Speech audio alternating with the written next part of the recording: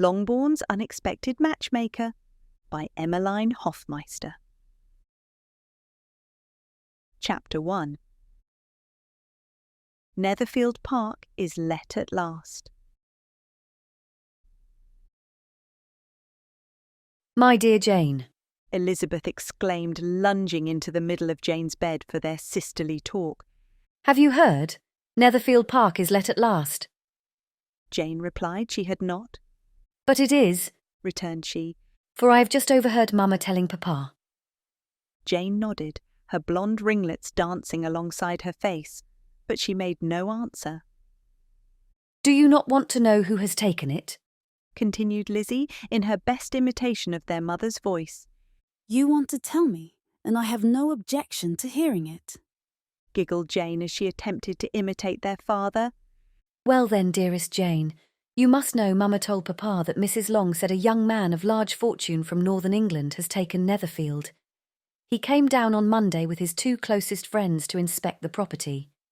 He was so delighted with what he saw, he agreed with Mr. Morris to take possession before Michaelmas. They expect some of his servants to be in the house by the end of next week. What are their names? Bingley, Fitzwilliam and Darcy. Will others join them for their stay? Asked Jane. Elizabeth laughed. Why, Jane, that's not the right question. Don't you mean to ask the same one Papa asked? What did Papa ask, dearest Lizzie? Are they married or single? She was having trouble keeping a straight face through all her theatrics. Oh, single, my dear, to be sure. Jane laughed at Lizzie's frightfully accurate representation of their mother's voice as she continued imitating both her mother and father entirely on her own, since Jane was beyond further antics. 3 single men of independent fortunes. Bingley is said to have 4,000 or 5,000 a year. Fitzwilliam is a second son to an earl and a colonel in the militia. And Darcy, why, this is the best of all. He is said to have a clear 10,000 a year. What a fine thing for our girls. How so? How can it affect them? My dear, how can you be so tiresome? You must know I am thinking of them marrying 2 or 3 of them. Is that their design for settling here? Design? Nonsense. How can you talk so? But they may likely fall in love with them. Our girls have been widely acknowledged as the most beautiful in the county. Therefore, you must visit them as soon as they come, or else you do us all a disservice. It was here that Jane interrupted Lizzie, since she could bear no more. Her face and sides hurt from smiling and laughing so much. Is Father taking the trouble to visit the Netherfield gentleman? He rarely takes the time to visit any newcomers. No, Father won't be visiting them, much to Mother's vexation. I'm sure we'll hear about it every day until the Meryton assembly.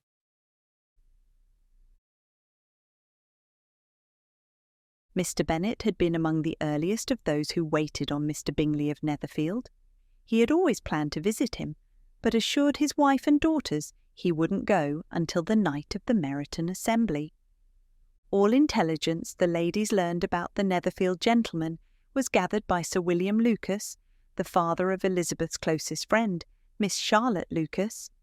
He informed them Mr. Bingley was the name of the man who leased Netherfield, and best of all, he was delighted with him. Mr. Bingley was quite young, appeared to be wonderfully handsome, extremely agreeable, and to crown the whole, meant to attend the next assembly with his entire party. Nothing could be more delightful. Moreover, to be fond of dancing was a certain step towards falling in love, and more than one lady entertained lively hopes of Mr. Bingley's heart. The Longbourn ladies were discussing their appearances, and whether Mr. Bingley and his friends, Colonel Fitzwilliam and Mr. Darcy, would approve of them as they rounded the bend into Meryton the night of the assembly ball. It was now Mr. Bennet revealed to the ladies he had visited Mr. Bingley. He did so in the following manner. I know each of you has thoughts of entertaining the Netherfield gentleman this night with your elegant dancing, but dearest daughters, I do not think any of you have a chance, since not one of you is wearing blue. I am positive I heard Mr. Bingley say his favourite colour is blue. Mrs. Bennet was all confused, exclaiming, Of what are you talking, Mr. Bennet? I am sure not one of us understands you. Of Mr Bingley, of course. Why, just last week, as I visited him, I'm sure he said he loved to dance, especially if the lady was wearing blue. The astonishment of the ladies was just what he wished, and they instantly accosted him with barefaced questions, ingenious suppositions, and distant surmises. Still, he eluded the skill of them all. The only information the ladies could determine was that Mr Bennet only met Mr Bingley, and not the Colonel or Mr Darcy. The carriage finally pulled up in front of the Meryton Assembly Hall, and the footman opened the door. The first to exit the carriage was Mr Bennet. He first stretched his back and legs, chuckled to himself that each of the ladies wished she had worn blue, and cringed as Mrs Bennet exclaimed to Jane, "Why did you not listen to me? I told you to wear your blue dress." Jane ignored her mother as her father handed down his wife and 5 daughters. They all proceeded inside to enjoy the festivities of the night. When the Netherfield party arrived, fashionably late, all activity stopped, and every person in the assembly hall turned to observe the 4 gentlemen and 2 ladies who entered the room. Mr Bingley was good-looking and gentlemanlike. He had a pleasant countenance and easy, unaffected manners. It was soon discovered that Colonel Richard Fitzwilliam had an amiable disposition and perfect manners. The 2 had quickly acquainted themselves with the principal people in the room. They were both lively and unreserved, danced every dance, and were angry the ball planned to close so early. Mr Bingley talked of giving one himself at Netherfield. Such amiable qualities must speak for themselves. What a contrast between them and their friend. But Mr Darcy, although tall, extremely handsome, rich and appearing to have everything, rarely danced, avoided being introduced to any other lady, and spent much of the evening walking about the room, occasionally speaking to one of his party. These manners did not present him in a favourable light. So, his fine tall person, handsome features, noble mien, large estate, and 10,000 a year could not dispel him from being labelled a disagreeable man and unworthy of being compared to his friends. The whole of Meryton declared Darcy's character as the proudest, most disagreeable man in the world, and everybody hoped he would never come there again. Elizabeth Bennet took advantage of a pause in the music to compose herself by walking to the refreshment table and partaking of some lemonade. Parched from the dancing, she needed to quench her thirst before her next dance partner sought her out. This assembly ball had been remarkable for Lizzie thus far, since she had not yet sat out for a single set, and her dance card was already full for the rest of the evening, thus fulfilling any young lady's wish of being sought as a dance partner by so many fine young men. With her refreshment in hand, Elizabeth took a seat to enjoy the entertainment. Maria Lucas was currently performing a simple but pretty lullaby. Everyone present gave her genuine applause, and after her performance, none other than Elizabeth's sister, Miss Mary Bennet, took her turn. Although Mary played all the notes of her piece perfectly, it lacked emotion. During the singing, her weak voice didn't match the song. Although the entire assembly applauded after her display, it was more for wanting her to cease than to commend her performance. Elizabeth observed derision on the faces and in the eyes of many in the room. As always, another succeeded Mary, and all in attendance soon forgot her performance.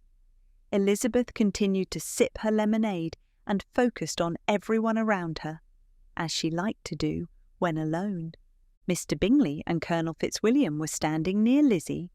She overheard them talking about the current poor disposition of Mr Darcy and their resolution to discuss it with him.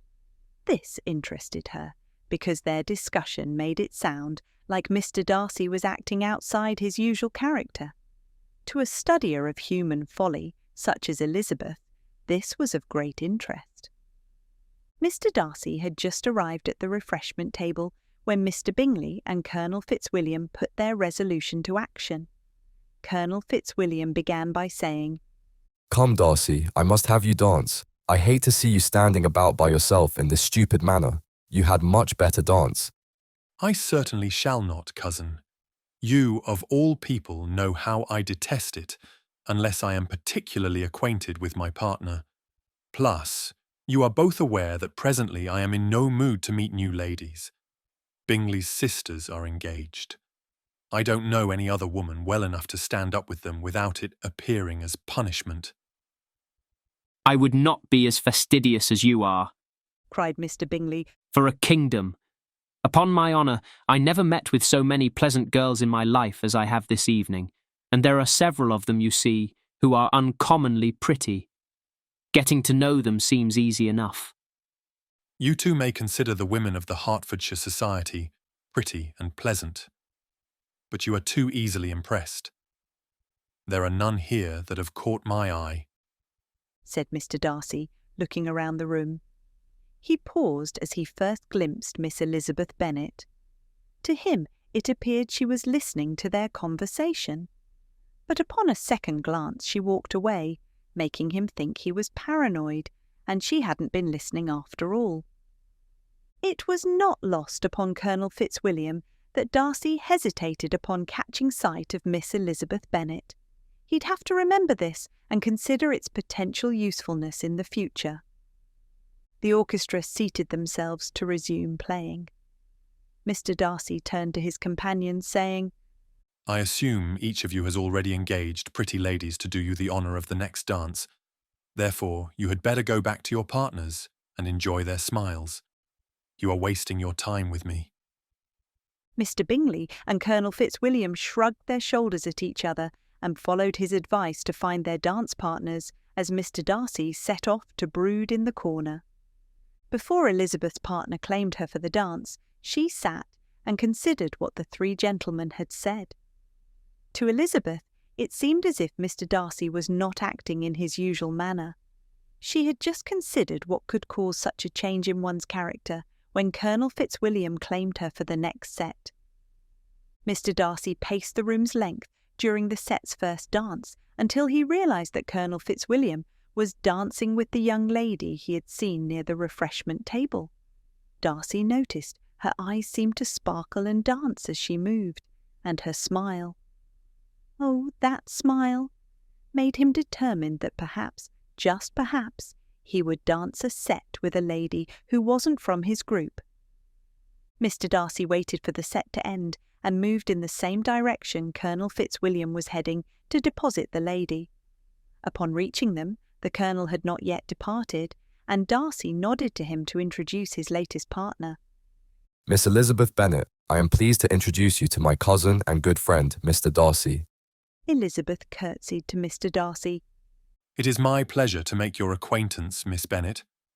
Would you do me the honour of dancing the next set? Mr. Darcy asked with slight hesitation. He was never at ease conversing in society, especially with ladies. It would be my honour, Mr. Darcy. Mr. Darcy began releasing the breath he nervously held until the rest of her comment made him catch it up again. But I am already engaged for the next set. I apologise, sir, but perhaps we may dance together another time. You don't need to apologise. I would be pleased to stand up with you for whichever set you have available this evening. He held another breath, praying she would say yes. Miss Elizabeth's cheeks overspread with a pretty blush as she replied, I must apologise again, Mr. Darcy. I have already promised all of my dances this evening. I do not have one to give you. Mr. Darcy felt mortified and embarrassed. He had mustered the courage to ask, but received a sort of rejection. He bowed and said, Miss Bennet, Colonel Fitzwilliam. Then he turned to stalk away, angry at himself for letting his impulses guide his actions and allowing himself to be so embarrassed. Colonel Fitzwilliam placed a hand on his shoulder, stopping his retreat. He held on to Darcy as he addressed Elizabeth. Miss Bennet, I have just had the honour and privilege of dancing with you this evening, and I believe I'm one of the privileged gentlemen already engaged for another set, the final set of the night. I do not wish to give up my dance. However, I would also let you know there can be no finer dance partner than Mr. Darcy, and if you would like him as your partner for the final set of the evening, I give you leave to accept him and will not be offended if you cry me off. Mistaking Elizabeth's look for uneasiness at the necessity of choosing between the two, Mr Darcy quickly stopped him. Colonel Fitzwilliam, you should not punish yourself by quitting the dance to allow me one in which I had not the foresight to plan for a partner. Elizabeth was enjoying the scene before her, but saw her next dance partner coming to claim her, so she thought it prudent to bring the discussion to an end. Gentlemen, I would be honoured to dance with either of you. The Colonel is correct. We have already enjoyed a set this evening, and I have promised him the final set of the night. As much as I enjoy dancing with him, I would also be very pleased to dance with and become acquainted with you, Mr Darcy. Elizabeth looked and nodded at Mr Darcy. Elizabeth's eyebrows quickly rose in a becoming arch as she continued. I have an idea. I leave it up to you two gentlemen to surprise me at the last dance. Whoever reaches me first to claim my hand shall be the one I have the honour of dancing with. Elizabeth flashed a stunning smile and curtsied as her next partner claimed her for their set. The rest of the evening passed slowly for Darcy, until at last it was nearing time for the evening's final set. Darcy had watched Elizabeth since she left the Colonel and himself earlier in the evening. He became resolute and determined the final set with Miss Elizabeth would be his. Colonel Fitzwilliam watched Darcy as he watched Miss Elizabeth, and was resolute he would let his cousin have the final set. He was positive Darcy was attracted to the woman, and was interested to see if something would come of it. Darcy rarely displayed interest in anyone. As Darcy watched Miss Elizabeth, he discovered that after each set, she had her partner lead her to her sister or friend, Miss Charlotte Lucas. He had not yet realised it was, in actuality, wherever her mother was not. Based on these observations, he concluded that upon completing this set, she would place herself next to her friend Charlotte, and therefore it was near that woman where he would wait. Elizabeth had noticed Mr Darcy watching her since their introduction and his dance offer, and was hoping he would be the one to claim her for the final set. As her dance ended, she had two options of where to have her partner escort her, the first being near her dearest sister Jane, who was at present by the refreshment table talking with Miss Bingley and her mother. The second was next to her good friend Charlotte Lucas. Elizabeth had previously decided she would go to whoever was nearest to Mr Darcy, so upon seeing Mr Darcy near Charlotte, that is where she had her partner take her. Darcy was not disappointed. After the dance, he quickly claimed Miss Elizabeth for the final set of the evening before there was any sign of the Colonel.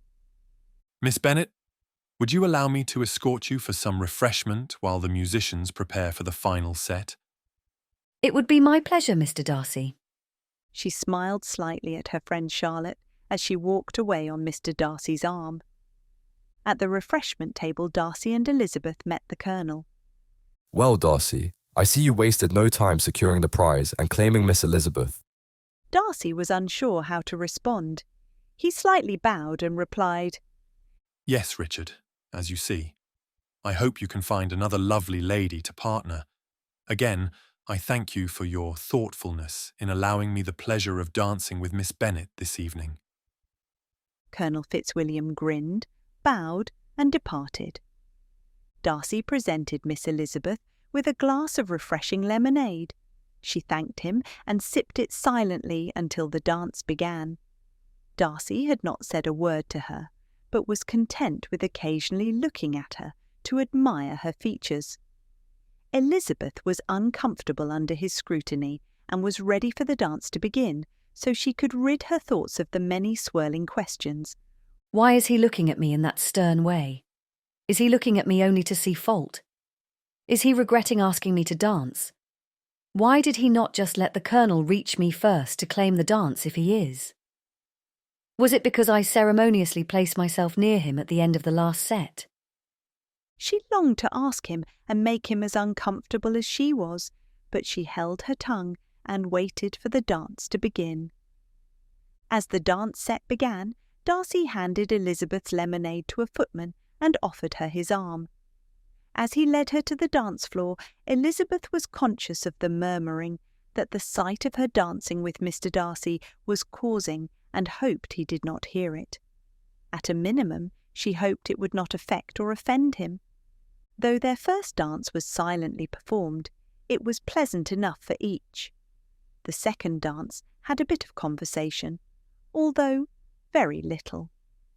Darcy determined Elizabeth was the second of 5 sisters, and Elizabeth found out Darcy had one. Elizabeth soon realised Mr Darcy felt comfortable talking about his sister, and encouraged him to speak of her. She spent the remainder of the dance persuading Darcy to expound on the beauty, serenity, and talents of his almost angelic sister. Elizabeth smiled as she recognised Darcy's protectiveness for his almost perfect sister, much like she did towards her dearest Jane. After the dance, Mr Darcy led Elizabeth to her sister Jane. Thank you, Mr Darcy. I truly enjoyed dancing with you and am glad you reached me first. I hope it was pleasant for you as well. Yes, Miss Bennet, it was. Mr Darcy bowed and departed with one last long look at Elizabeth. She granted his wish when she graced him with that smile he had seen her give others earlier.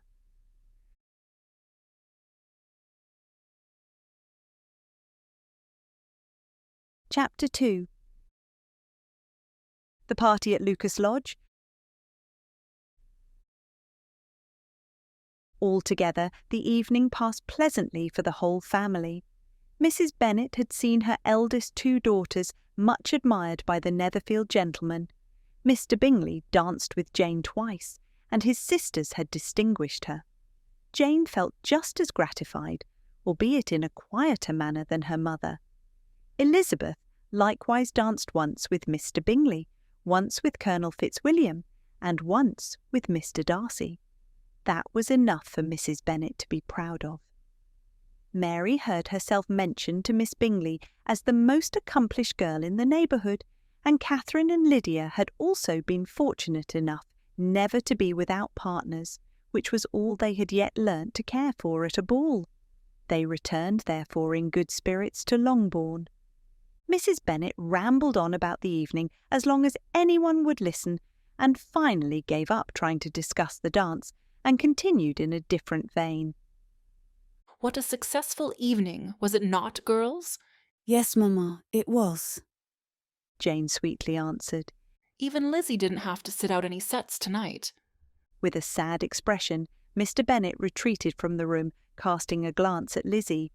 Since her early years, she had more wit than the rest, making her his favourite daughter.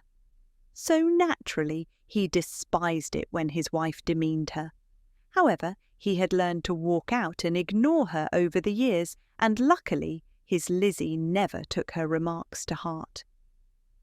That evening, despite the late hour, when Jane and Elizabeth were alone for their nightly review of the day, the former, who had been cautious in her praise of Mr Bingley before, expressed to her sister just how very much she admired him.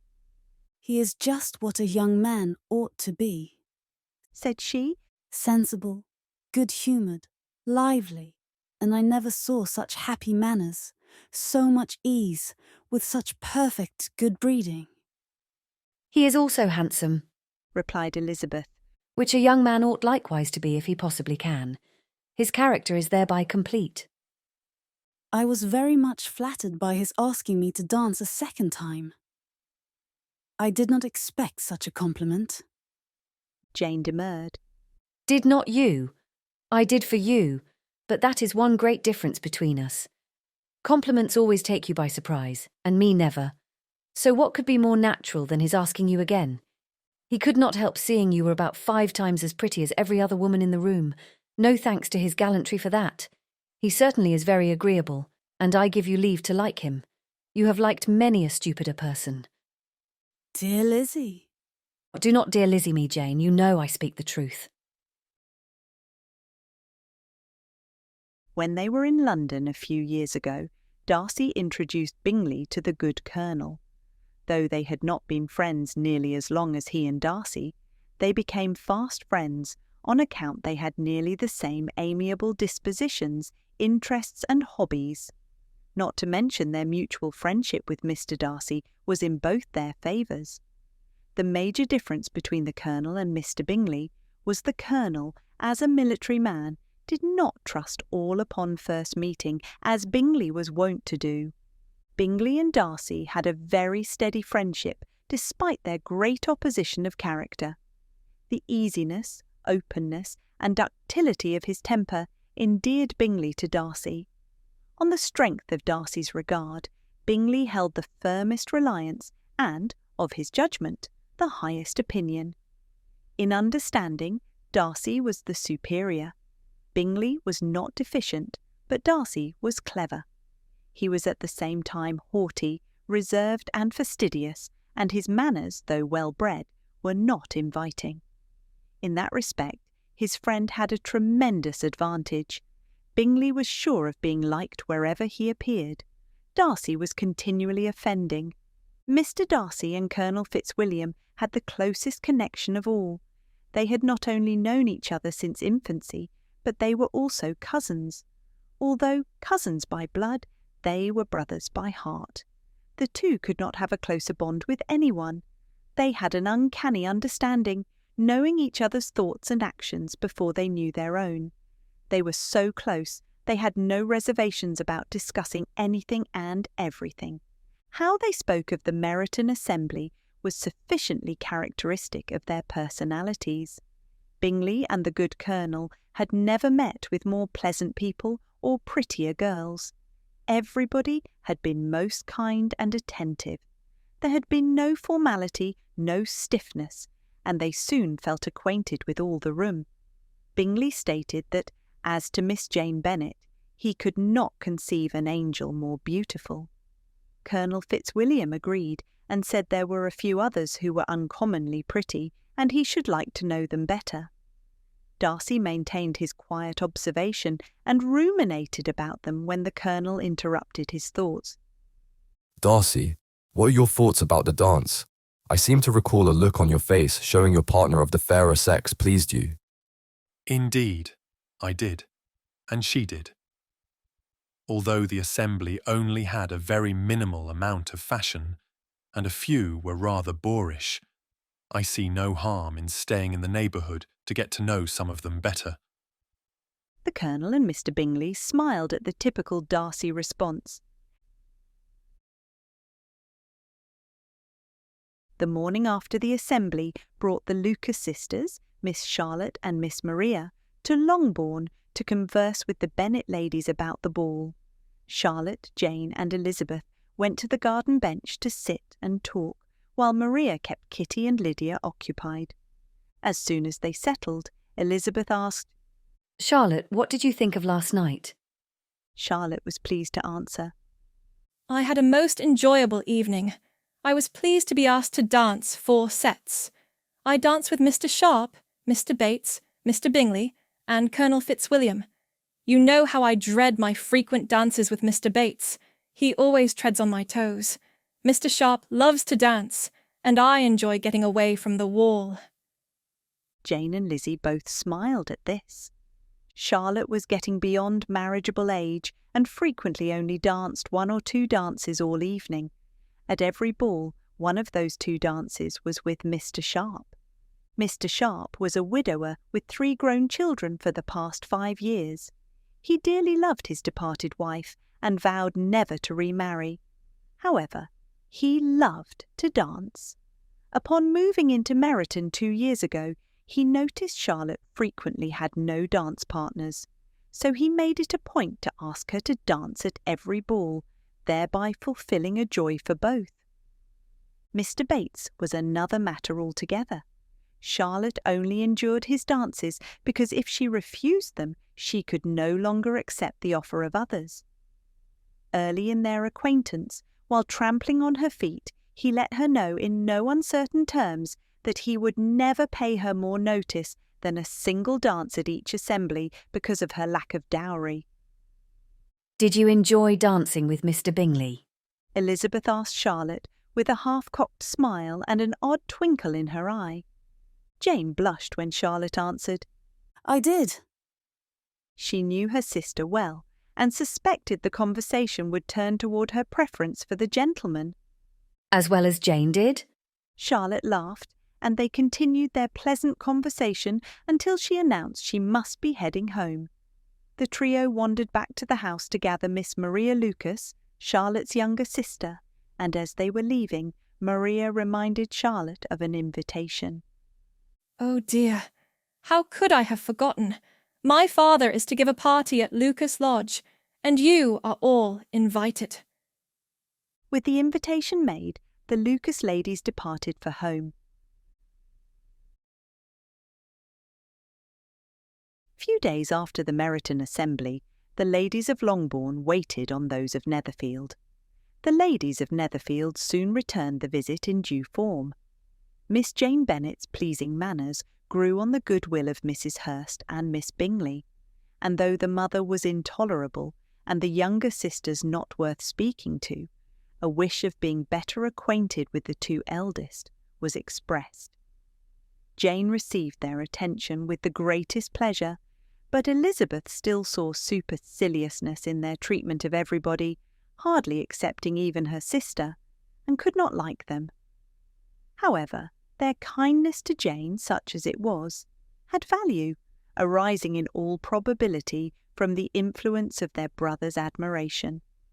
It was evident whenever they met that Mr. Bingley admired Jane. To Elizabeth, it was equally apparent that Jane was yielding to him and was on her way to being very much in love. But Elizabeth considered Jane's feelings were not likely to be discovered by the world, since she, united with great strength of feeling, a composure of temper, and a uniform cheerfulness of manner, that would guard her against the suspicions of the impertinent. Elizabeth mentioned this to her friend Miss Charlotte Lucas at the party at Lucas Lodge. It may be pleasant, replied Charlotte, to impose on the public in such a case, but it is sometimes a disadvantage to be so very guarded.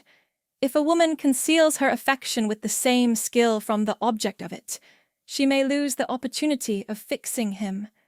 We can all begin freely. A slight preference is natural enough, but very few of us have heart enough to be in love without encouragement. In 9 cases out of 10, a woman had better show more affection than she feels. Bingley likes your sister undoubtedly, but he may never do more than like her if she does not help him along. But she does help him on, as much as her nature will allow. If I can perceive her regard for him, he must be a simpleton not to discover it too. Remember, Lizzie, he does not know Jane's disposition as you do. But if a woman is partial to a man, and does not endeavour to conceal it, he must discover it. Perhaps he must, I suppose, but Jane should make the most of every half-hour she can command his attention. Then, when she has secured him, there will be more leisure for falling in love as much as she chooses. Secure him, laughed Elizabeth, where nothing is in question but the desire of being well married. And if I were determined to get a rich husband, or any husband, I dare say I should adopt it. But these are not Jane's feelings. She is not acting by design. Jane cannot even be certain of the degree of her own regard or its reasonableness. She has known him only a fortnight. She danced 2 sets with him at Meryton. She saw him one morning at his own house, and has since dined with him in company 4 times.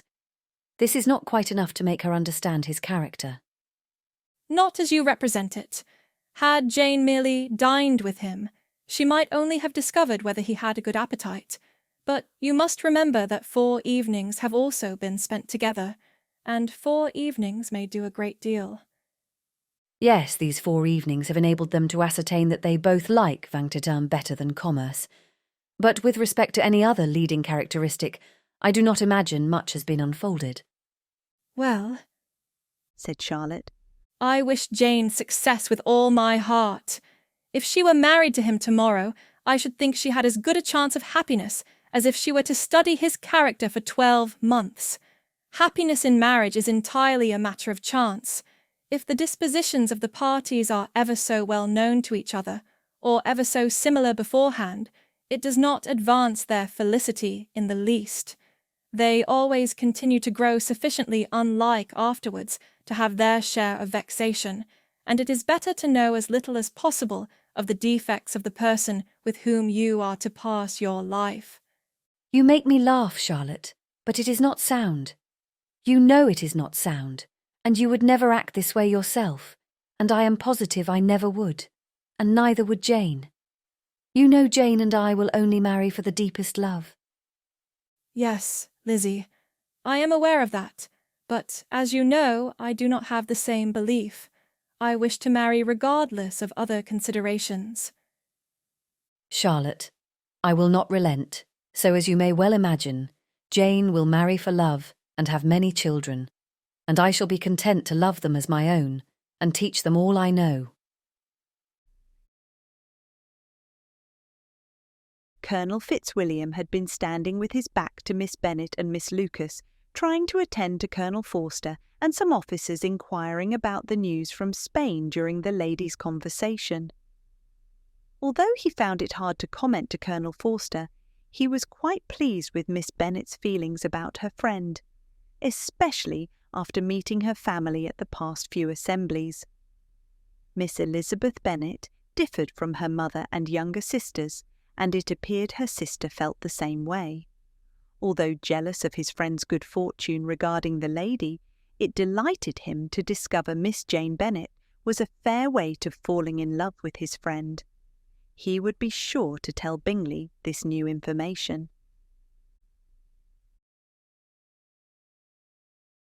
Occupied in observing Mr. Bingley's attentions to her sister, Jane, and trying to intercede before her remaining sisters, brought undue attention to themselves by either playing the piano or chasing after the officers. Elizabeth was far from suspecting she was herself becoming an object of some interest in the eyes of Mr. Bingley's friend, Mr. Darcy. He had at first scarcely allowed any woman to catch his eye. Still, he was now beginning to find that Elizabeth's face was rendered uncommonly intelligent by the beautiful expression of her dark eyes, that smile, and her light and pleasing frame. To this discovery succeeded some others equally delightful, as he realized her manners were all ease and playfulness, yet had something of quickness and intelligence that he had yet to encounter in any lady of his acquaintance. Of this observation Miss Elizabeth was perfectly unaware. Mr. Darcy wished to know more of her, yet he also knew his disposition did not render him easy in others' company. Darcy determined asking his cousin for some assistance would aid his endeavours, but until he could speak with him, he would not delay an attempt on his own. He had danced with her at the Meryton assembly and received such pleasure that he was determined to repeat it. Darcy's thoughts were so much engrossed in determining how he would accomplish this, that he did not perceive that Sir William Lucas was his neighbour until Sir William thus began. What a charming amusement for young people this is, Mr. Darcy. There is nothing like dancing, after all. I consider it as one of the first refinements of polished society. Certainly, sir, and it has the advantage also of being in vogue amongst the less polished societies of the world. Every savage can dance. Sir William only smiled. Your friends perform delightfully. He continued after a pause, on seeing Bingley and Colonel Fitzwilliam join the group. I doubt not that you are adept in the science yourself, Mr. Darcy. You saw me dance at Meryton, I believe, sir. Yes, indeed, and received no inconsiderable pleasure from seeing you with our own Miss Elizabeth. Do you often dance at St. James? Never, sir. Do you not think it would be a proper compliment to the place? It is a compliment I prefer not to pay to any place unless I am well acquainted with my partner. I see, stated Sir William. Well, we shall have to find someone you are acquainted with, then. Darcy began to answer that he knew Miss Elizabeth Bennet and would be pleased to dance with her, when Sir William interrupted. Let's see. Sir William stroked his chin and scanned the room with his eyes. Your friend's sisters are presently engaged in delightful conversation with my wife, and I am sure they do not wish to be interrupted." He looked around some more. Then, leaning in and speaking to Darcy as if it was a secret, he quietly said, "Ah, I see someone who will suit. If you look over there, you will see the lady." Sir William pointed to Elizabeth, who stood far from where they presently spoke. "I am certain with the familiarity your friends and cousin show the family and your previous dance with her, you must be sufficiently acquainted with Miss Elizabeth Bennet to be comfortable dancing with her."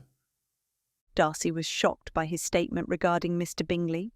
Before he could think or react, Sir William led him near Miss Elizabeth and addressed her. "My dear Miss Eliza, why are you not dancing? Mr. Darcy here was just saying how he did not wish to dance unless he was acquainted with his partner. I know he and his friends know you and Miss Jane, and as you are most proficient and excel in dancing, you must allow me to present you as a very desirable partner. Mr. Darcy, you cannot refuse to dance, I am sure, when so much beauty is before you." And taking Elizabeth's hand, he gave it to Mr. Darcy, turned on his heel, and rushed away. So struck with surprise by Sir William Lucas's proclamation, but very willing to receive Miss Bennet, Mr. Darcy stammered, "Miss Bennet?" Equally surprised but more in control of her speech as her wit ran strong, Elizabeth quickly saved Mr. Darcy, or so she thought. "Mr. Darcy, you are all politeness, as Sir William forces you to dance with the first lady who walks by, that he can decipher a connection in any possible way. I do not think you truly wish to dance, do you? I think Sir William made the decision for you."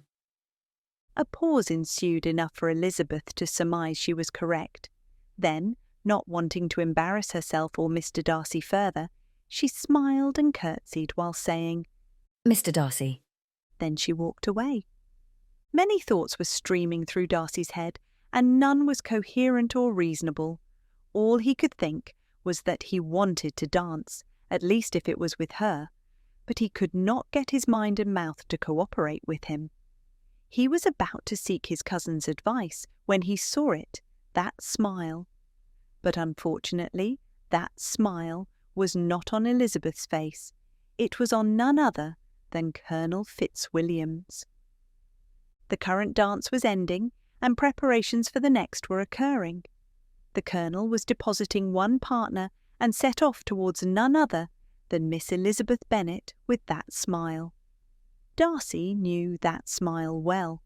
It was the smile Colonel Fitzwilliam used every time he meant to disconcert someone based on an observation he had made.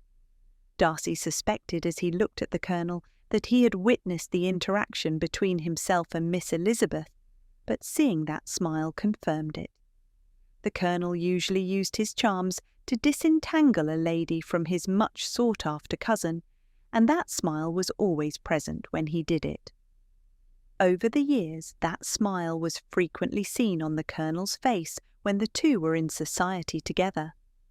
Darcy knew it well, for it was generally only seen in service to himself. In every instance, it came to nothing good for the lady. The good was solely for him. In all cases, when the Colonel displayed it, Mr. Darcy was left alone in the end, just like he preferred. This time, however, Darcy felt a pang in his chest, something he had never felt before on seeing that smile. What did the feeling mean? Never had his cousin's actions caused such a sensation until now. Mr. Darcy's mind raced. Does my cousin detect I no longer wished for Miss Elizabeth's company? What is this I feel, regret? Why do I feel regret? What do I regret? Indeed, not this woman. I would never regret a woman, would I? What does she think of me? Does she want to dance with my cousin or with me? He did not have time to ponder further. He wanted the next dance with Miss Elizabeth, and had to beat the Colonel to her side or risk irreparable damage. If Darcy had known the Colonel's thoughts this time, though, he might have let the Colonel have this dance and wait for another.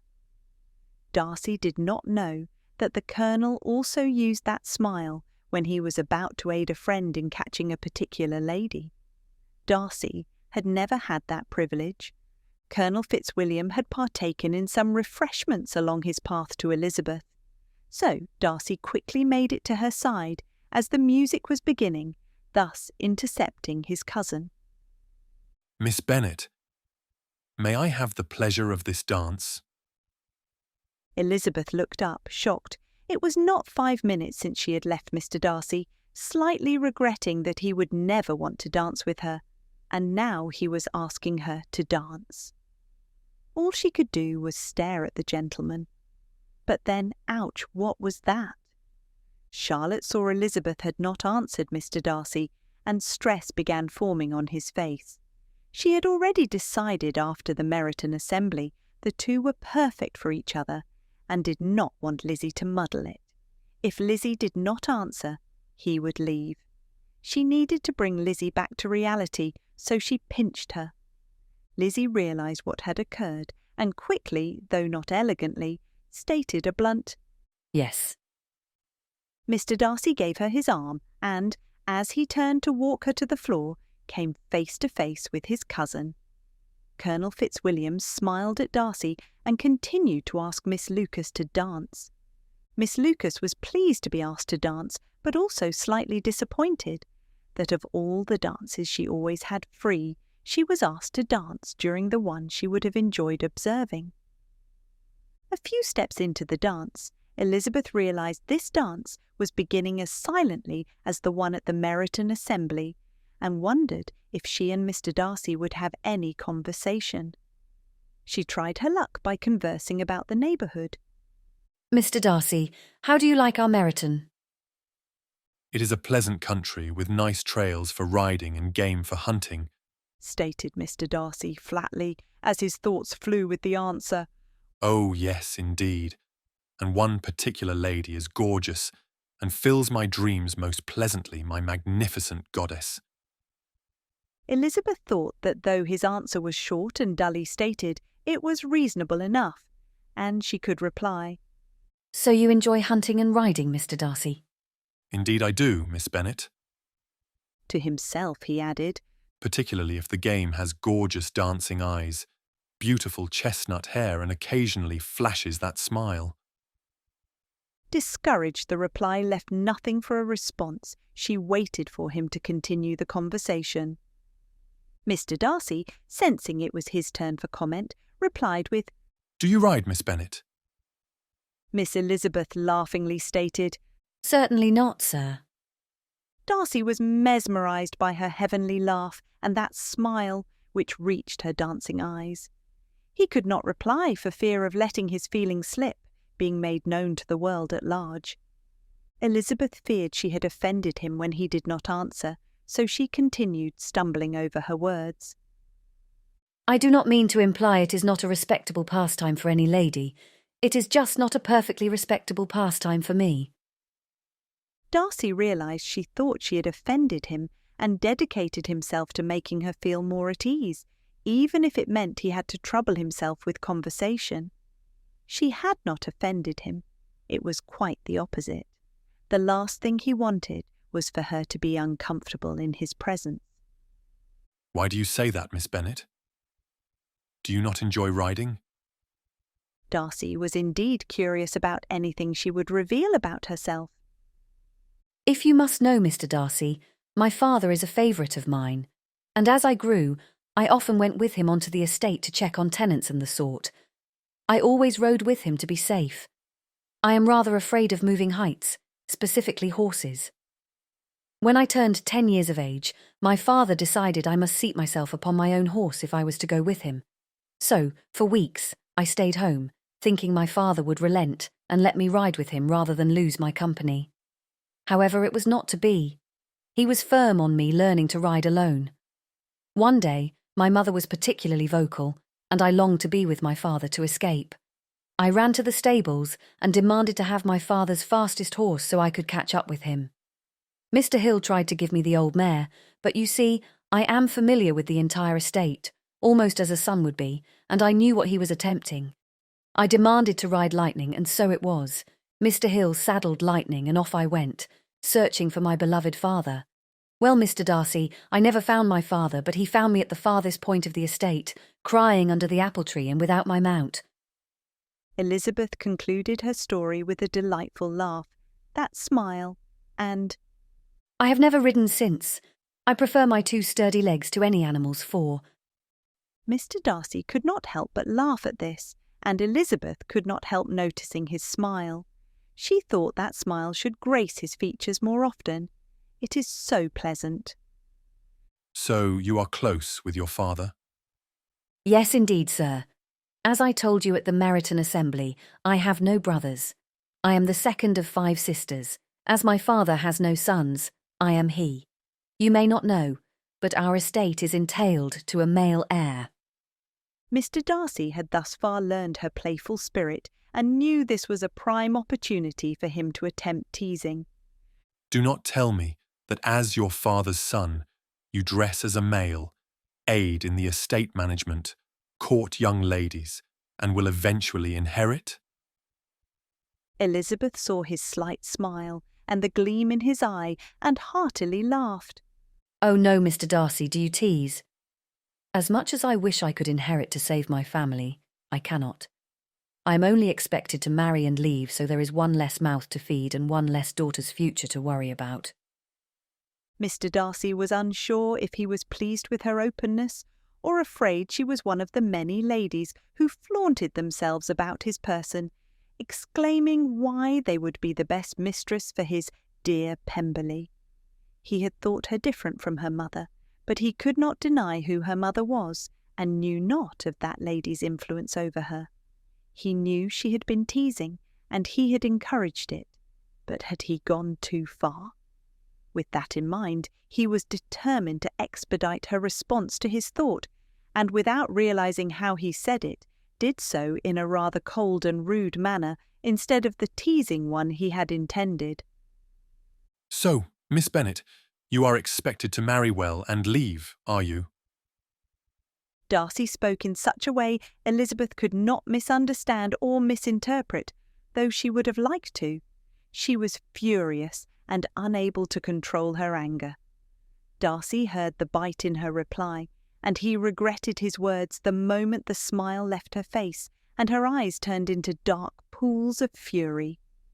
Sternly, through a clenched jaw and gritted teeth, Elizabeth replied, No, Mr. Darcy, you must be hard of hearing. I only said I am expected to marry and leave, so that there is 1 less mouth to feed and 1 less daughter's future to worry over. Although I am sure you have heard my mother's effusions. Elizabeth spoke with apparent disdain.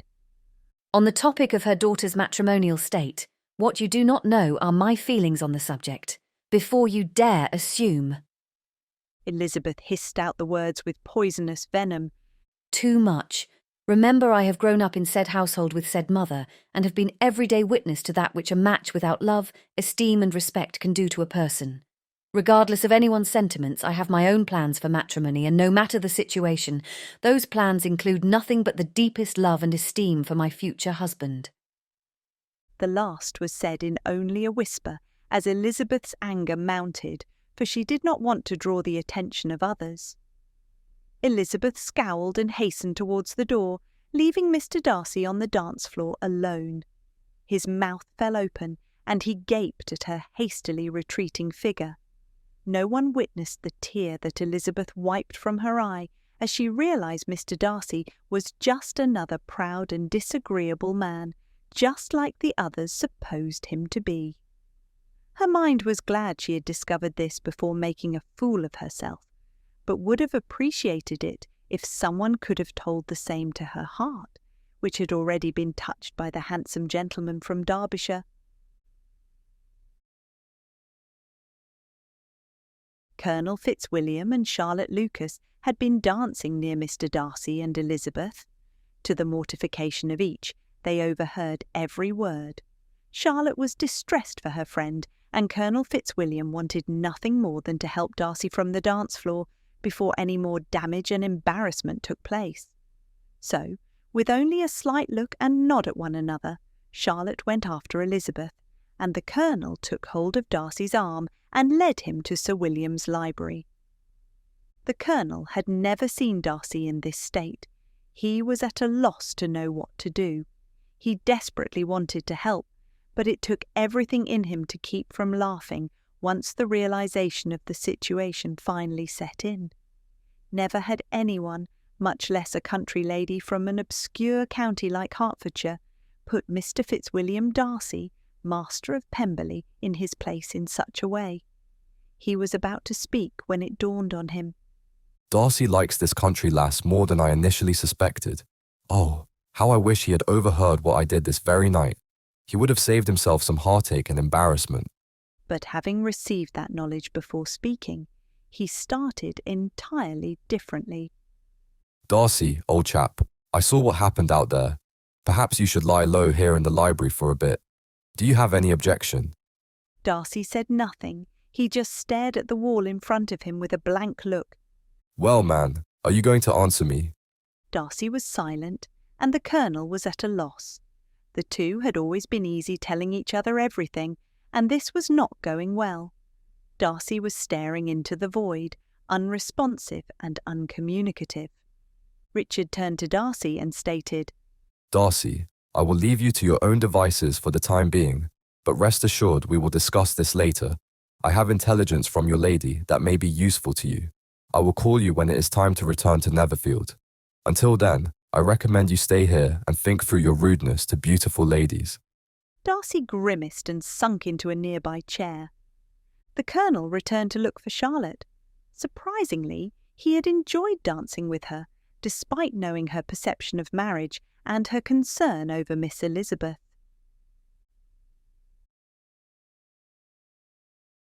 Charlotte caught up with Elizabeth at the gate, leaving Lucas Lodge. Elizabeth would not talk except to request that Charlotte inform Mr Bennet that she had walked home as she needed some fresh air.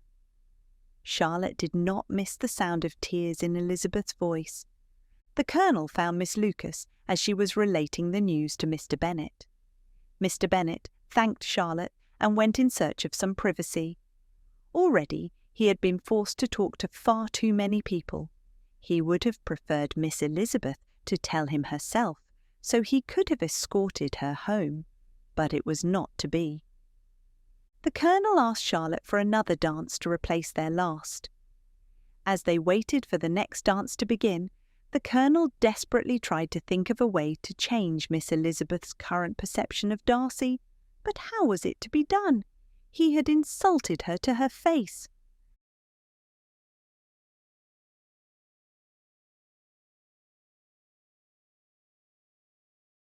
Chapter 3. The library at Lucas Lodge. Mr Bennet was through with the frivolity that accompanied the gathering, and headed for Sir William Lucas's library for privacy. Mr Bennet hated attending parties, and generally avoided them. He already regretted coming here tonight. He lingered on the room's outskirts, but it was not far enough away. Some of his acquaintances had detected his presence and required conversation, something Mr Bennet was loath to give. However, Sir Lucas once told him he had an open invitation to his library whenever a gathering took place, if he would just agree to bring his lovely family into the neighbourhood society. Mr Bennet entered the library and took up the book he had been reading at the last gathering he attended over 6 months ago. It remained in the exact place where he left it upon his last visit, as Sir William's library was little used, the only library in the neighbourhood used less, being Netherfield's. Mr Bennet sat by the fire in his favourite of Sir William's chairs, much too occupied with his own current distresses to notice the other man already brooding in the library. Thus, Darcy and Mr Bennet stayed for close to 10 minutes, each lost in his own preoccupations. Mr Bennet eventually heard a man near him mumbling to himself. Then, turning, he noticed a gentleman behind him on the other side of the library. He opted for silence, remaining rooted in place, fully aware of his and the other man's obvious aversion to being disturbed. He recognised the gentleman from his wife pointing him out.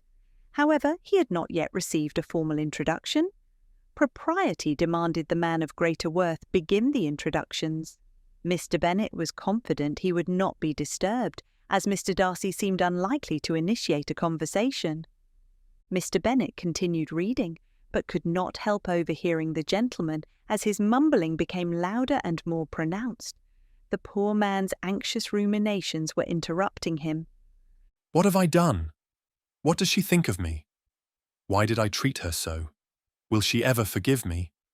What can I do to make amends? Do I want to make amends? Of course I do. She is the best lady I have yet to encounter. What of her family? They have nothing and no connections.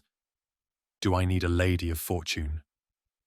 No, I have enough wealth for both of us and any future children I should have. Are connections from a good match necessary for me? No, I have enough connections and don't care for half of them. Why am I even contemplating this? It is much too soon to consider a match with her. I barely even know her. Do I consider her a potential match for me, a potential wife and mistress of Pemberley? Yes, perhaps I do.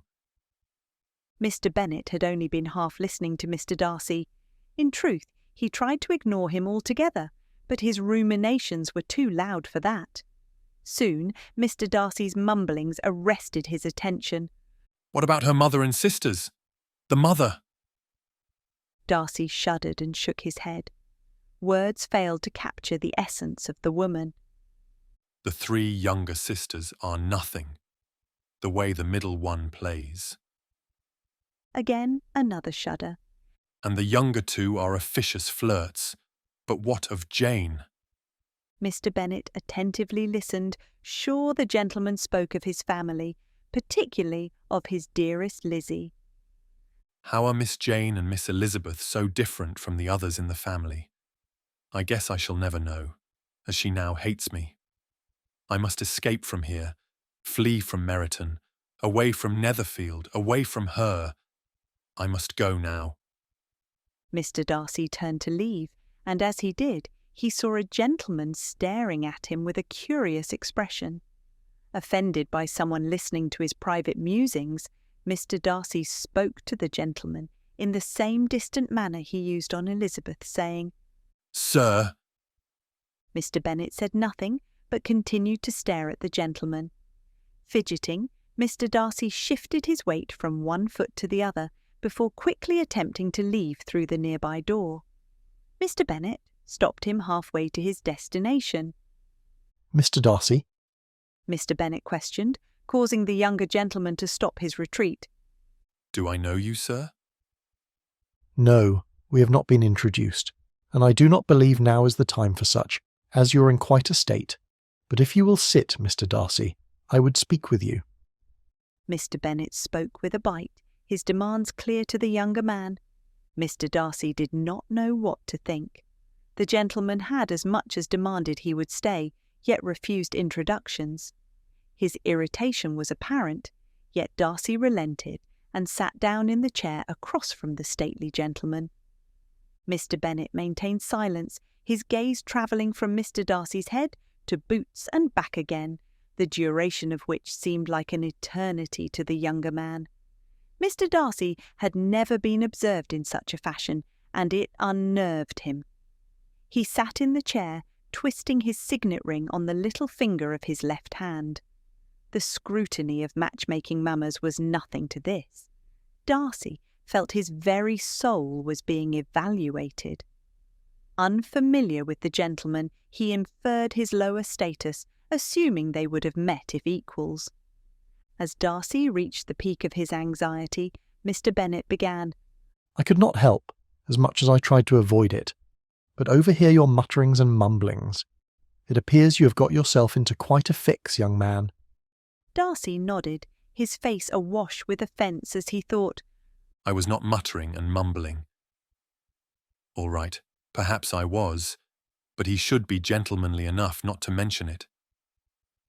If I understand correctly, you have taken an interest in a young lady of the neighbourhood, and, if I am not too presumptuous in interpreting your description of her and her family, it is none other than Miss Elizabeth Bennet, am I correct? Darcy nodded. He disliked the direction of the conversation with the stranger. "If I may say so, sir, you have excellent taste." Darcy smiled here, and Mr. Bennet continued. "If I am also correct, I take it you offended her and now interpret her actions towards you as unfavourable?" Mr. Darcy worried this man comprehended much, but nodded affirmatively once more. "What do you propose to do about it?" Darcy was incredulous and spit out his words. Do about it? Why, sir, you overheard this much. Did you miss I am to leave and forget about her and her unfortunate family? Mr. Darcy did not see Mr. Bennet flinch, nor did he see the offence flash across his face. Instead, he stood and made to leave the room slower than before. "Your reaction, Mr. Darcy, shows that you aren't worthy of a woman as perfect as Miss Lizzie Bennet." Darcy halted and glanced back at the man, who picked up his book and continued reading. Darcy stared aghast for a full 20 seconds before Mr. Bennet once again closed his book and lay it on his lap. He pointed at the chair, and Mr. Darcy resumed his seat. Mr. Bennet held his tongue until Mr. Darcy fidgeted and twice cleared his throat to remove his non-existent tickle. "I've lived in this neighbourhood for many years, more than not, and I've known each Bennet family member since infancy. The lady you mentioned is the finest in Hertfordshire, maybe even in England. If not for our close family ties and her age, she would be the ideal wife for me. She deserves the best man, which you are not." Mr. Darcy couldn't miss the insult, as it was spoken slowly and articulately. He stood and gaped at the man still seated. How could anyone presume to tell him Fitzwilliam Darcy, Master of Pemberley, with wealth amounting to over £10,000 a year, he is not good enough for some country lass with no connections or fortune? Mr. Bennet saw shock, anger, fury and rage flash across Mr. Darcy's face as he stood stiff and proud. He was glad he offended the haughty lad, for a lad was all he was to him. "If you wish, you may walk out that door right now. Leave this horrible neighbourhood and its worthless occupants who clearly hate and despise you. Or, if you have a minute and want to become a better man, one who may some day attain the hand of some other lady, I ask you to stay and talk to me." Darcy did not miss the insinuation that he could not attain the lady in question. Mr. Darcy sat next to Mr. Bennet and raised his eyebrows, the only sign he was willing to continue this ghastly conversation. "I would tell you about that family." Darcy nodded, and Mr. Bennet continued. "The late Mr. Bennet, grandfather of the lady we speak of, was an honest and caring man. He had 2 sons, Mr. Matthew Bennet and Mr. Thomas Bennet, the father of the lady we speak of. The elder Mr. Bennet was stout in his devotion to propriety and birth order. Mr. Matthew Bennet, the eldest brother, was groomed from infancy to inherit the estate.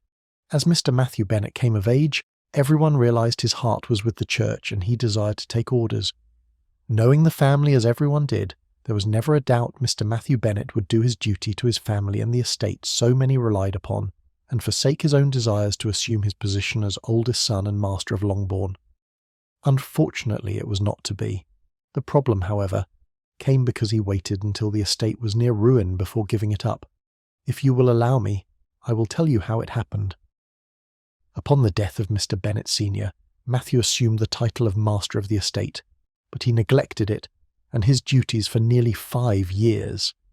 Mr. Thomas Bennet had gone to Oxford, excelled in his studies, and although young, became a teacher educating others' sons.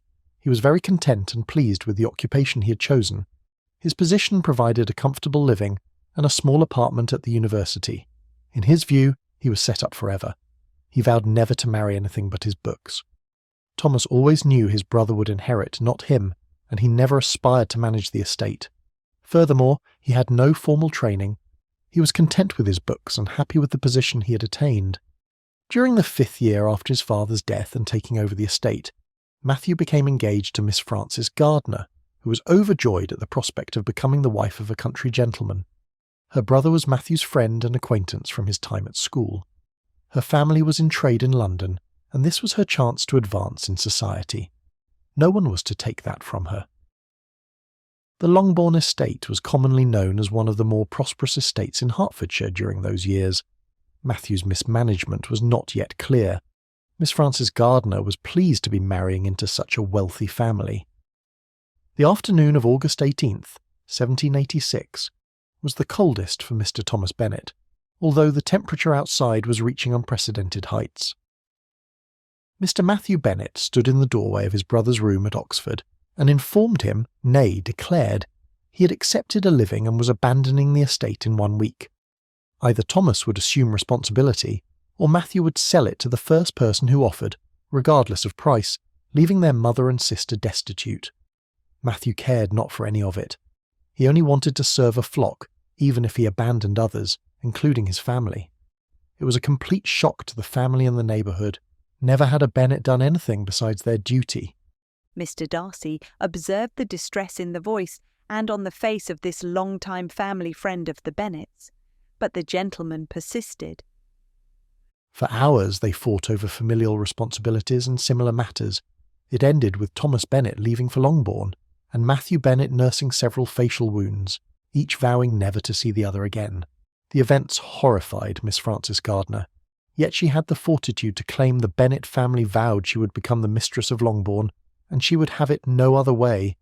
She no longer loved her dear Matthew, but insisted she would have none other than her dear Thomas.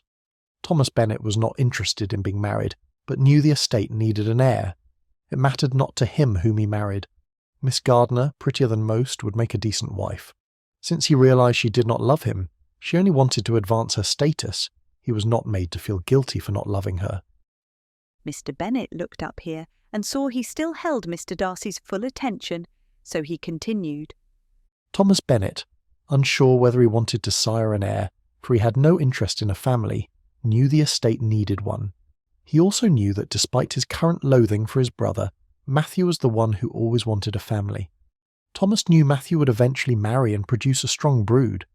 Thomas was still not resigned to taking Longbourn, and hoped his brother would regret forsaking it, and return to claim it. They agreed through a series of letters and a local attorney. First, Matthew could come and take over Longbourn at any point in the future. If he never took it over, it would pass back to his line if Thomas did not have a son and Matthew did. Even though Mr Thomas Bennet took ownership of the estate and Matthew never came to claim it, he always resented his brother for resigning it and taking orders, thus not allowing him to marry his books and become the professor he always wanted to be. Mr Bennet collected his thoughts, but continued after. It was not many years later Thomas regretted that hasty decision, for if he had not made it, the estate would not be entailed away from the current ladies of Longbourn. However, the agreement was made, and before Thomas could regret it or amend it, Mr Matthew Bennet died. He had a happy marriage, with not just one, but 2 strong and healthy young sons. Matthew's wife, left with 2 small children and little money, remarried a whiny, grovelling caricature of a man named Collins, who adopted her sons when he could not have any himself. As you see, Mr Darcy, the Bennet estate is entailed on heirs male, and Mr William Bennet Collins is who is to inherit. He is no longer the small, strong child, but was altered into a mirror image of his adopted father, a whiny, grovelling man. Mr Darcy now spoke up. So that is how the entail came about. Also, your story makes sense. I have heard the Bennet parents are indifferent to one another. Mr Bennet cringed that his and his wife's indifference was so noted by society, but he also knew Mr Darcy did not require a response, so he continued. Are you interested in more family details or tired of an old man's stories about his closest friends? Mr Darcy expressed a desire to know more about the family. He understood a lot more about the lady who he was beginning to admire. Mr Bennet continued. Let us back up a little. Longbourn enjoyed 3 years of contentment. Mr Bennet worked hard to learn what it took to run an estate and bring it back from the brink of ruin. As a gentleman's wife, Mrs Bennet had the freedom to go here and there, visiting and gossiping. There were no children and no plan for any, and both Mr Bennet and his lady were content, until one day the entail became known to Mrs Bennet. You see, Mrs Bennet had no knowledge of the arrangement. Mr Bennet did not see fit to tell her. I laugh when I remember the day. I was there that day, sitting in Mr Bennet's library, reading his books and drinking his port, Mrs. Bennet came running in, lace and satin blowing behind her. Mr. Bennet, I'm all in an uproar. You must come here and speak to me at once. What, my dear, what can you want at such a time of day? Mr. Bennet played out the discussion for Mr. Darcy, amusing them both. I must know, is this estate entailed on heirs male? For I have just had it from my sister, Phillips, my sister, who married the attorney in Meryton. She stated the obvious. She said she was visiting her dear husband when he got called away, so she straightened the files on his desk so they would be neat upon his return. She's such a good wife, is she not? Would you like me to straighten your files? Well, never mind that. My sister saw a file labelled Bennet and, knowing I, her dear sister, am a Bennet, decided she should look into it to ensure I knew of all of my dear family's dealings. Can you imagine her shock and horror and mine upon her telling me Longbourn is entailed to a male heir? What have you to say? Were you never to tell me about this tragedy? And on whom is it entailed? It is entailed to none other than Matthew or his sons. My dear Matthew, the man who abandoned me in my greatest time of need. Mr. Bennet looked up here, crooking his eyebrows at Mr. Darcy as he continued. It was then she collapsed on the settee, ferociously waving her fan and calling for her maid to bring her smelling salts. The maid arrived and waved a little bottle of scented salts under her nose, then helped her to her room. She disappeared for a few days, which was fine with Mr. Bennet. Prepare yourself, Mr. Darcy, for the next is quite shocking. I was again at the Bennet household a few days later when Mrs. Bennet walked into the room, scantily clad, and demanded Mr. Bennet's presence above stairs to, I quote, begin working to remove of the entail.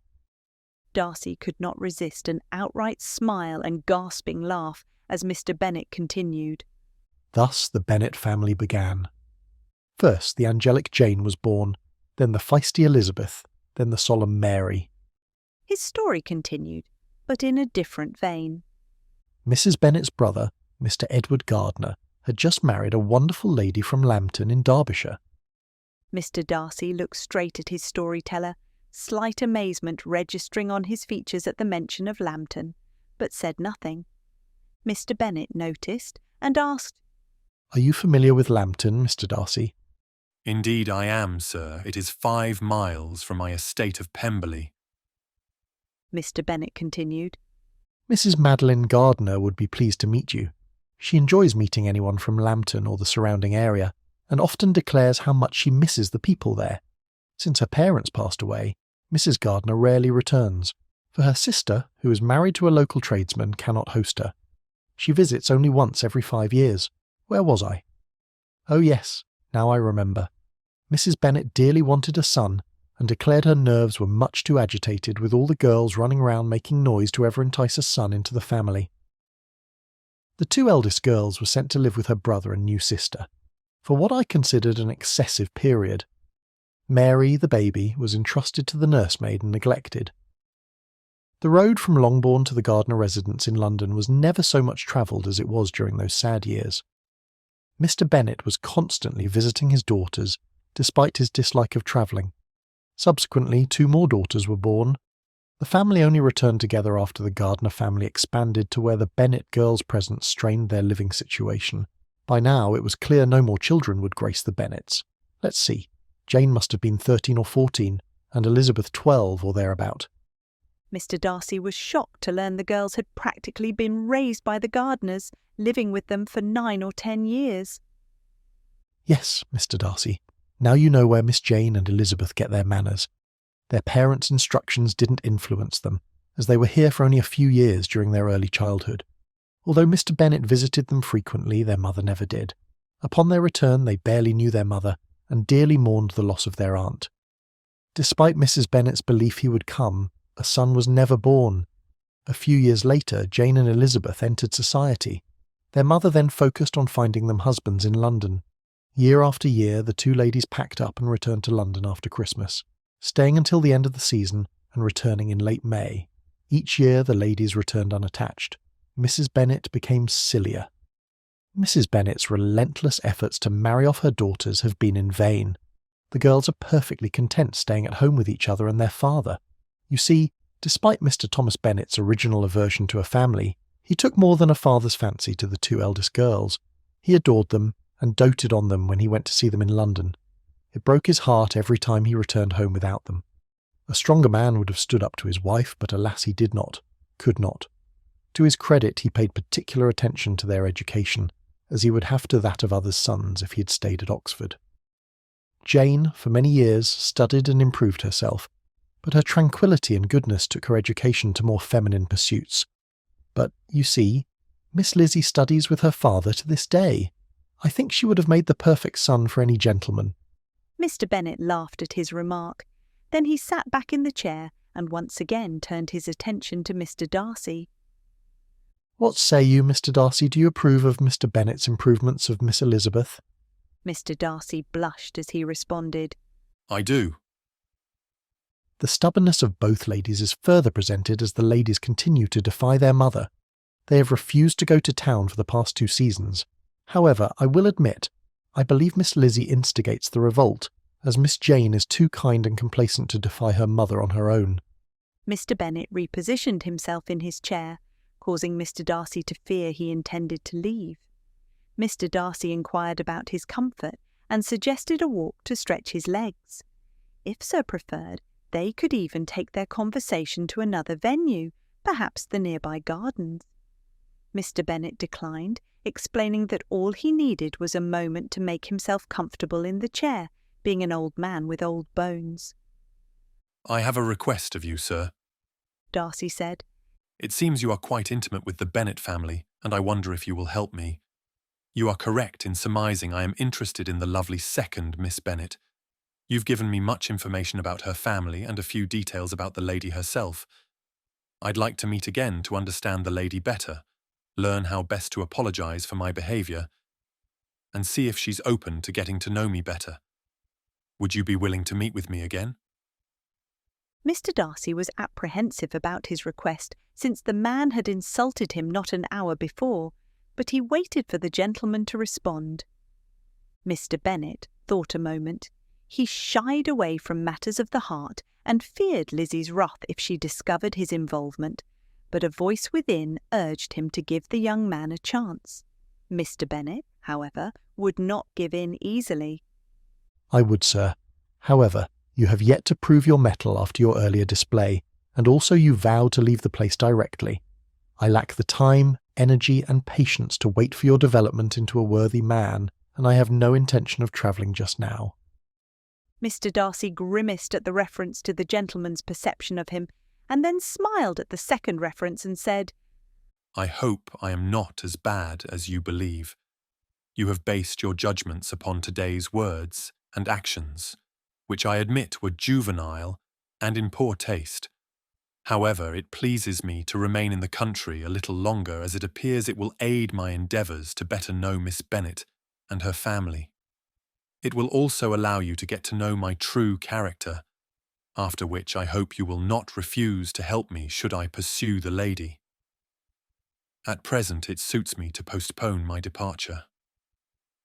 Mr. Darcy and Mr. Bennet agreed to meet on the morrow for a morning ride. As they were dismissing themselves, Mr. Darcy again tried to receive a proper introduction, but got nothing but a laugh from the gentleman in return. Oh no, son. If the Bennet family ever heard of my telling you any of this, I would be denied admittance into their most lovely home. I dare not do anything to compromise my admittance at Longbourn. Mrs. Bennet keeps a fine table which I frequently enjoy. I think it best if you wait to learn who I am until you are surer of what you want. With that, Mr. Darcy left Mr. Bennet with his book in the library. The remaining hours of the gathering had quickly passed, and everyone was leaving when Darcy exited the library. Colonel Fitzwilliam observed Darcy returning to the gathering in good spirits, assuming he had temporarily resolved his predicament.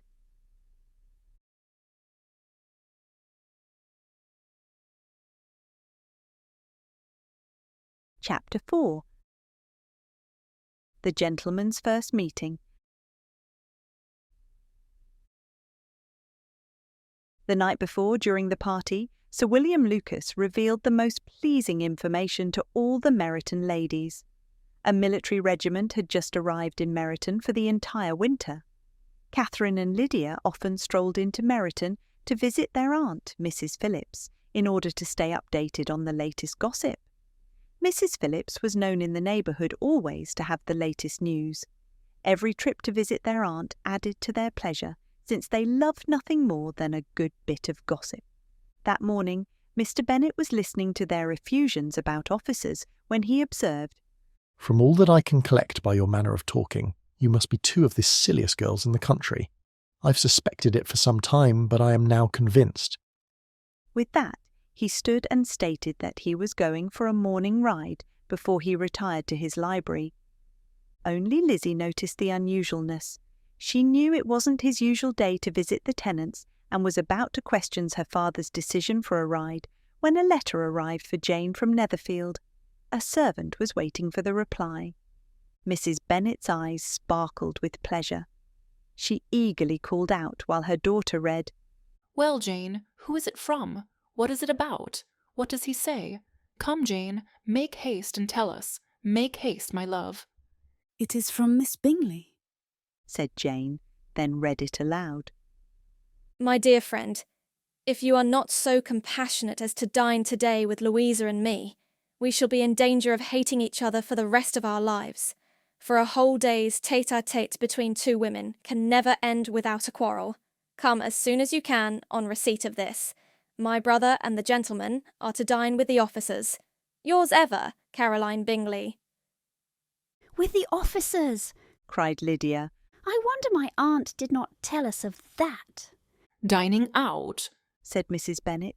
"That is very unlucky." "Can I have the carriage?" said Jane.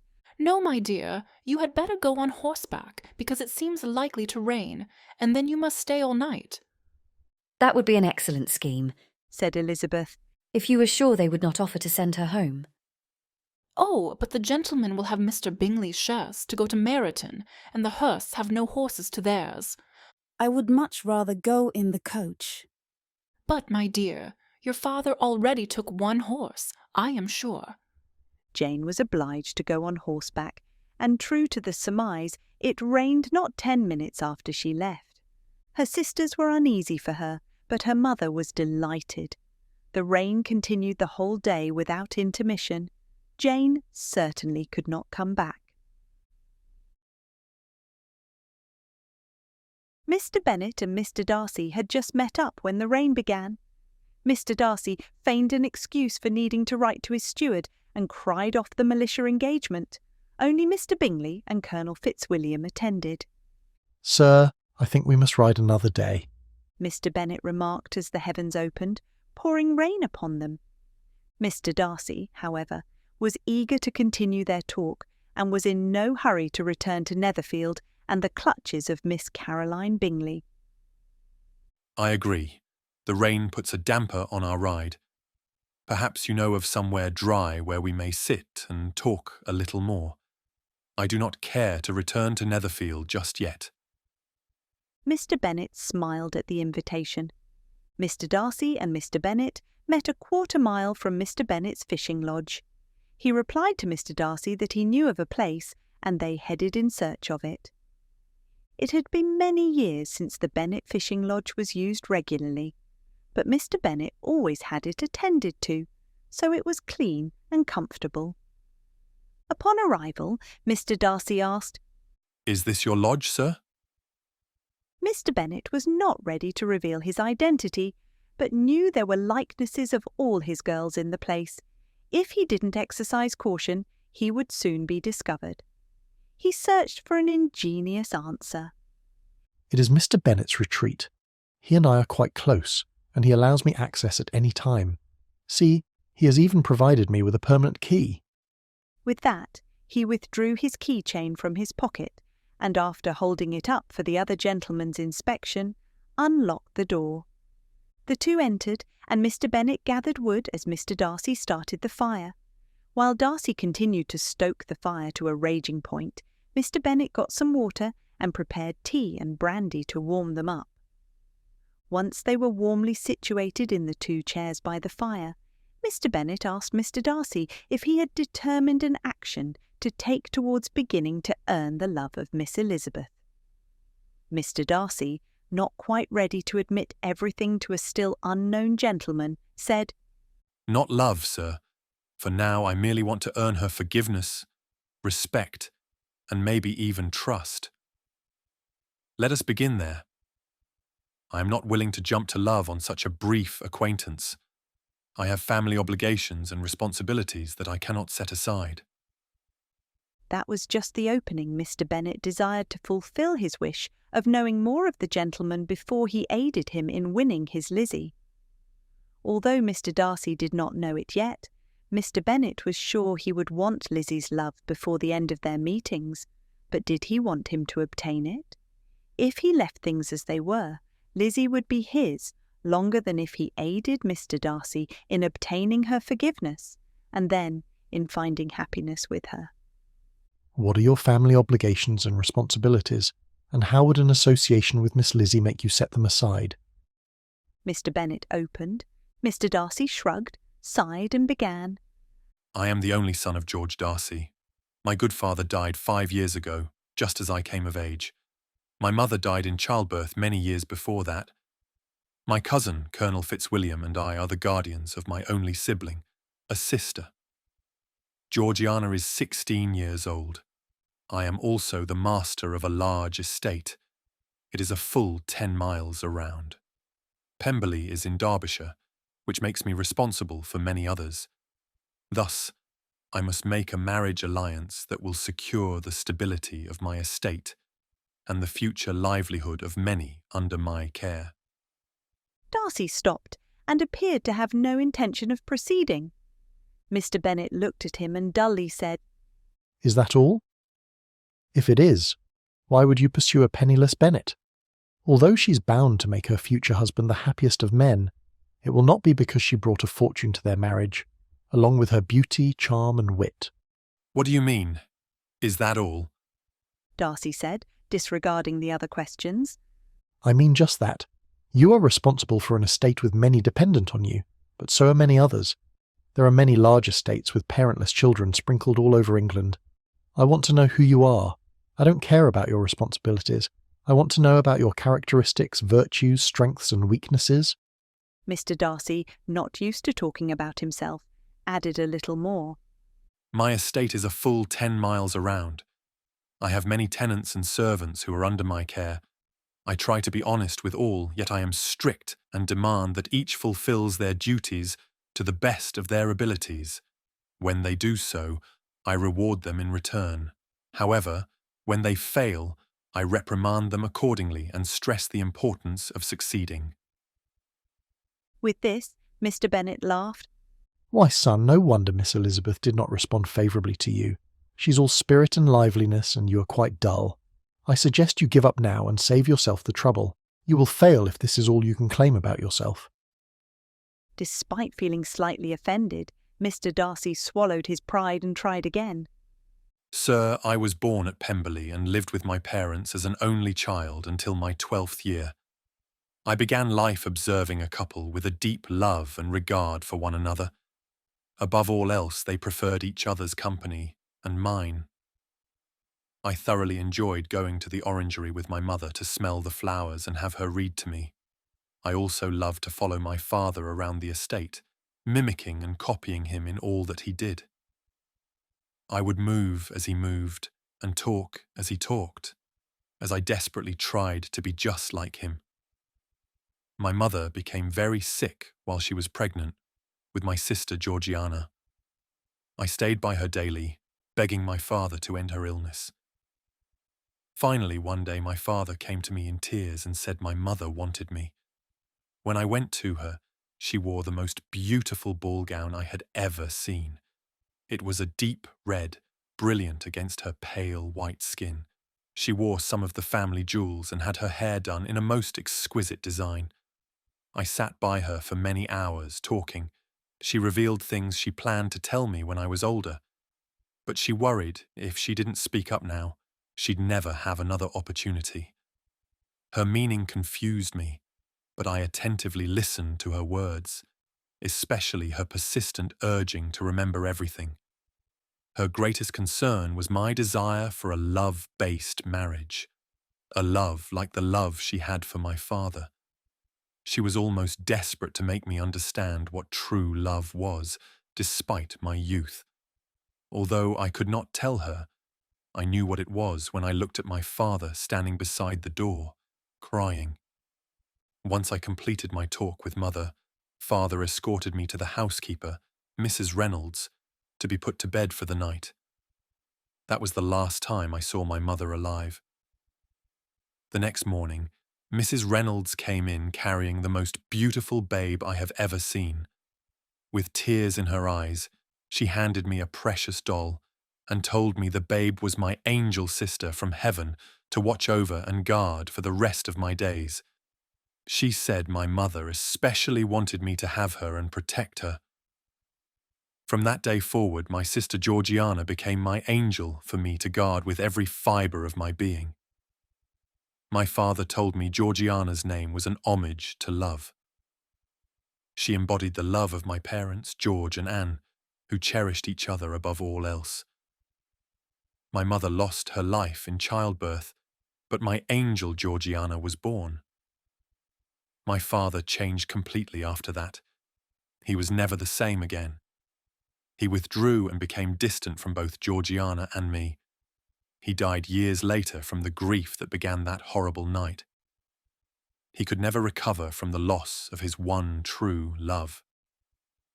A pause occurred, but Mr. Bennet knew no words were necessary. I shudder to think it was almost since that day, when I was just over 12 years of age, that I began managing Pemberley and caring for my infant sister. My father's steward managed the estate, nearly alone, for years. He filled in all the gaps of my training after my Cambridge years. Additionally, Mrs. Reynolds assumed responsibility for Georgiana, seemingly deferring decisions to me as long as they matched hers. I think she must have even taken over my raising as well. To this day, she remains like a mother to Georgiana and me. My father passed away shortly after I came of age to assume the responsibility of Pemberley. Many of our family's acquaintances from Ton said he would have died sooner had I come of age quicker. I moved easily into the position of master and joint guardian, with my cousin of my dearest angel Georgiana. Here, Darcy paused again. Mr. Bennet waited for Mr. Darcy to continue, which he did shortly after. Following my mother's passing and then my father's, I had to mature and acquire knowledge at a rate far surpassing that of a 12 or 21-year-old gentleman. I missed many assemblies, evenings at my clubs and theatre showings. Georgiana was now 10 years old, and I noticed she would require more than just a brother's presence, a housekeeper's devotion, and a child's governess and nurse to ensure she was clean, dressed, fed, and loved. She required a lady's education. Lady Matlock, one of my aunts, helped persuade me to take Georgiana to London. I engaged a lady's governess and companion to oversee her education and then returned with her to Pemberley. By 15, she had greatly progressed in her studies, and I hired masters to continue her education independently. She was already outstripping most of those who educated her. Her governess resigned, and I hired her a companion and sought tutors to further her education. I stepped back and began spending time with my friends, whom I had neglected for many years. Unfortunately, an event occurred I would rather choose not to share. Since then, I have tried to trust and have feelings for others, but to be honest, I feel nothing for anyone besides my dear Georgiana, my closest family and my truest friend, Mr. Charles Bingley. Being in the presence of others has always been challenging for me, and it's even more so currently. Until now, I've never desired a lady's respect and esteem. Miss Elizabeth Bennet ignites very new sensations in me. Mr. Bennet understood Mr. Darcy, and deciding he had said enough for the evening, he provided him additional information about his family and daughter. Well, now, finally you have revealed the true man behind the statue of Mr. Fitzwilliam Darcy, Master of Pemberley, guardian of Miss Georgiana Darcy, and devoted cousin and friend. You have had much responsibility from an earlier age than anyone I know. I think that your life's events would make the wildest youth sombre. As it appears you were never wild. To begin with, it is clear why you appear to be so reserved. I also take it back that you have no liveliness and passion. You keep it to yourself, not allowing just anyone to see it. But, with the right encouragement, your passion will be unleashed, and you will experience great happiness. Mr Darcy liked that thought. Dare I hope? With that nod, Mr Bennet proceeded. Sir, I could tell you much about the Bennet family. However, I think your interest lies with one particular lady in that household. Therefore, let us dedicate today to discussing her. Does that suit your plans? Darcy readily assented that it did, and asked his new friend to proceed. Mr Bennet began thus.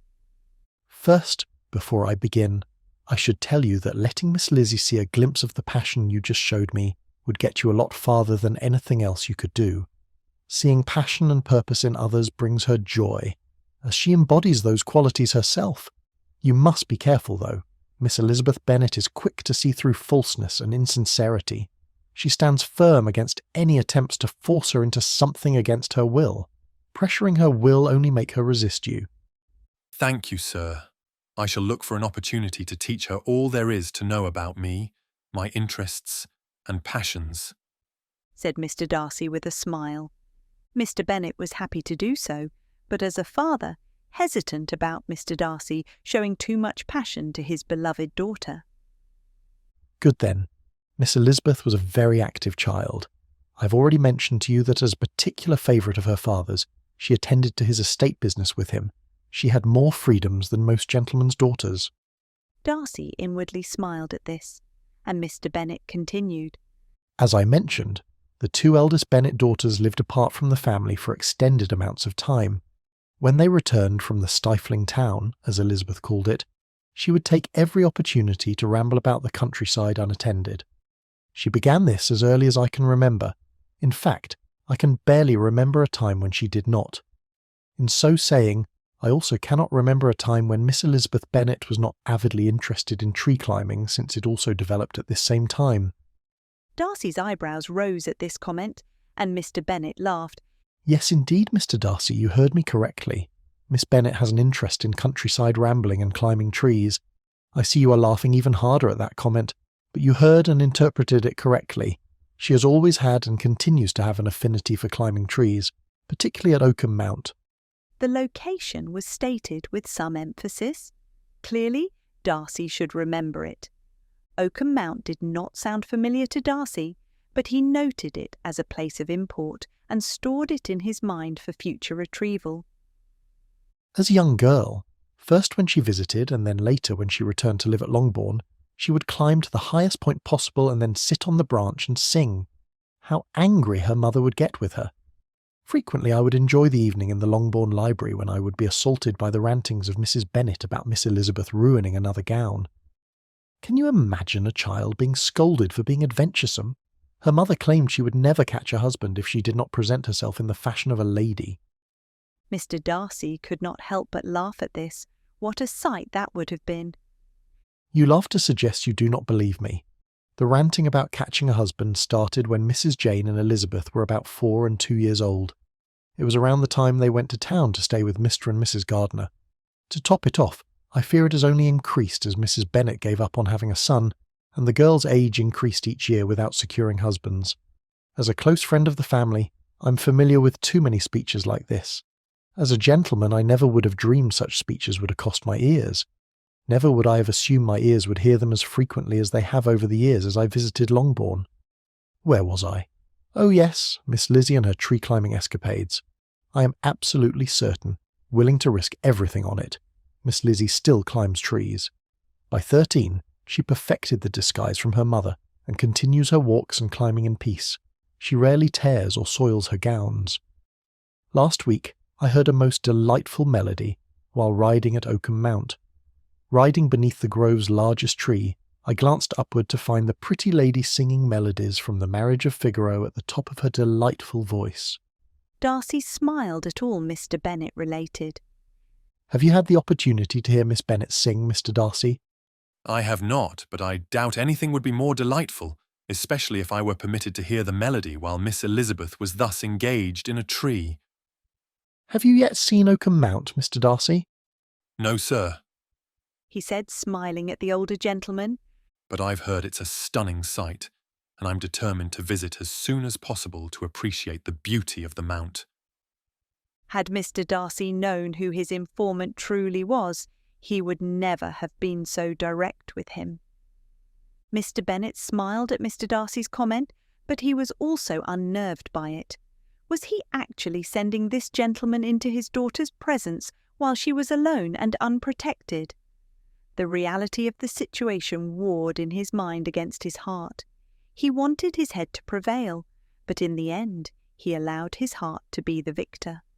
His heart told him the man before him was honourable and would be the perfect husband for his dearest child. So he continued, for he was not yet done. Earlier, Mr Darcy had avoided answering a question, and Mr Bennet wanted to know the answer, as it would most assuredly affect Lizzie's happiness. Mr Darcy, I'm afraid it is getting late, but I beg to ask you to answer my question from earlier that you avoided. Why would an association with Miss Lizzie make you put aside your family obligation? Based on what you remember your mother saying, I assume your family obligation would be to marry for love and produce an heir to carry on the Darcy legacy. It seems your mother practically begged you to marry for love, a rare blessing for people of your station. If you fell in love with Miss Lizzie, what would hinder you? Is there more than what you have told me? Today, Mr Bennet had learned much about his new friend. He knew Lizzie's care would soon be assumed by the man before him. Mr Bennet had expected Mr Darcy to be a good man, and as he got to know him better, Mr Darcy exceeded his expectations. Once Mr Darcy showed his true self to Elizabeth, Mr Bennet was confident that their happy lives would soon merge. Mr Darcy rubbed his hand across his brow and leaned forward, head in hands, thinking how best to phrase his answer. Sir, that is a question I have asked myself many times since meeting Miss Elizabeth. I have two answers. First is an off-the-cuff answer that stems from discussions with extended family members who do not know nor care about my parents' wishes for me to find true love. There has been a long-standing assumption I would align my life and fortune with my cousin. Even if I do not marry her, my family believes I will marry into wealth and consequence, thus furthering my position in society. But then I think of my long-dead, precious parents. They would want me to marry only to secure my happiness. They wanted me to marry for love, happiness, and joy. But only they know they told me this. My extended family knows nothing of their desires. I have often argued with the Fitzwilliams, which include the Earl and Lady Matlock and Lady Catherine de Bourgh, about my intentions surrounding the topic of marriage. My aunts and uncle feel I only remember what I want, and they believe my parents would have wanted me to marry for love only so long as it was within my sphere of wealth and importance. Lady Catherine strongly holds the belief that individuals from separate social spheres are fundamentally incompatible because of their disparate upbringings. Without compatibility, regardless of love, I fear an irreparable breach would form. I, however, feel that they meant it regardless of social sphere, and that if two people have love, their unity will see them through anything. As their love matures, so does their learning and compatibility. What do you think? Darcy stopped rubbing his head and looked up at the gentleman. He desperately wanted someone to agree with him. With each meeting, he increasingly felt more like a lost man. The more he learned about Miss Elizabeth Bennet, a lady of no wealth or consequence, and not in his social sphere, the more he admired her and desired to follow his parents' advice. I agree your parents would want you to marry for love, respect, esteem, and joy, regardless of sphere or wealth. That's also my wish for my children. In saying that, I would also want them to be comfortable, not jeopardize their situations, nor forget they must plan for their futures. Mr. Bennet was nearly sure he would lose his Lizzie once she got to know this man, and he was becoming more comfortable with who he knew would be her choice. Sir, I do not need the wealth of a wife to secure my future. My income is sufficient to sustain myself, Georgiana, and any future family for many generations, regardless of my future wife's dowry. If it is my wish, I could marry someone who comes with nothing but the dress she wears, and my situation would not suffer a single cent. I wish I could be optimistic that my family would accept her if I chose someone in such a situation. But unfortunately, I fear if I do not choose someone who meets with their approval, she may never be accepted or mentioned by any of them, except to pain her. I have thought about this a lot.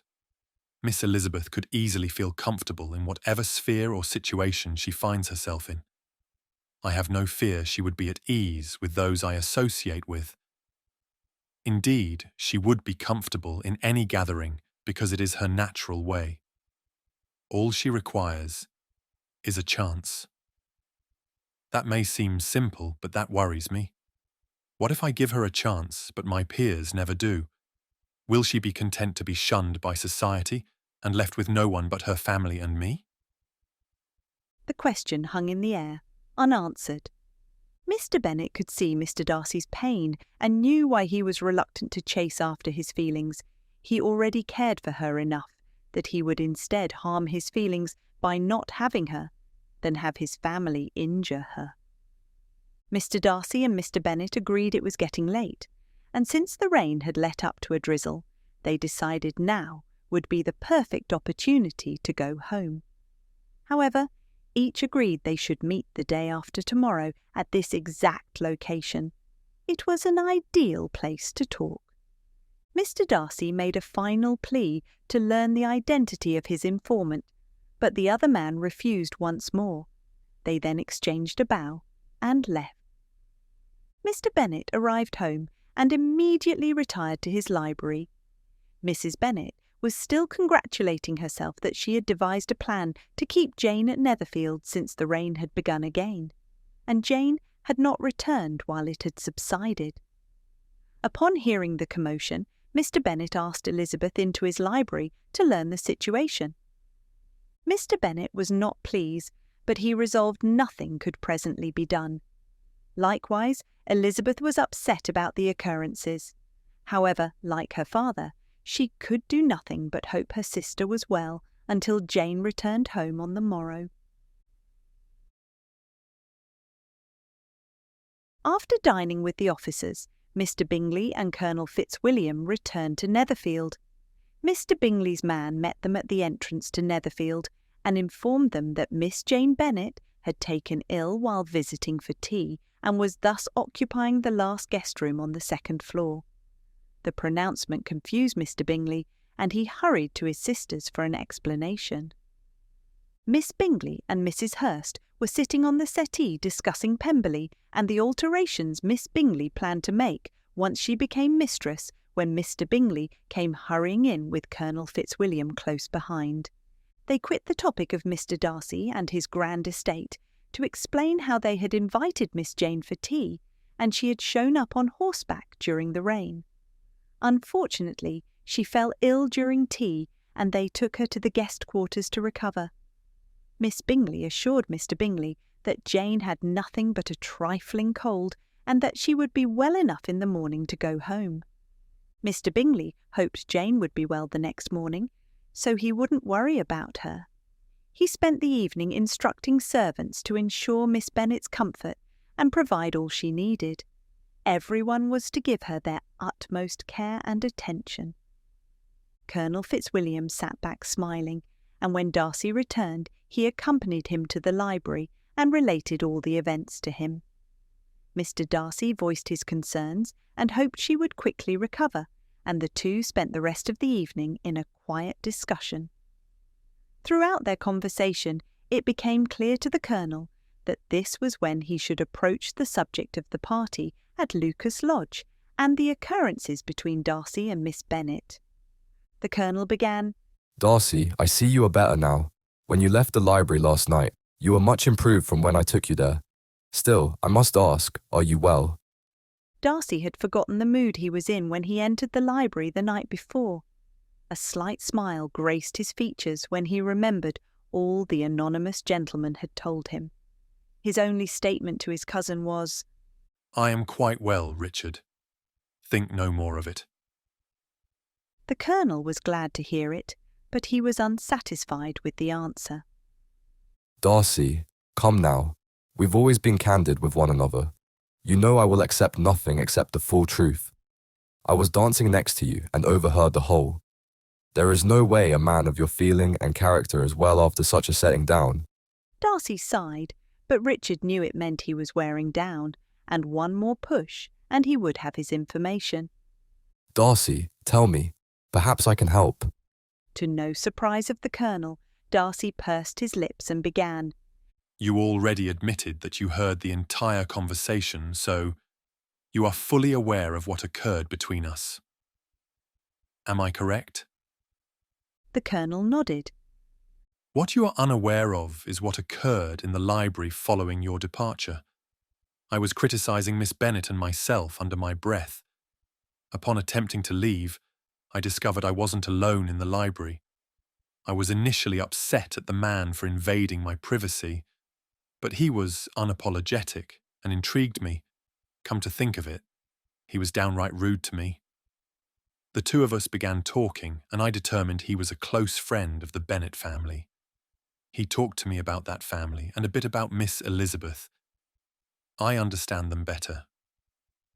I have hope and must believe that Miss Bennet will not stay mad at me forever, and therefore I am well and looking forward to meeting her again and apologising. With that, Darcy stopped talking and looked at the Colonel, waiting for a reply. Admit it. You like Miss Bennet, do you not? Darcy paused, locking eyes with the Colonel.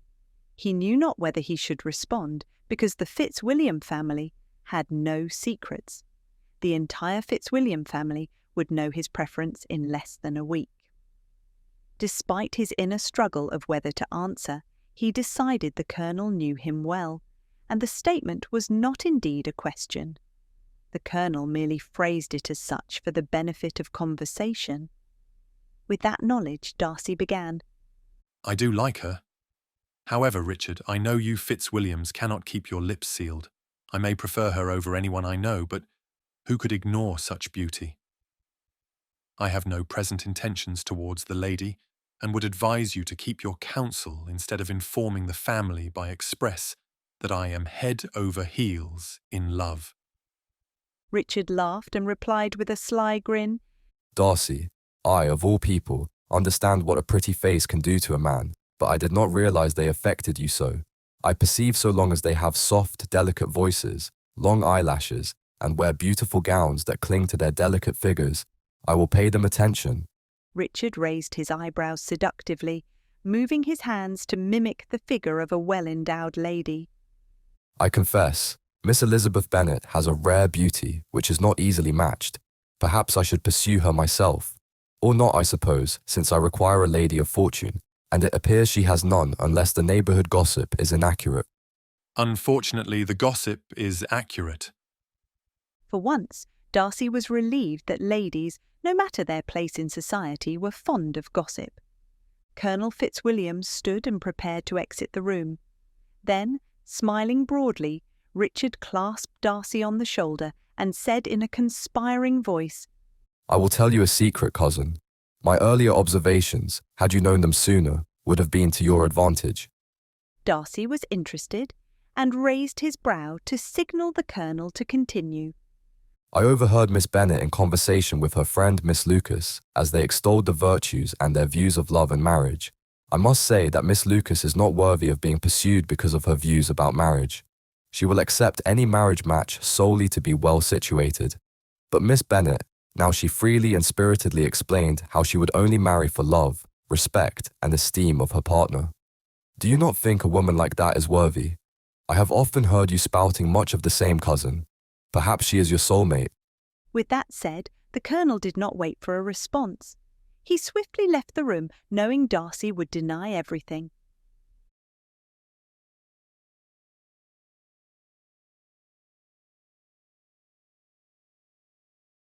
Chapter 5.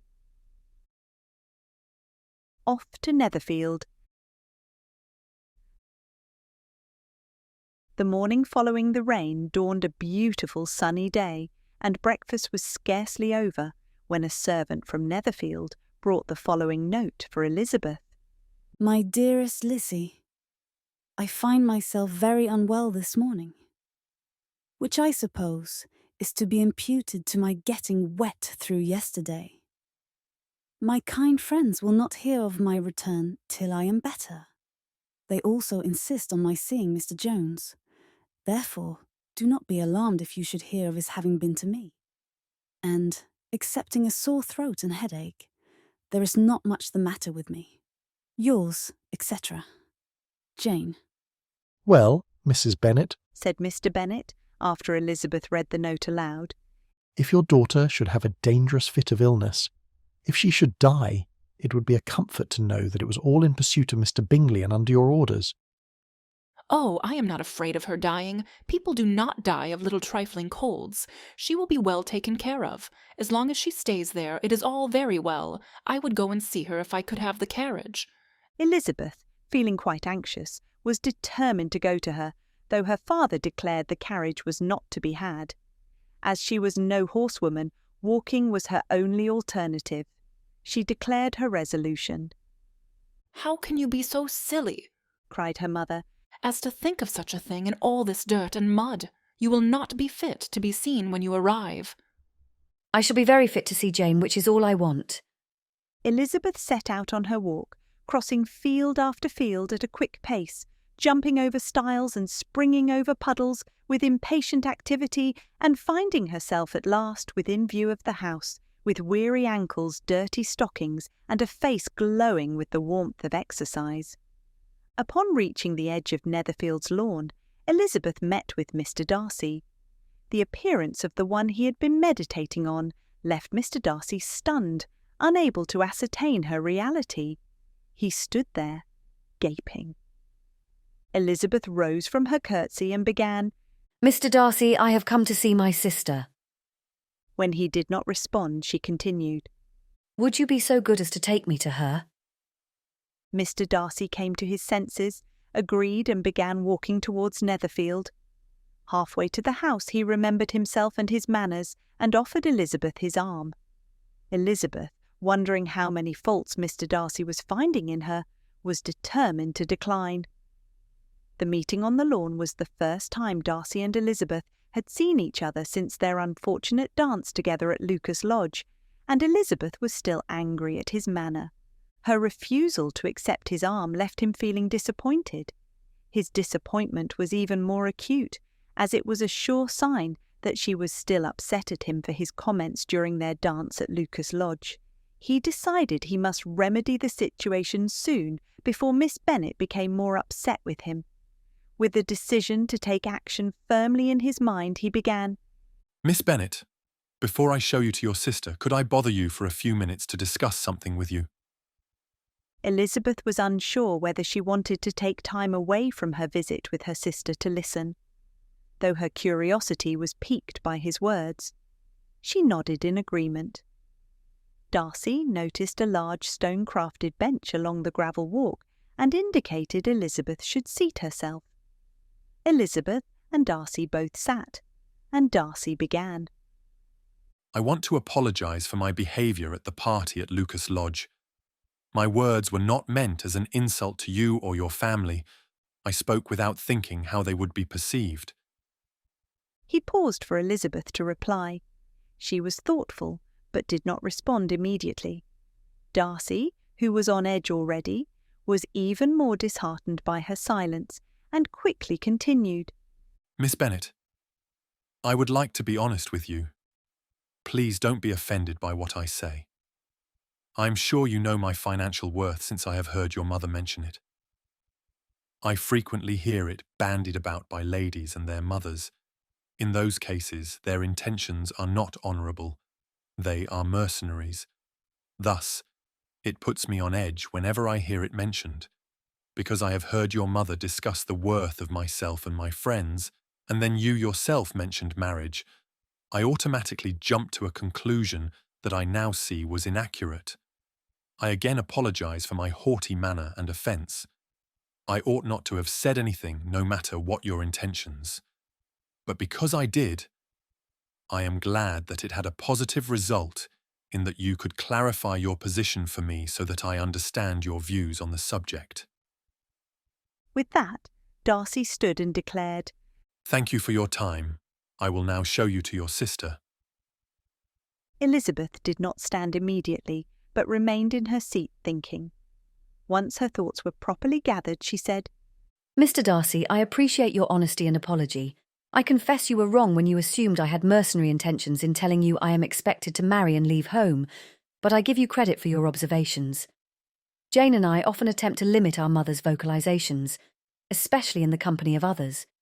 Too often, she perfectly fits your description of society mothers who are overt about gentlemen's fortunes or their daughters' eligibility. Mr Darcy, it would behove you to ignore her as the rest of the neighbourhood does. Eventually you'll realise she means no harm and only wants what's best for her daughters. As for myself, I should not have been so forthright in my admissions or bitter in my response. My frankness often gets me in trouble, yet no matter how I try, I cannot curb it. I suppose it is because I truly do not wish to. Darcy smiled at the description and offered his arm to escort her to the house again. This time, Elizabeth took his arm as they walked towards Netherfield. Darcy was pleased she accepted his arm. It was a sure sign she was mending her opinion of him. Mr Darcy's apology struck Elizabeth as unexpected, honest, artless, and open. The emotions she originally had for him resurfaced alongside a few new ones. Elizabeth scarcely recalled being upset at him. Elizabeth was shown into the breakfast parlour by Mr Darcy, where all but Jane were assembled, and her appearance created a great deal of surprise. It was incredible to Mrs Hurst and Miss Bingley that she had walked 3 miles after such a rainstorm. Mr Bingley was delighted to have Elizabeth visit, and was exceedingly polite. Colonel Fitzwilliam admired her strength and stamina of walking the distance without so much as a heavy breath. Darcy admired her person and the effects of the vigorous exercise on her complexion. Mr Hurst said nothing at all, but studiously attended to his breakfast. Her inquiries after her sister's health were not very favourably answered by those assembled. Miss Bennet had slept ill, and though up, was very feverish and not well enough to leave her room. Elizabeth was glad to be taken to her immediately. Jane, who had only withheld the actual situation of her health by the fear of giving alarm or inconvenience from expressing in her note how much she longed for such a visit, was delighted at Elizabeth's entrance. She was not equal to much conversation, however, and when Miss Bingley left them together, she could attempt little besides expressions of gratitude for the extraordinary kindness those from Netherfield treated her. Elizabeth silently attended her. When breakfast was over, the Bingley sisters joined them, and Elizabeth took the opportunity to retrieve a book from the Netherfield library to entertain herself while she attended Jane. Upon her arrival, Elizabeth found an empty library and took a few minutes to browse. She noticed that although the room was large, the selection was more limited than someone of Mr Bingley's status typically was. Despite the small collection, Elizabeth noticed a few unfamiliar titles. She continued to browse the shelves, and as she was preparing to leave, she spotted an interesting-looking tome on the top shelf. Unfortunately, she was just short enough that she could not reach it. Elizabeth began to stretch and lean in unusual ways, trying to gain some height and become tall enough to get the book. When she was stretched out in the most unceremonious position, Mr Darcy entered the room, and her lovely sight arrested him. Moments after he entered and admired the lady, Elizabeth swiftly grabbed the nearby chair, moved it beside the shelf, and hopped up to retrieve the tome. It was now that Darcy announced himself and offered help. "Miss Elizabeth, please allow me to be of service to you." He walked to her, but was too late. She grabbed the book and was already studying its pages while she remained standing on the chair. From her present advantage, she was a little taller than the gentleman. Elizabeth blushed slightly and exclaimed with a start, Mr Darcy, sir, I did not see you there. I came for a book to keep busy while I sit with my sister. This one looked exciting, and since it was too high, I decided... Elizabeth blushed more with every word she spoke. She realised he understood exactly what she had done. She didn't have to explain. Mr Darcy took the book from her, offered her his hand, and helped her off the chair. He then turned the book over to inspect its title, already knowing full well what it was, since he had set the book there himself just the night before, and was, at that very moment, coming to retrieve it. What a good choice, Miss Bennet, though this is not a title which one would normally expect to delight a lady. However, I have read it myself and highly recommend it. Elizabeth coloured again and stated, I know it is not one that ladies normally read, Mr Darcy, but as I told you at the party at Lucas Lodge, I am my father's son. Not only have I been permitted to attend to the estate with him, but he allows me to read any literature I see fit. He's rather fond of education and reading. He does not discourage my education away from any books, especially not those generally dismissed by fashionable ladies of society. In fact, I suspect the books most ladies dismiss are precisely the books I ought to read. If you do not mind, I will take the book and return to Jane's room to attend her. With that, Elizabeth snatched the book from Darcy's hands and retreated from the room. Mr Darcy thought quickly and commented before she crossed the library threshold. He did not want her to misconstrue his words or believe he disapproved of her choice of reading. Miss Bennet, I am glad your father has attended your education so thoroughly. I also believe it is appropriate for a lady to improve her mind by extensive reading of all forms of literature, and have thus encouraged my sister to do the same. Although she is younger than you and most likely has not read as much as you have, her reading has been extensive. I am sure the two of you would have many enjoyable conversations discussing literature that is not in fashion for most ladies of society. Thank you, Mr Darcy. If I ever have the pleasure of meeting Miss Darcy, I would be delighted to discuss literature with her. Elizabeth left to attend to Jane. Mr Darcy smiled, content that he had just shown Miss Elizabeth that he approved of her reading habits. One part of him hoped he was now on track to show her he approved of her. The other part of him was telling himself to slow down, as he did not know how far his intentions were running and did not want to give hope where he was not sure he wanted to go. The apothecary arrived as Elizabeth returned.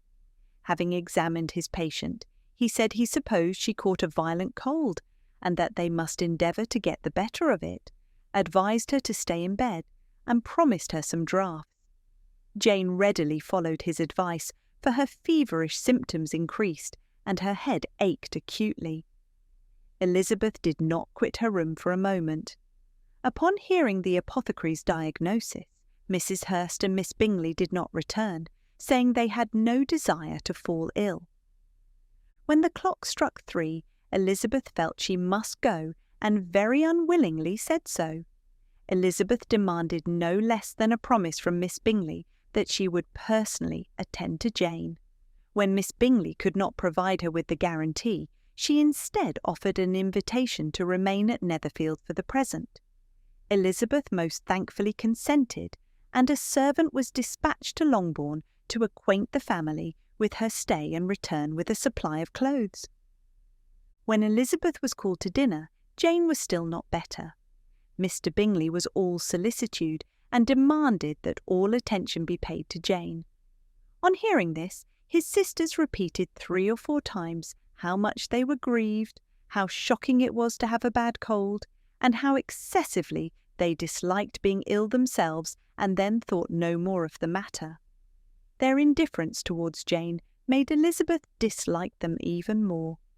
During dinner, Elizabeth was interested in watching Miss Bingley's attention to Mr Darcy and wondering about their unusual relationship. It was clear Miss Bingley wanted Mr Darcy for herself. Yet Elizabeth observed that Mr Darcy found Miss Bingley's advances repulsive and had no interest in her or her attention. Elizabeth could also tell Miss Bingley was not pleased with her being there, although she could not fathom why, since the two had barely spoken to one another. But since Elizabeth did not care for her good opinion, she thought no more about the topic. When dinner was over, Elizabeth returned directly to Jane and sat with her until late in the evening. Then, when she had the pleasure of seeing Jane sleeping peacefully, she decided it was rather rude of her not to attend the family when she could. So she gathered the book she borrowed from Mr Bingley's library and joined the party downstairs. Upon entering the drawing-room, Elizabeth discovered that the entire party was playing at loo. They immediately invited her to join them, but suspecting them to be playing high, she declined, and making her sister the excuse, said she would amuse herself for the short time she could stay below with a book. Mr Hurst looked at her with astonishment. "Do you prefer reading to cards?" said he. "That is rather singular." Miss Eliza Bennet, said Miss Bingley, despises cards. She is a great reader and has no pleasure in anything else. She laughed after her statement. I deserve neither such praise nor such censure, cried Elizabeth. I am not a great reader, and I have great pleasure in many things. In nursing your sister back to health, I am sure you have pleasure, said Bingley. I hope it will soon be increased by seeing her quite well. Elizabeth thanked him and then went back to reading her book. What is it you are reading, Miss Bennet? asked Colonel Fitzwilliam. Elizabeth responded and glanced at each person in the room. Darcy was smiling to himself, and the ladies and Mr Bingley looked as if they knew nothing about what she was talking. Mr Hurst had no look at all. She then spoke to the Colonel. I found it this morning in the library and took the liberty of borrowing it during my stay. I needed something to read while I am with Jane. I hope you do not mind, Mr Bingley. Very well, you have nothing to fear. You may borrow any book you like. Although the collection is small, I have more than I look into, which is evident because I do not even recognise the name of that book. I am astonished my father should have left so small a collection of books. What a delightful library you have at Pemberley, Mr Darcy, Caroline exclaimed. It ought to be good, he replied. It has been the work of many generations. Then you have added so much to it yourself. You are always buying books. I cannot comprehend the neglect of a family library in such days as these. Neglect? I am sure you neglect nothing that can add to the beauties of that noble place. Charles, when you build your house, I wish it may be half as delightful as Pemberley. It was here that the Colonel interrupted with a mischievous smile. Say, Darcy, is that not the same book you have been reading? You know which I mean. The one you tucked up high on the top shelf in the library for safekeeping. Darcy gave the Colonel a pointed look to not say anything more, but the Colonel was bent on having some fun.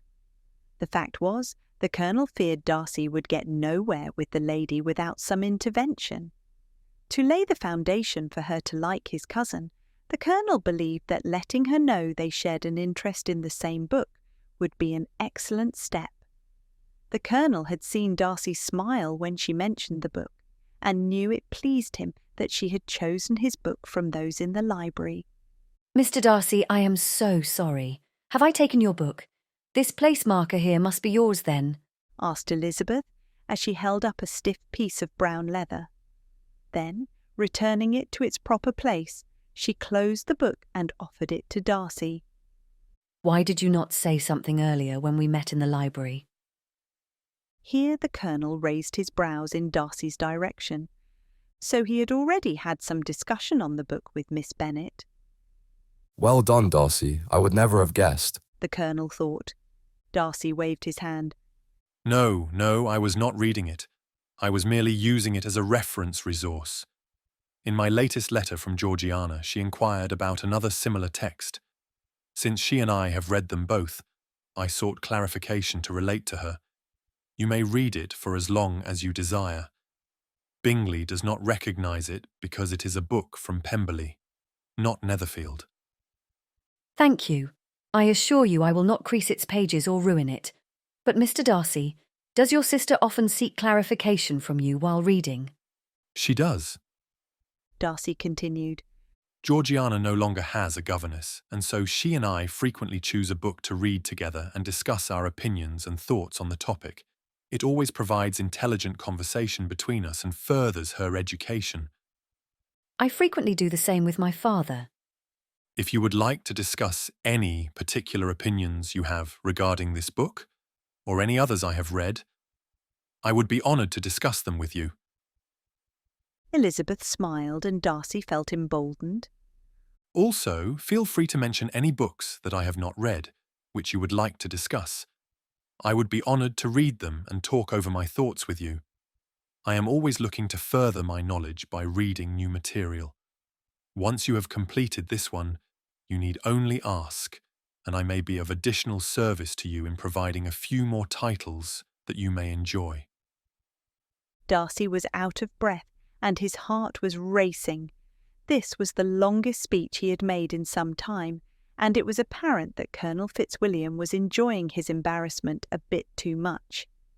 Elizabeth smiled and said, "Thank you, I will remember that." Miss Bingley felt she was losing Darcy's attention and was furious. She intended to get it back. Mr Darcy, I would also enjoy discussing book opinions with you. As I said earlier, you have never neglected your library, and I have often commented on how splendid it is. Why, I think it is the finest room in all of Pemberley. Charles, when you take your house, you must have a library as fine as Pemberley. I wish I may, Caroline. But I would advise you to make your purchase in that neighbourhood and take Pemberley as a model. There is not a finer county in England than Derbyshire, said Caroline quickly. With all my heart, I will buy Pemberley itself if Darcy will sell it. I am talking of possibilities, Charles. Upon my word, Caroline, I should think it more possible to get Pemberley by purchase than by imitation. Caroline was not pleased with this answer and tried a new topic to draw Mr Darcy back to the conversation. Is Miss Darcy much grown since the spring? Said Miss Bingley.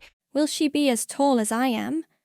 She is now about Miss Elizabeth Bennet's height, or rather taller, said Darcy as he looked out the corner of his eye for Elizabeth's reaction. The Colonel could not lose an opportunity to tease Darcy, and he said, Are you sure, Darcy? Upon my honour, I think she is a bit taller. Maybe you should stand up with Miss Elizabeth again to properly assess her height. You may not be able to tell unless you are standing close. Both Elizabeth and Darcy blushed as if on cue.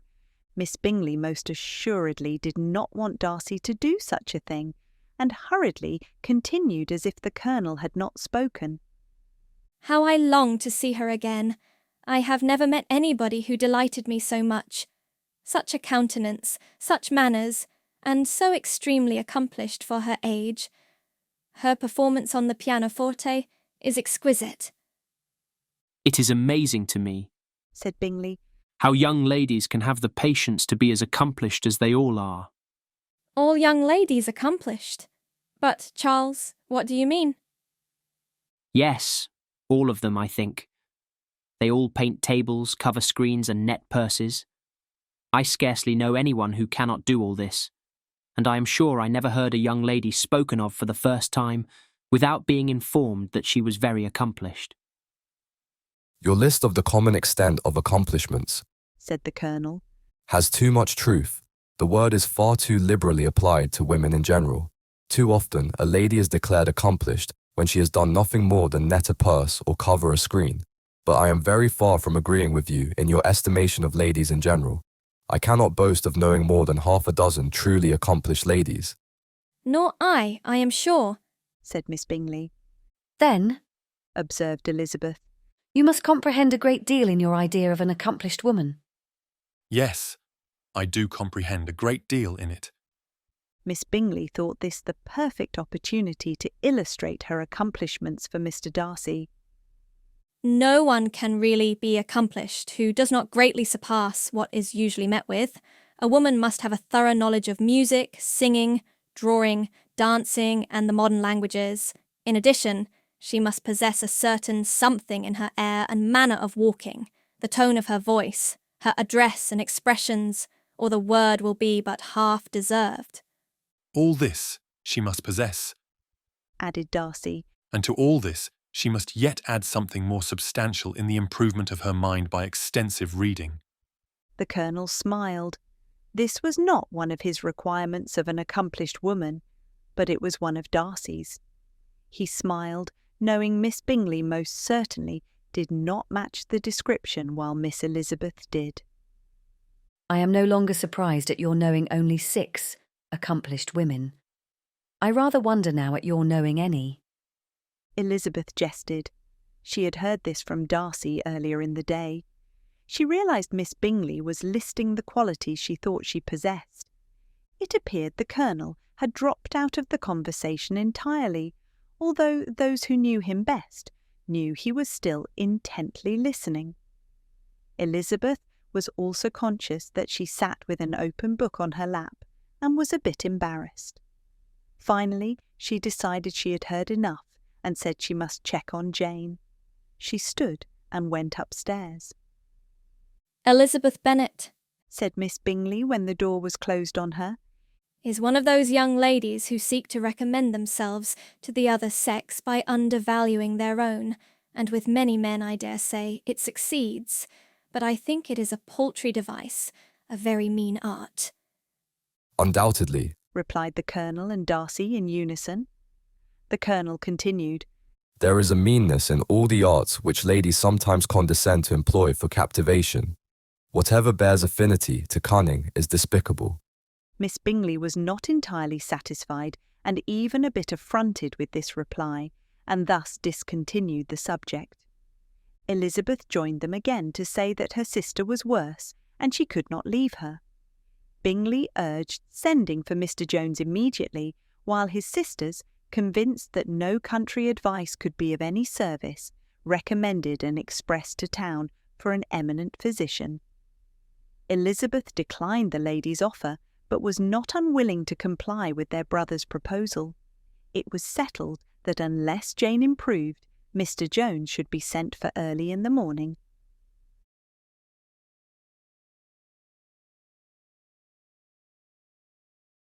Chapter 6. The Gentlemen's Second Meeting.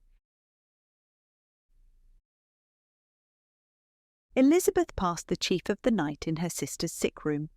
In the morning, she had the pleasure of sending a tolerable answer to the inquiries she very early received from Mr. Bingley. Then, some time later, Elizabeth again imparted the knowledge to his sisters. Despite this amendment, she asked for a note to be sent to Longbourn, urging her father to visit Jane and form his own judgment of her situation.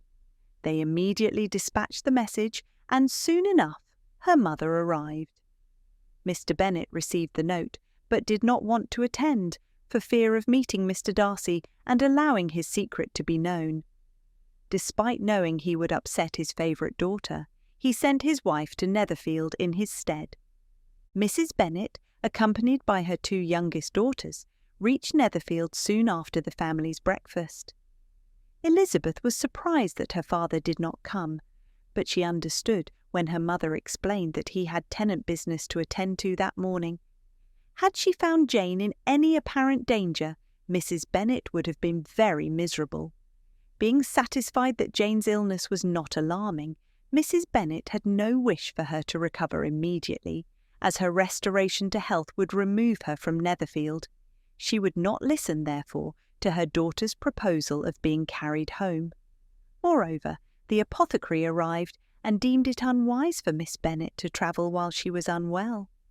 Seeing that Jane's illness was not dangerous, Mrs. Bennet was ready to leave Jane at Netherfield in the hands of a nursemaid and Lizzie. Lizzie, her mother and younger sisters were escorted to the breakfast parlour, where the Netherfield party was gathered. Bingley met them with hopes that Mrs. Bennet had not found Miss Bennet worse than she expected. "Indeed I have, sir," was her answer. "She is a great deal too ill to be moved. Mr. Jones says we must not think of moving her. We must trespass a little longer on your kindness." "Removed!" cried Bingley. "You must not think such a thing. My sister, I am sure, will not hear of her removal." "You may depend upon it, madam," said Miss Bingley with cold civility, that Miss Bennet will receive every possible attention while she remains with us. Mrs. Bennet was profuse in her acknowledgments. I am sure, she added, if it were not for such good friends, I do not know what would become of her, for she is very ill indeed, and suffers a vast deal, though with the greatest patience in the world, which is always the way with her, for she has, without exception, the sweetest temper I have ever met. I often tell my other girls they are nothing to my dear Jane. The Bingley sisters scoffed with disdain at the coarseness of Mrs. Bennet. The Colonel, however, gave them a scolding look, and they sat back in a harum, properly chastised. Mrs. Bennet continued, You have a sweet room here, Mr. Bingley, and a charming prospect over the gravel walk. I do not know a place in the country equal to Netherfield. I hope you will not think of quitting it in a hurry, though you have but a short lease. Whatever I do is done in a hurry, he replied, and therefore, if I should resolve to quit Netherfield, I should probably be off in 5 minutes. At present, however, I consider myself quite fixed here. That is exactly what I should have supposed of you, said Elizabeth. The Colonel could not refrain from commenting. Bingley has a bit of wistfulness to his actions, but it does his happy disposition credit, and those who know him well know it suits. You begin to comprehend me, do you? He cried, turning towards Elizabeth and the Colonel. Oh yes, I understand you perfectly, stated Elizabeth. As do I, my friend, the Colonel said as he smiled.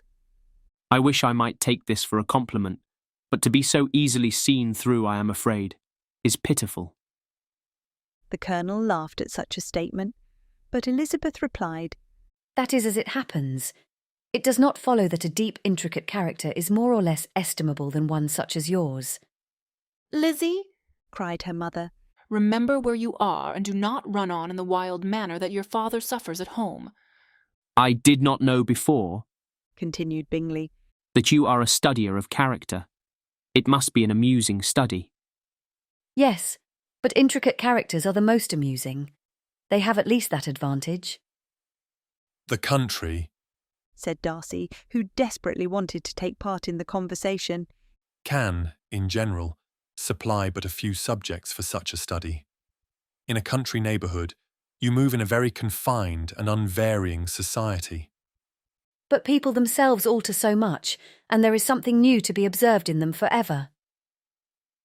Yes, indeed, cried Mrs. Bennet, offended by his manner of mentioning a country neighbourhood. I assure you, there is quite as much of that going on in the country as in town. Everybody was surprised, and Darcy turned silently away after looking at her confused for a moment. Mrs. Bennet, who fancied she had gained a complete victory over him, continued her triumph.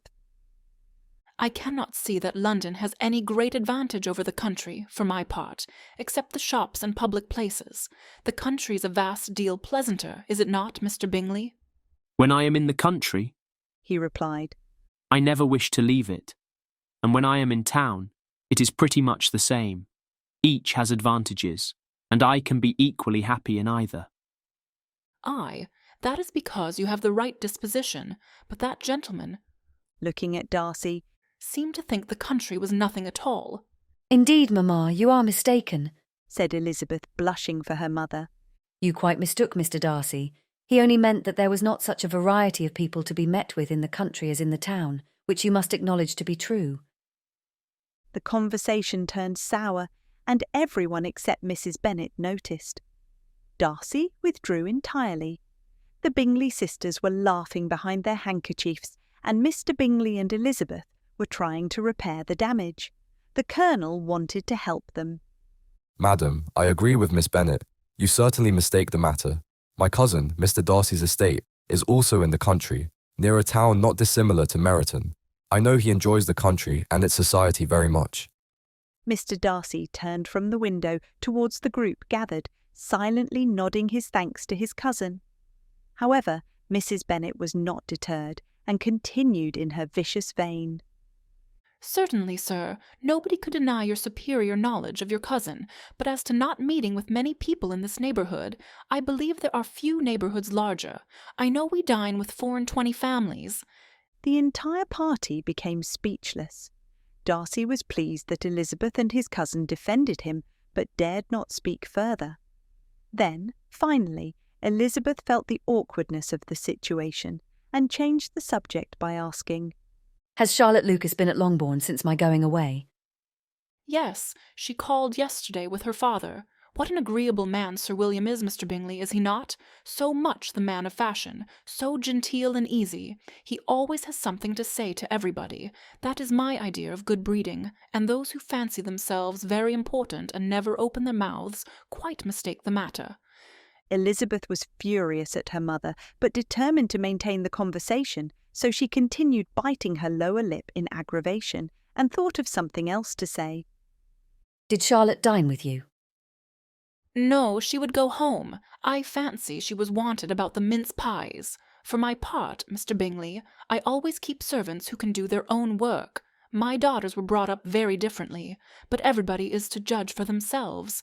And the Lucases are a very good sort of girls, I assure you. It is a pity they are not handsome. Not that I think Charlotte is so very plain, but then she is our particular friend." "Mother!" Elizabeth exclaimed, and hastening to her, grabbed her arm and started across the room with her mother in tow. "I apologise, but I think it is time for my mother and sisters to return to Longbourn. As I recall, they said Mrs. Phillips is coming to tea today. Come, Mother, I would not want you to be late." With that, Elizabeth strode to the front door, dragging her mother. Mrs. Bennet departed, exclaiming her thanks to Mr. Bingley for his kindness to Jane, with an apology for troubling him with Lizzie. Mr. Bingley was unaffectedly civil in his answer, and forced his sisters to be civil also, and say what the occasion required. Mrs. Bennet then boarded her carriage and departed. Elizabeth all but ran back to Jane's room in mortification.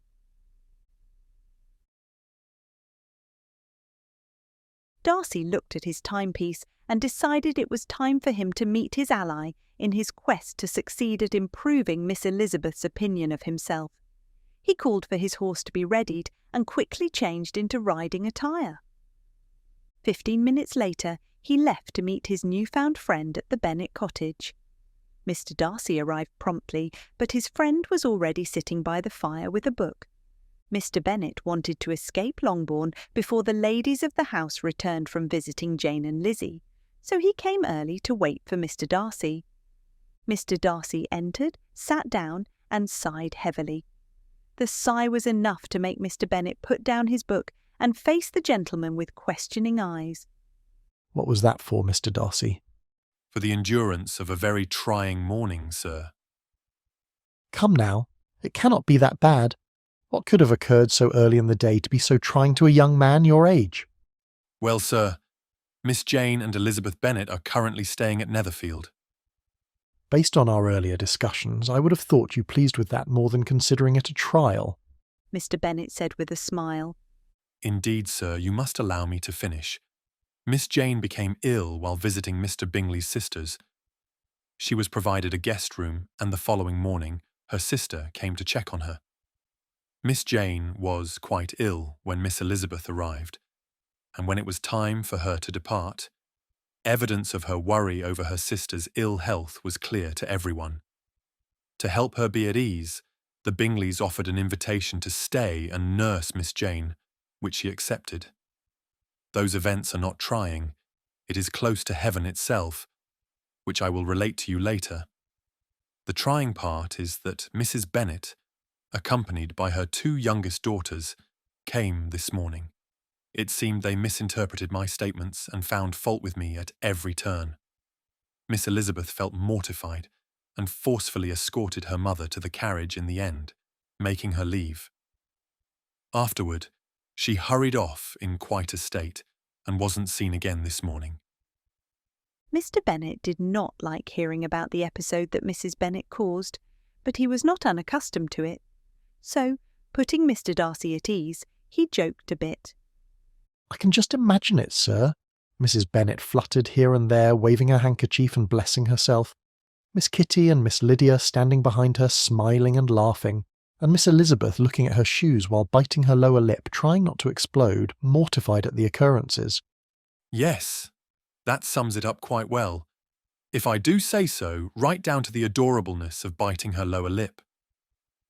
Mr. Bennet chuckled at the last comment. Worry not. It is a common event at the Bennet household. Miss Elizabeth will laugh out of it as soon as she has time to get some exercise.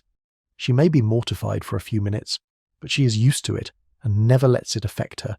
She has too much sense for that. Now I beg you, share the details of the Bennet girls residing there. You said sweet Jane has taken ill. Is it dire? I have not seen her, sir, but her sister says she is a little better. She has a sore throat, a cough, and a headache. The apothecary has been to see her twice each day. He says she should stay abed and not venture out for a few days at least. Her sister, who is very concerned, watches over her constantly. Yes, Miss Elizabeth and Miss Jane are very close and take such care of each other. It must be so if Miss Elizabeth says she's on the mend. She knows her sister better than anyone else, and would know when she was feeling better. Have you seen Miss Elizabeth, or has she kept to herself? Mr. Darcy was pleased to relate to his friend that he had seen her and was able to give her a successful apology. He then described the events and conversations from the library and sitting rooms.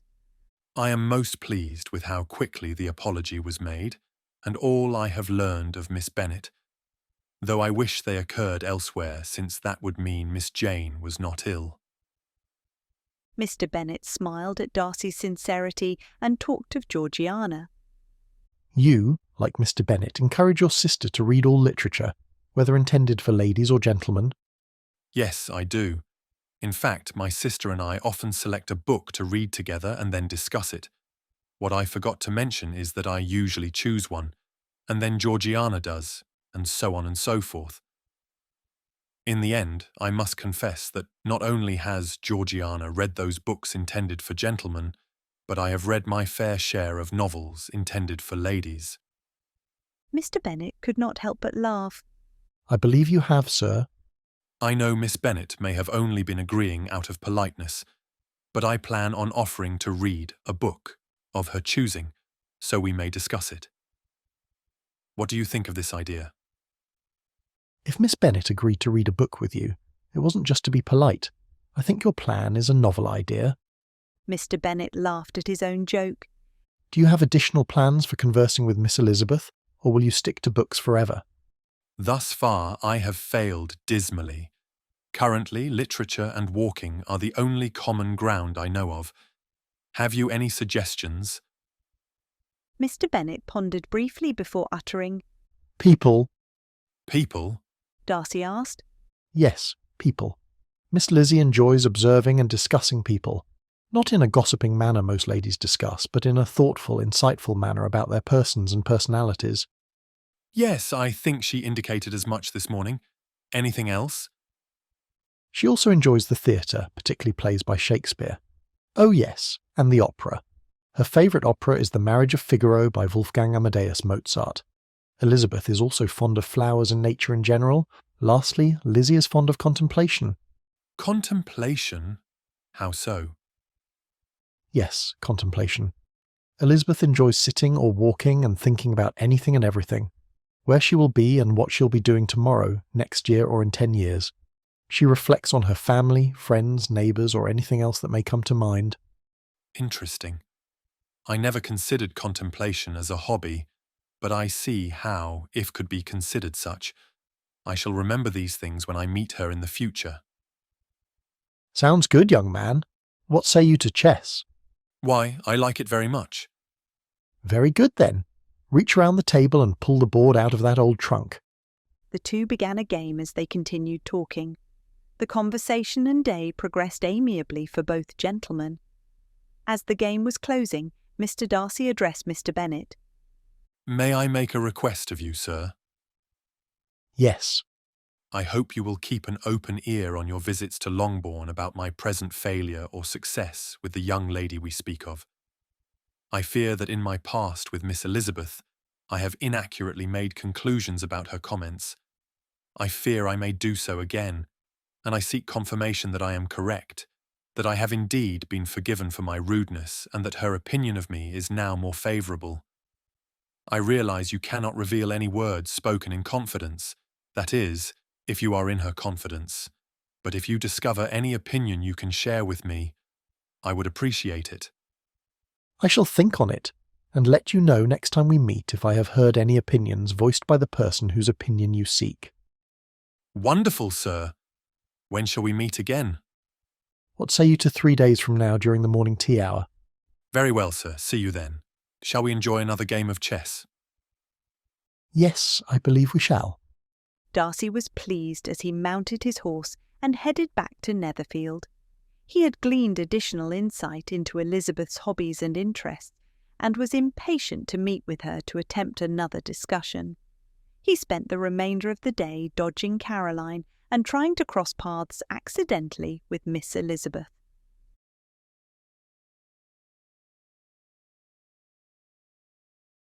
Chapter 7.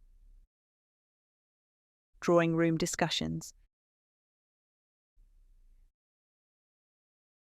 Miss Bingley and Mrs. Hurst spent the morning much the same way they spent every morning, in discussion. The chief object of those discussions was Pemberley and the alterations Miss Bingley planned to make as soon as she was mistress of the grand estate. Mr. Bingley and Colonel Fitzwilliam went on a ride over the estate to inspect the property and make plans for the improvements Mr. Darcy had suggested after his morning ride. Bingley was glad to have Darcy's advice. He would not have noticed half the items Darcy did. He was pleased to have his good friend the Colonel's company, but wondered at Darcy's recent absence from their morning party. It was most unlike him to be unsolicitous to his host. Upon the return of Mrs. Bennet and her younger daughters to Longbourn, Elizabeth retreated to Jane's room and related to her the catastrophe that took place below. Jane was distressed by what Lizzie described, and upon seeing this, Lizzie discontinued the conversation, not wanting to upset her sister and inhibit her recovery. The rest of the day passed with relative ease. Elizabeth read while her sister rested. That evening, Elizabeth again joined the Netherfield party in the drawing-room. The evening passed like the previous night. However, the loo table did not appear. Mr. Darcy was writing a letter to his sister, and Miss Bingley, seated near him, watched the progress and repeatedly called off his attention by suggesting messages to his sister. Mr. Hurst and Mr. Bingley were at piquet, and Mrs. Hurst was observing their game. Colonel Fitzwilliam had gone into the village to visit Colonel Forster. Elizabeth took up some needlework, and was sufficiently amused in attending to what passed between Darcy and his companion. The perpetual commendations of the lady on his handwriting, the evenness of his lines, or the length of his letter, combined with the perfect unconcern with which her praises were received, formed a curious dialogue exactly in union with her opinion of each. How delighted Miss Darcy will be to receive such a letter. He made no answer. You write uncommonly fast. You are mistaken. I write rather slowly. How many letters must you have occasioned to write in the course of a year? Letters of business, too. How odious I should think them. It is fortunate, then, that they fall to my lot instead of yours. Pray tell your sister that I long to see her. I have already told her so once by your desire. I am afraid you do not like your pen. Let me mend it for you. I mend pens remarkably well. Thank you, but I always mend my own. How can you contrive to write so even? He was silent. Tell your sister I am delighted to hear of her improvement on the harp, and pray let her know I am quite in raptures with her beautiful little design for a table, and I think it infinitely superior to Miss Grantley's. Will you give me leave to defer your raptures till I write again? At present, I have not room to do them justice. Elizabeth could not help but comment. Miss Bingley, if you wish to relay so many messages to Miss Darcy, why don't you write to her yourself? I am sure there is sufficient writing paper available here at Netherfield. Oh, no. I never write if I can help it. I do not have the time nor patience to spend so much time poring over paper when I expect to see them soon enough. It is of no consequence. I shall see Georgiana in January. I only write to those who have not the resources to visit me. Elizabeth was not insulted by Miss Bingley, for she felt too little of her opinion as a whole. Darcy, however, felt the insult deeply. It angered him, but he fought hard not to react. Caroline continued, Mr Darcy, do you always write such charming, long letters to Miss Darcy? Darcy's irritation was audible in his voice. They are generally long, but whether always charming, it is not for me to determine. It is a rule with me that a person who can write a long letter with ease cannot write ill. That will not do for a compliment to Darcy, Caroline, cried her brother. He does not write with ease. He studies too much for words of 4 syllables. Do you not, Darcy? My style of writing is very different from yours. Oh, cried Miss Bingley. Charles writes in the most careless way imaginable. He leaves out half his words and blots the rest. I suppose those friends who receive Mr Bingley's correspondence feel so fortunate to receive a letter from their friend that they care not what the letter looks like upon receipt, said Elizabeth. My ideas flow so rapidly that I have not the time to express them properly. As such, my letters sometimes convey no ideas at all to my correspondents. The entire room laughed at this accurate portrayal of Mr Bingley's writing abilities.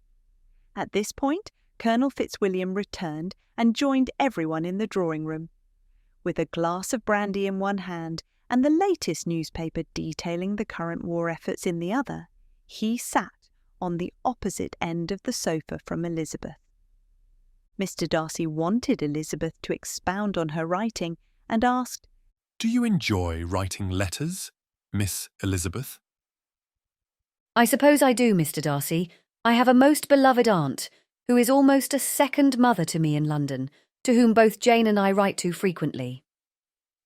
Caroline could not pass up the opportunity to slander the family and replied, Oh, good heavens, another Mrs Bennet. The entire room felt the rudeness of her comment, and she thought she had succeeded in silencing any dialogue between Miss Bennet and her Mr Darcy until Elizabeth stated, Indeed, you mistake me, Miss Bingley. Mrs Gardiner, who is my aunt through marriage, and my mother, are quite the opposite in temperaments. I only say she is a second mother, because I have frequently stayed with her and my uncle growing up, and am so fond of her. Mr Darcy was pleased Miss Bennet had revealed this information about her past, and was determined to keep her talking. He turned his attention away from his letter to Georgiana and towards Elizabeth. Where in London do Mr and Mrs Gardiner reside? He asked. Miss Bingley interrupted before Lizzie could respond, revealing Cheapside as the location and prompting Mr Darcy to quickly remedy the situation before Miss Bennet misunderstood his opinions. His question was asked in genuine interest and was not meant to injure her feelings. Yes, you are correct, Miss Bingley. My aunt and Uncle Gardiner live at Gracechurch Street near Cheapside in London. My uncle prefers to be within walking distance from his warehouses. Your uncle is in trade then, Miss Bennet. What merchandise does he trade? Asked Mr Darcy, desperately trying to redeem the conversation from going further awry after Caroline's rude comments. Yes, his primary merchandise and what his warehouse is most known for is manufactured textiles of fabrics and readily confectioned clothing. However, he also trades wool along with coffee, furs and arms. He may have traded other merchandise, but those are the ones I know. He has traded wool then.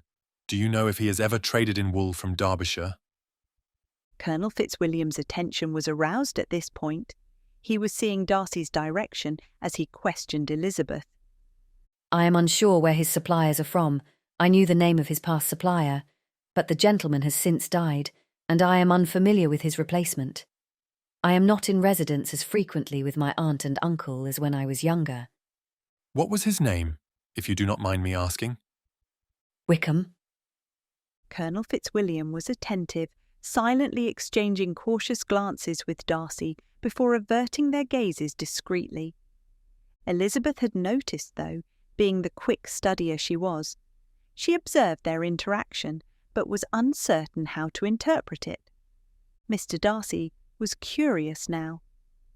Would you recognise the new supplier's name if you heard it? Yes, most likely. Is it Mr Jenkins? Why, yes, I believe it is. How do you know that, sir? Elizabeth dismissed the curious looks witnessed between the Colonel and Mr Darcy, now understanding they were both aware of the connection. I am familiar with the wool that Mr Jenkins sells. It is believed that he sells some of England's finest wool. Your uncle must be an excellent tradesman and businessman to secure Mr Jenkins's business. He only sells his goods to the best tradesmen who come with the highest recommendations. It did not pass Elizabeth's notice that Mr Darcy did not answer her question, but she was pleased with the praise he gave her uncle, so she dismissed it out of hand.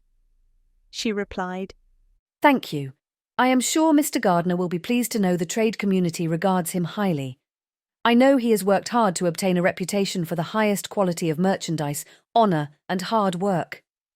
Elizabeth went back to her needlework. As the evening's activities resumed, she frequently felt Mr Darcy's gaze on her. His gaze confused, yet excited her. A few days ago she would have regarded it as contempt and ridicule, but now her opinion was changing. He apologised for his behaviour, joined her in a few conversations, and now praised her family. The more Elizabeth learned about Mr Darcy, the more she enjoyed his company and conversation. She felt thrilled, finally meeting a man who might be worth getting to know better. However, she was also sad. He was clearly from a sphere of society that she was not, and allowing herself to get to know him better may, in return, cause her a broken heart when he did not return the stronger feelings that she imagined could develop. The thoughts were causing a headache in Elizabeth, so shortly after she expressed her intention of checking on Jane and excused herself for the evening.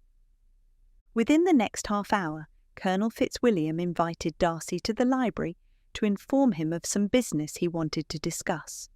The rest of the party retired to their separate rooms for the night. Upon entering the library, Darcy and Richard wasted no time. The Colonel got straight to the point. Darcy, did you hear everything Miss Bennet said in the drawing room? I did. What do you think we should do? Do? Why nothing? What do you mean? Darcy, if you are saying this, I must assume you are unaware. Aware of what, Richard? You are making no sense at all. Aware that even now, George Wickham is a member of the militia stationed here in Meryton. He is what? You say he is here in Meryton?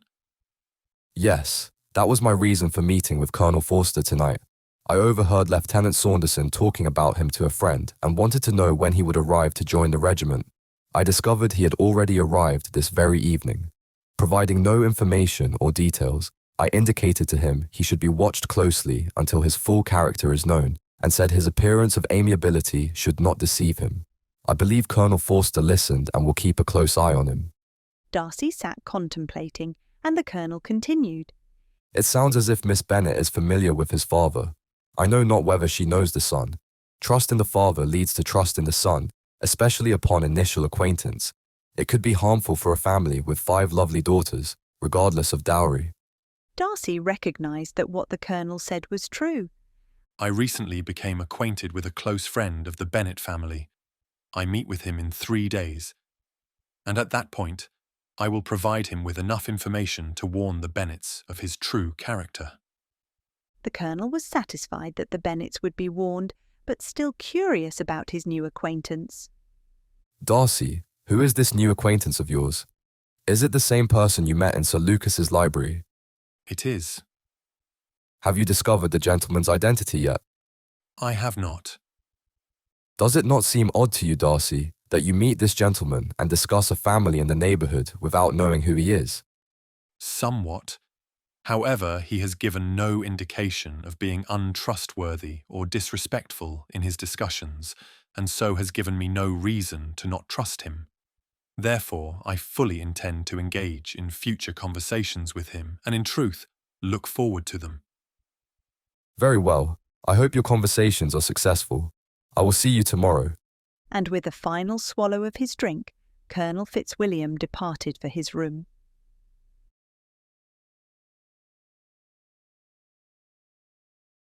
Chapter 8.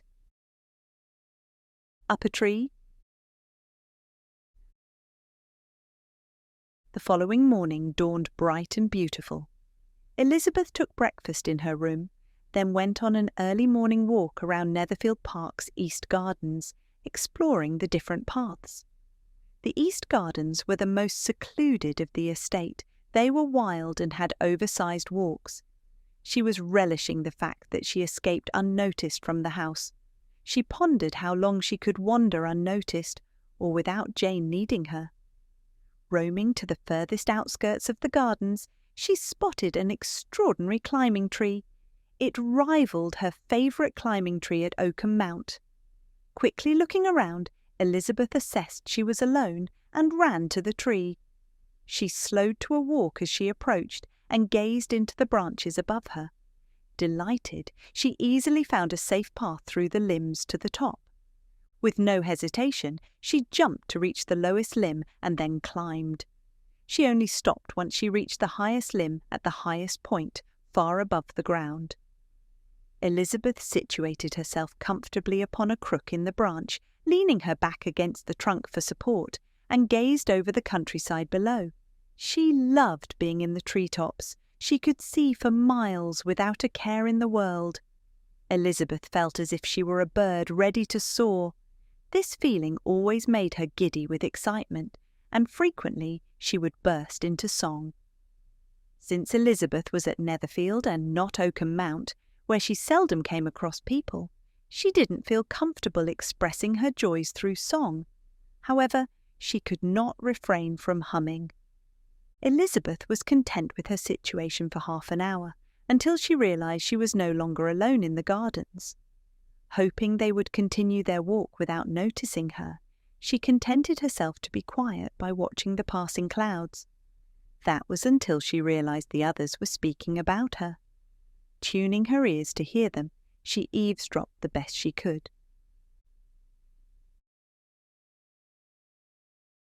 Mr Darcy searched the house all morning without a clue as to the location of Miss Elizabeth. She had not come down to breakfast, which he assumed was not normal for her energetic nature, and he was set on learning why. He assured himself it was just to be sure she had not taken ill from tending her sister, but the truth was, he missed her intelligent conversation and wit. Darcy searched for some time, and had just concluded she was not in the house when he overheard Miss Bingley speaking with a maid. Walking in the East Gardens, since before anyone else arose. Why would anyone do such a thing? Perhaps she enjoys the outdoors, madame, the maid said, looking at the ground in front of her toes. Whatever for? Oh well, I suppose someone as plain and unsightly as her has no hope, even for beauty sleep to aid her. You are dismissed. Miss Bingley turned on her heel and departed from the maid's presence. She had learned Elizabeth was outside, so now all she needed to do was keep Darcy indoors. Darcy overheard the information he was looking for, so he snuck past Miss Bingley via a different route through the house and headed to his room for his overcoat and walking boots. Once properly attired for a walk outdoors, Darcy was determined to sneak out, but rather than reach the door as he wished, when he left his room, he ran straight into Miss Bingley. Mr Darcy, I see you are dressed for an outing. I cannot thank you enough for wanting to accompany me into town and assist with my errands. Caroline purred. Miss Bingley, I had not intended. That is, I have no intention of going to town. Instead, I will walk in the gardens for some fresh air and exercise. That would be delightful, Mr Darcy. I think I will join you. What of your errands, Miss Bingley? I dare say they can wait. I agree. I too am much in need of some air. I would love to see the West Rose Gardens. The West Rose Gardens, you say? I apologise. I cannot accompany you. My route comprises an entirely different direction. If you will excuse me, I must be going. It matters not. I can visit the other garden later. I will accompany you, Mr Darcy. Caroline linked her arm through the crook of Darcy's elbow before he could object. He had no other option but to lead her out on a walk in the gardens. Upon reaching the East Gardens, Darcy scanned the expanse for signs of Elizabeth's whereabouts. But, unfortunately, he didn't see her, and his mood deflated significantly when he realised he wouldn't have her company as soon as he expected. In such a dampened state of mind, Darcy entirely ignored Caroline and walked in a stiff and stoic manner that no one could falsely interpret as enjoying himself. Luckily for him, Caroline's conversations did not require him to pay attention. In that way, she very much resembled Aunt Catherine. Darcy, I still cannot believe you think she has fine eyes and a pretty smile. I see nothing so extraordinary about them. She's not at all pretty.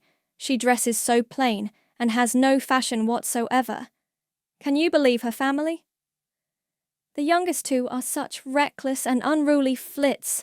They are completely ridiculous. Darcy tuned Caroline entirely out of his mind. All he heard from her was blah, blah, blah. But amongst the blah, blah, blahs, he listened to the most incredible humming that had ever graced his ears. Darcy knew instantly that it was Elizabeth, but where was it coming from? It sounded like it was coming from the heavens. Then the memory arrested him. Yes, indeed, Mr Darcy, you heard me correctly. Miss Bennet has an interest in climbing trees. That was it. Elizabeth was in a tree, and it appeared as if she was humming. Just then, it stopped. How am I to find her now? Darcy thought. Listen very hard. All he could hear was Caroline's nonsense. I hope, said she, you will give your future mother a few hints when this desirable event takes place as to the advantage of holding her tongue. And if you can compass it, do cure the younger girls of running after the officers. And if I may mention so delicate a subject, endeavour to check that little thing which your lady possesses, bordering on conceit and impertinence. The realization consumed Darcy's thoughts that if he could hear her humming, she must be nearby and undoubtedly listening to everything being said. Does she think I agree with Miss Bingley? That will not do. I must make her see these sentiments are not my own. I do not want her to hate me. Yet I am not ready to let on that I like her, and definitely not that I have other feelings and desires. All I can do is make an effort. Miss Bingley, stated Darcy rather abruptly, have you anything else to propose for my domestic felicity? Not realizing Darcy's anger, Caroline continued. Oh yes. Do let the portraits of your uncle and aunt be placed in the gallery at Pemberley. Put them next to your great-uncle, the judge. They are in the same profession, only in different lines. As for your Elizabeth's picture, you must not attempt to have it taken, for what painter could do justice to those beautiful eyes? It would not be easy indeed to catch their expression, but their colour and shape and the eyelashes, so remarkably fine, might be copied. In addition, I would be delighted to add the portraits of my wife's family to those already residing in the Pemberley Gallery. If they are her family, they are dear to her, and if she is my wife, she is dear to me. Therefore, her family would also be dear to me, notwithstanding their professions. When the time comes and I get married, I would be honoured if my wife would allow me to merge our family portraits, symbolising our union as one. Well said, Mr Darcy, Elizabeth thought. A very diplomatic answer. Caroline instantly took him to mean that he was speaking of herself and tightened her grip on Darcy's arm. Darcy cringed at the sensation, desperately hoping that his speech reached Elizabeth and that she was not angry at him. At that moment, Mr and Mrs Hurst met them from another walk. "Caroline, Mr Darcy, I did not know that you intended to walk," said Mrs Hurst, coming straight over and taking Mr Darcy's other arm as she released her husband's. You used us abominably ill, answered Mr Hurst, running away without telling us you were coming out. I was thus forced to leave my bed and accompany my wife instead, though now that Mrs Hurst has found other walking partners, I must be off. He turned on his heel and fled back to the house for more solitude before anyone could answer. Darcy desperately wanted to leave as well. He saw this as his golden opportunity. If he did not do it now, he would be stuck with them for the rest of the morning. Dear me, look at the time. I was supposed to meet your brother's steward to go over the improvements for the watering system a quarter hour ago. If you will excuse me, ladies, I must also depart. He turned and quickly fled from the gardens, though he did not flee far. As soon as Darcy was out of sight, he backtracked around the garden's far side and entered another path near the tree holding Elizabeth. As he arrived at his position, he was pleased to see the retreating figures of Mrs Hurst and Miss Bingley returning to the house. You may come down now, Miss Bennet. The garden is clear. She did not respond, but Darcy heard a gasp and movement in the tree above him. Darcy realised it would be a few minutes before she reached the bottom, so he stepped away from the tree a bit. He could easily assess her progress from there and be near enough to assist her if needed, without directly embarrassing her with his presence below her. Darcy found her agility and adeptness in the tree fascinating. Elizabeth was mortified that her tree activities were found out by one of the Netherfield party, particularly Mr Darcy. Approaching the bottom limb of the tree, it was quite high, and she remembered needing to jump to reach it initially. How could she gracefully exit the tree in front of Mr Darcy? If she had been alone, she would have merely jumped. When Elizabeth reached the last branch, she sat down upon it and hesitated with her legs dangling. She eyed Mr Darcy, deciding whether she should jump. Darcy quickly rose to his feet and moved towards Elizabeth to aid her final descent. As he approached, she jumped, landing directly in front of him. He was stunned by her and stood motionless for a moment. Elizabeth took his silence as contempt, curtsied, and quickly left without a word. The last thing Darcy wanted was for Elizabeth to leave after he spent all morning searching for her. He even put up with Miss Bingley. Miss Bennet! Darcy cried as he reached out for her. He stopped with his arms stretched towards her, though not actually touching her. Take a moment to stroll through the gardens with me, if you will. Elizabeth stuttered over her words. It was unbelievable to her that Mr Darcy wanted to be near her after witnessing her tree-climbing indiscretions. Thank you, Mr Darcy. I would be pleased to accompany you if you seek my presence, despite my unladylike display. Darcy chuckled at her response. Yes, I am indeed seeking your presence after your unladylike display. In fact, it is that unladylike display I would speak to you about. Elizabeth cringed. Mr Darcy, I apologise you were made to witness. Miss Bennet. The inappropriate manner in which... Miss Bennet. I conducted myself just now. It is just that... Miss Bennet. Darcy nearly shouted to make her stop. Then, returning to his calm manner with a smile, he continued, Please put yourself at ease. I in no way want to censure you for your unladylike display, as you put it. I want to talk about the view from your perch, and if this tree is the best in the area. Or have you claimed it as your own? Perhaps I must try a different one for my own climbing enjoyment. Mr Darcy's face broke into a massive grin as he saw shock register across Elizabeth's face. She was incapable of responding while she considered whether he was mocking her. A request for tree-climbing advice from her was the last thing she would ever have imagined coming out of Mr Darcy's mouth. Once her senses were under her command again, she said, Mr Darcy, do you mean to inquire as to the best climbing trees in the neighbourhood? I do indeed, Miss Bennet. for it has been many years since I have climbed, but seeing you in the tree has revived my desire to do so. So, once I know the best tree, I shall plan an outing of tree climbing. Darcy flashed a brilliant smile, and Elizabeth smiled back, which warmed his heart and assured him she understood him to be sincere. I must admit this is a magnificent tree for climbing in the direct vicinity. If you prefer climbing alone, I can suggest different trees. One can be easily found here, as you can see.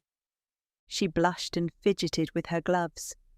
Miss Bennet, if you agree, I'd like to learn about all the best trees. Then I can examine each one and choose the most suitable for me. Elizabeth was enjoying this playful banter and indulged him with the locations of a few others, including those at Oakham Mount. As you see, Mr Darcy, the country is covered with marvellous climbing trees.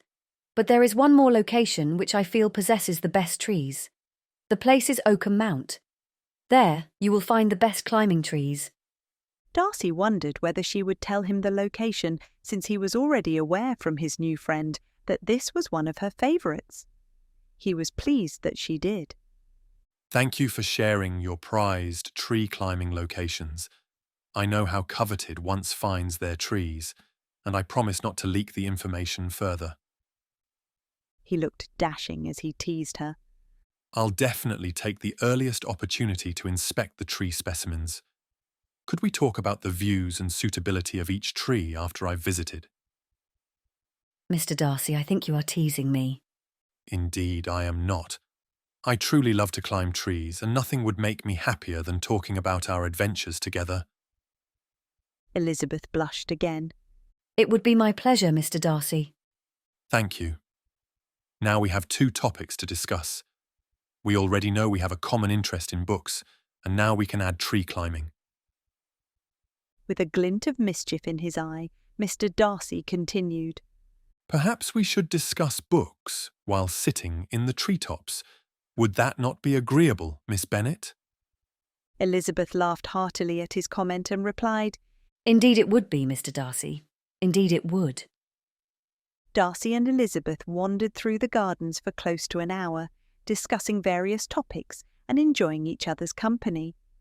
Darcy was wondering whether she would realise the time when she stated Jane was most likely awake now and that she should check on her.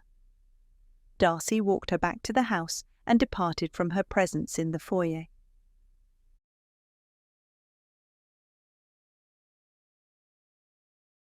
Chapter 9. Wickham revealed. Elizabeth was happy Jane was recovering so well and asked whether she felt up to joining them downstairs after dinner. Jane said she would like that, and Elizabeth sought Miss Bingley to have her informed. Walking past the billiards room on her way to speak with Miss Bingley, Elizabeth again heard her name mentioned between the 2 gentlemen at play. Elizabeth preferred not to eavesdrop on another conversation at Netherfield, but despite everything, curiosity overcame her, and she abandoned propriety to listen. Miss Elizabeth's uncle must know of him, or at least of his father. You are right, Richard. But that worries me. If her uncle trusts the father, they may be more inclined to trust the son, though he is not worthy of any person's trust. If they trust him, it may bring them to some sort of harm or ruin. The conversation amazed Elizabeth, and she continued to listen. Darcy, after our conversation in the library, I spent a good portion of the night contemplating our present situation. Before coming here, we told Georgiana she may join us in December until we return to London for Christmas. You were supposed to go get her next week. Under the present circumstances, have you considered what you should do? Richard, I too was pondering our conundrum last night. Her presence here with Wickham nearby is too risky. When we left, I was still under the impression she had not fully recovered from this summer's events with him. She even confided in me she could not believe he attempted to hurt her. Georgiana remembers him as the amiable boy who accompanied his honoured father around the grounds. She brought up that our own father died trusting his entire family. and she was so disappointed that he did not live up to his own father's goodness. Darcy became very distressed as he continued. How could I have been so careless? I almost lost her. She is all I have left. Do not distress yourself, cousin. I believe you're right. She is still not recovered enough to meet him. However, I think you need to give each of you a little more credit than you do. Your brotherly instincts made you visit her the very day you did, and her sisterly love and respect for you made her confide she was to elope with him the next day. Although it hurt her deeply, I feel most of her hurt now stems from her self-recrimination, not from the loss of George Wickham. She would indeed hurt much more if she had eloped with him. Do you agree she should not come into the neighbourhood? I do, for the time being. I think you should write and say her visit needs to be delayed until the first week of December. That gives us a few weeks to observe Wickham and make a more informed decision. Elizabeth, aghast, could only ponder their words. It appeared Darcy's father had employed a Mr Wickham, who had a son who tried to elope with Darcy's younger sister. Is it possible it's the same Wickham family Mr Gardiner had dealings with? That would explain Mr Darcy's evasiveness regarding her inquiries and familiarity with Mr Jenkins, the present supplier. Elizabeth continued listening. You are correct. I shall write to Georgiana again this very afternoon. She'll be disappointed, but we can't do anything else under the present circumstances. She may be disappointed, but she will recover soon enough. She is never overly eager to be in Miss Bingley's company. The Colonel laughed despite himself. Darcy could not help but chuckle a bit as he replied, I hope she does, but that may not be entirely the case. As you know, I keep in constant correspondence with my sister. I have written to Georgiana about my enjoyment of the local assemblies. Something you know is a singular event. I may have stated in these letters that my enjoyment primarily stems from being honoured to dance with a particular local lady. This is the first time I've written to Georgiana about a lady. I fear by doing so I have raised her expectations. Here the Colonel outright laughed.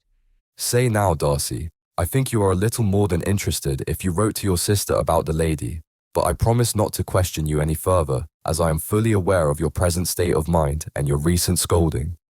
Thank you, Richard. I appreciate you not asking because I cannot know more myself until I know more of the lady. On to another subject. I hear from Smith you are looking at some new horseflesh. Elizabeth realised they had permanently changed the subject, and she retreated to Jane's room with her mind in a jumble and without finding or speaking to Miss Bingley. Jane noticed Lizzie seemed a bit out of sorts since returning, but she could not coax her into saying much, and in the end gave up trying.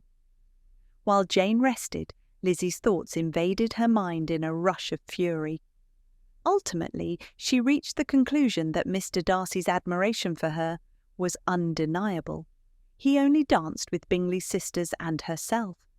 No matter how jumbled her thoughts and emotions were, it was clear she was the only local lady he danced with. These thoughts led her to others, and in the end she had to ask herself, Do I care for Mr Darcy? Does Mr Darcy care for me? When the ladies removed after dinner, Elizabeth went up to her sister, and seeing her well guarded against the cold, attended her into the drawing-room. Jane was welcomed by her two friends with many professions of pleasure. Elizabeth had never seen them as agreeable as they were during the hour before the gentlemen appeared. Their powers of conversation were considerable. They could accurately describe entertainment, relate an anecdote with humour and laugh at their acquaintance with spirit. But when the gentlemen entered, Jane was no longer the first object. Miss Bingley's eyes were instantly turned toward Mr Darcy, and she had something to say to him before he advanced many steps. He addressed himself to Miss Bennet with a polite congratulation on her mending health. The Colonel bowed and smiled, wishing her good health and a speedy recovery. Mr Hurst also made her a slight bow and said he was very glad, but diffuseness and warmth remained for Bingley's salutation. He was full of joy and attention. He spent the first half-hour piling up the fire lest she should suffer from the change of room, and she removed at his desire to the other side of the fireplace, so she might be further from the door. He then sat down by her, and talked scarcely to anyone else. At work in the opposite corner, Elizabeth saw it all with great delight.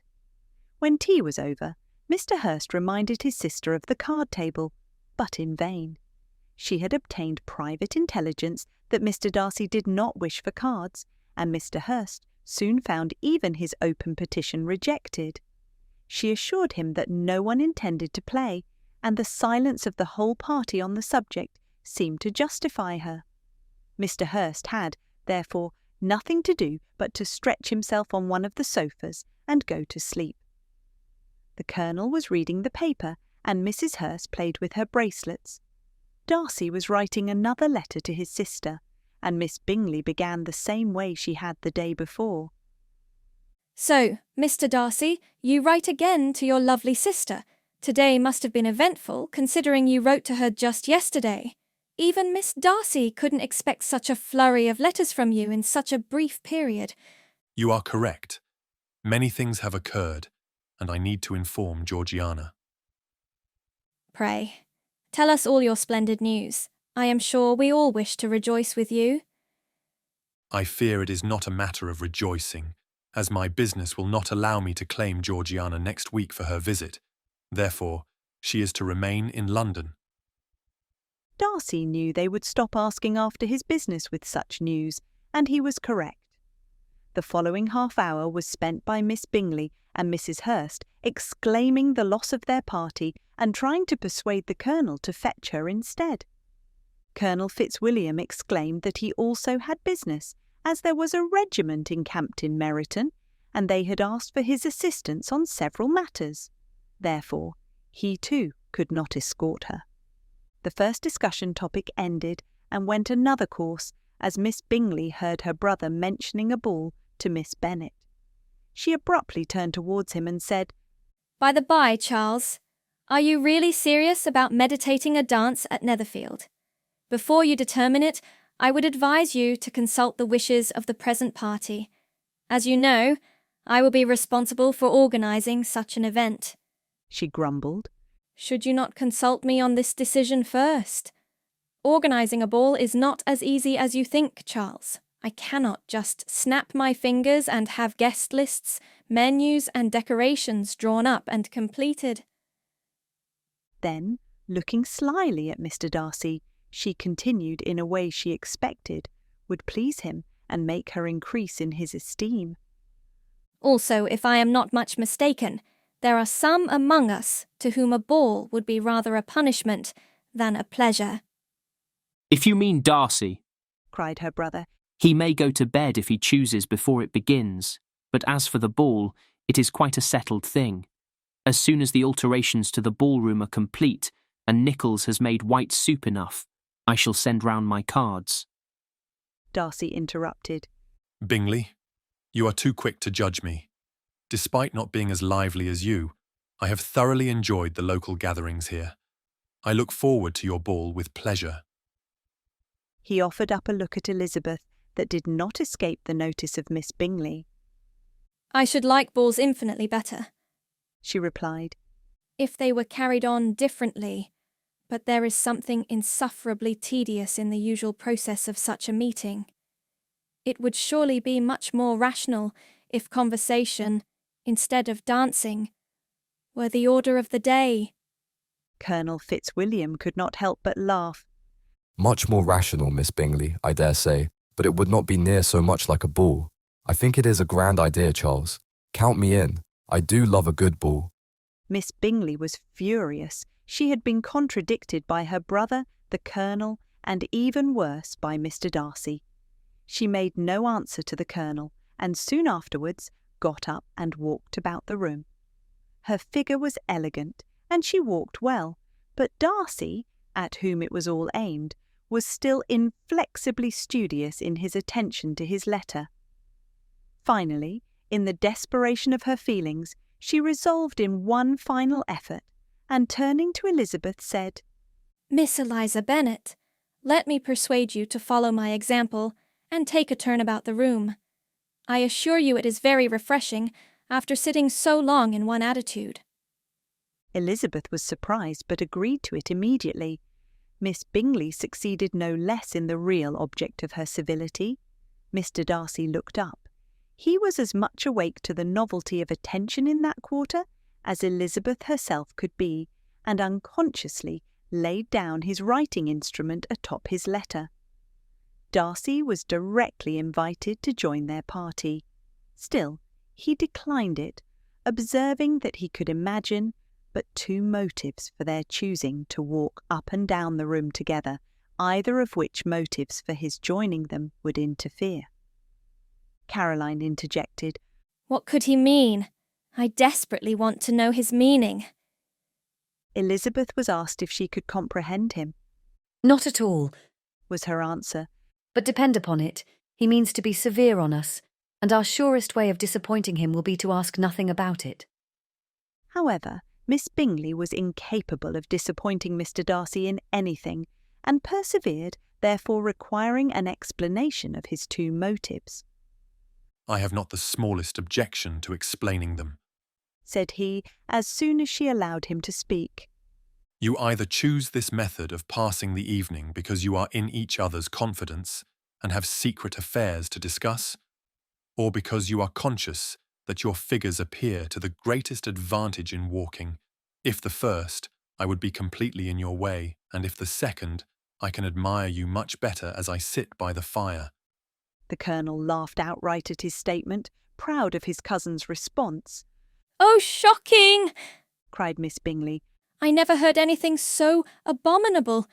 How shall we punish him for such a speech?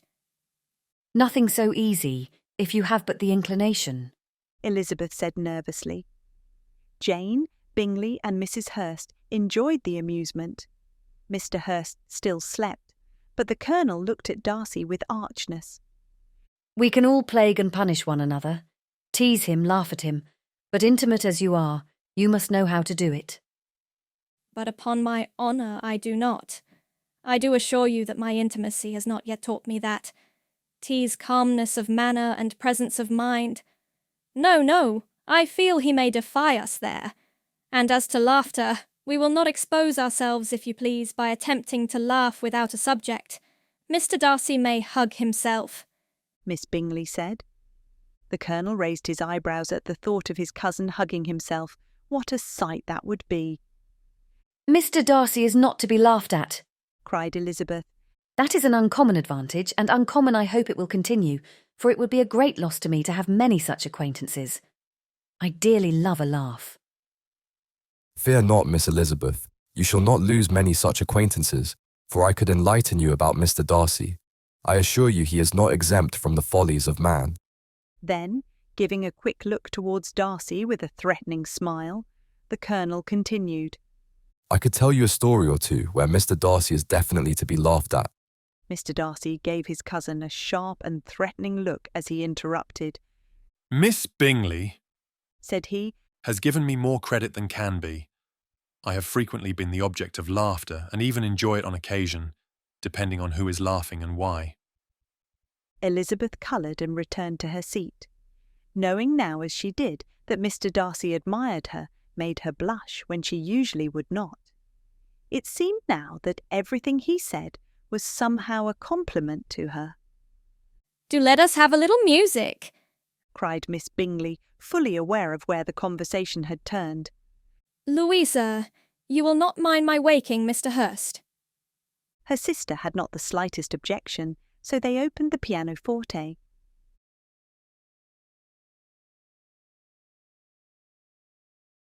Chapter 10.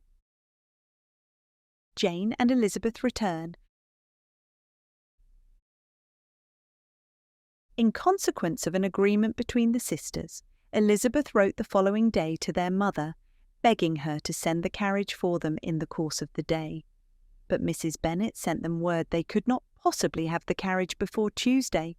However, Elizabeth was positively resolved against staying longer, and fearful of being considered as intruding themselves needlessly long. She urged Jane to borrow Mr Bingley's carriage immediately. At length it was settled that their original design of leaving Netherfield that morning should be mentioned, and the request was made. The master of the house heard with genuine sorrow that they were to go so soon, and repeatedly tried to persuade Miss Bennet that it would not be safe for her, that she was not enough recovered. Still, Jane was firm where she felt herself to be right, and Mr. Bingley relented and let her use his carriage. Therefore, that very day after tea, the separation took place. Miss Bingley's civility to Elizabeth increased very rapidly, as well as her affection for Jane. When they parted, after assuring the latter of the pleasure it would always give her to see her either at Longbourn or Netherfield, and embracing her most tenderly, she even shook hands with the former. Mr. Bingley handed Jane into the carriage and made every effort to see to her comforts. Then Darcy took the opportunity to hand in Elizabeth, bowing to her and saying he looked forward to their future meetings. The Colonel expressed his delight at Jane's speedy recovery, his satisfaction at knowing them a little better, and then waved and wished them a safe journey home as the carriage departed. Miss Bingley entered the house before the carriage wheels carrying the Bennet sisters away from Netherfield had even turned a full rotation.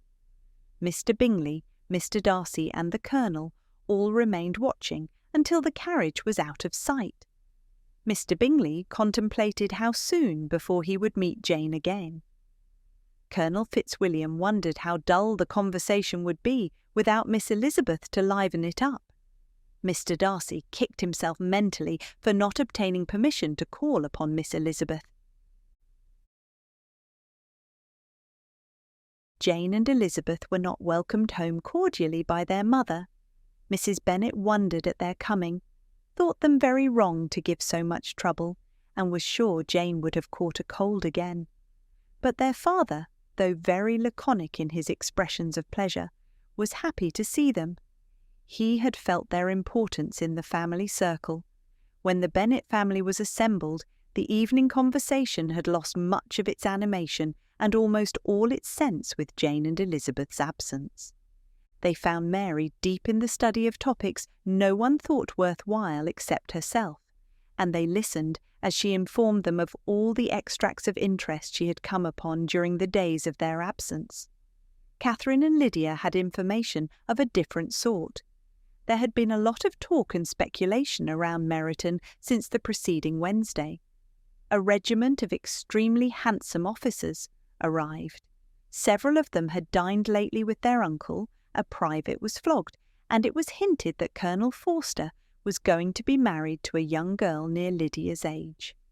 Lydia was positive they would become dearest friends, and she was sure she would introduce her and Kitty to all the officers. Elizabeth listened with interest, but was relieved when her father called her to his library.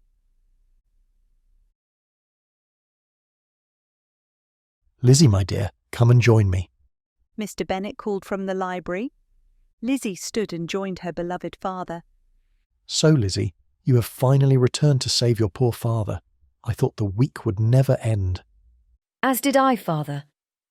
"Did you not enjoy your stay at Netherfield? Would you care to share?" As you know, Jane was sick. How could I enjoy myself when my dearest sister is suffering?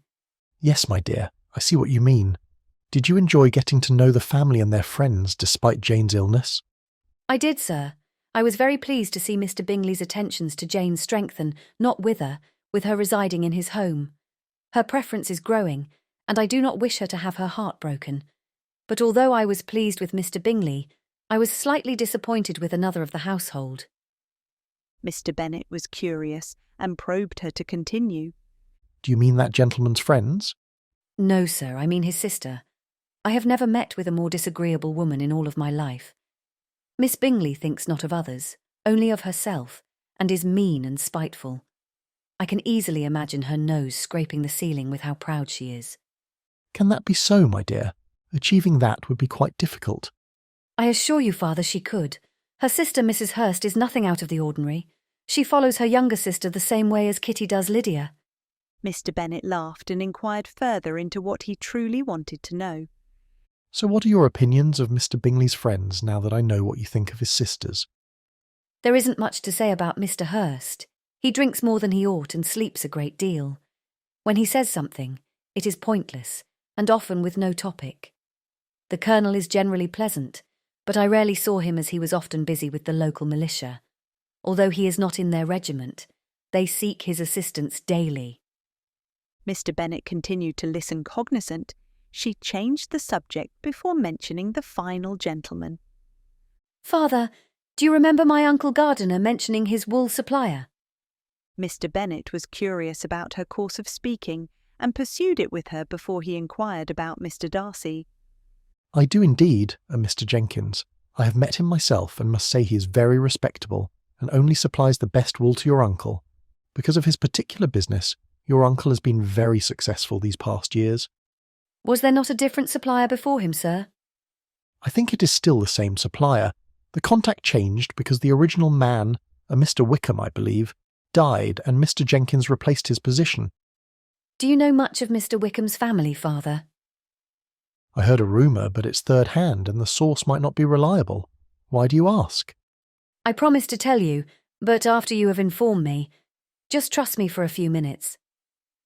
Mr. Bennet sighed and continued, It is said that Mr. Wickham was the steward of a vast estate in the North Country. The master of the estate trusted his steward explicitly. However, the master's wife had died a few years before, and he lost his zest for life. He no longer cared as he had in the past. All his business dealings were left to the steward and solicitor. It was up to them to ensure the estate did not fall into ruin. The master had a son who aided from a young age, but he was very young and so much away at school that he could not do much. Mr. Wickham heard of your Uncle Gardiner and sought him out because he knew that Mr. Gardiner was respectable and required little oversight. Therefore the steward could concentrate on other estate business. Recognition dawned upon Mr. Bennet that they were almost the exact words Mr. Darcy spoke. His curiosity was piqued. What do you know of the steward's family? Elizabeth was curious, as she was sure the estate owner was Mr. Darcy, though she wanted to know if what the Colonel and Darcy talked of could be accurate based on the character of the person in question. Calm yourself, Lizzie. I am getting there. Mr. Wickham seemed to be held in high esteem. However, at one point I heard his family was not. You know your Aunt Gardiner hails from Lambton, a small village in the north, and was acquainted with Mr. Wickham's wife when she was younger. The late Mrs. Wickham was an extravagant woman who spent more than her husband earned, and frequently slandered the family who employed him. Her son, much like her, often faced trouble with merchants because of his debts and slanderous actions. The master of the estate was unaware of these things because he was inattentive after his wife passed away. So Mr. Wickham died an impoverished and sorrowful man. What were Mr. Wickham's son's other deeds, Father? Now, Lizzie, why would you care about such things? They are nothing your young ears need to hear, my dear. Suffice it to say, they were not honourable. Father, I ask these things because I am to understand that there is a new officer in the regiment by the name of Mr. George Wickham. I believe Colonel Fitzwilliam's business with the regiment is to look after him. It seems he has past knowledge of the man, as does his cousin.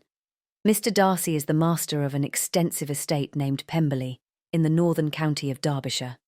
Although my understanding is based on fragmented information, I know Mr. Wickham's father held the position of the late Mr. Darcy's steward. There has been some falling out with the family. Mr. Darcy does not hold the present Mr. Wickham in high regard. Awareness dawned on Mr. Bennet, yet concern surfaced about how his daughter came about her understanding. He resolved to discuss it with Mr. Darcy tomorrow at their meeting. I see, my dear. Though we do not know the particulars, I think it would be wise for you to stay clear of Mr. Wickham and any officers he associates with. I would also ask for your help in keeping your sisters from him. Until we are certain he is the same person, there is no use in risking anything. Say, Lizzie, how came you to all of this information? Father, I am an observer of persons, and Mr. Darcy and his cousin have lively conversations. So you enjoy watching Mr. Darcy and his cousin, do you? Lizzie understood her father's meaning, and a deep blush rose. She cleared her throat before she replied. You mistake me, Father. I enjoyed listening to and watching all members of the Netherfield party, and it is just that the two of them had more intelligent conversations than the rest of the residents. Colonel Fitzwilliam is lively and congenial, but he has made it clear that, as a second-born son, He must marry a woman of wealth. I interpret that as the Bennet girls are free from his designs, and that we should set our sights elsewhere. Did you set your sights elsewhere? Mr. Bennet said, with a glint in his eyes and a smile on his lips. I have not, father. All I did while at Netherfield was what I have already told you. Nursed Jane to health, and observed everyone. Lizzie dear, you have told me about everyone except the one the neighbourhood most speculates about. I want a direct answer and no more beating around the subject. What is your opinion of Mr. Darcy? Mr. Bennet hoped she would volunteer the information because he knew her heart would be less engaged if she did. However, she would not. Therefore, Mr. Bennet knew his favourite must have some feelings for Mr. Darcy. Father, I do not know what to tell you. There is nothing really. I had several intelligent conversations with Mr. Darcy. He happened upon me on my various walks about the Netherfield grounds, and we seemed to be on friendly terms.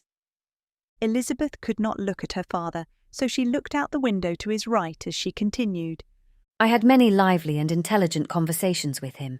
He challenged my knowledge and wit, and overall I enjoyed talking with him and getting to know him a little better. Mr. Bennet had seen and heard enough.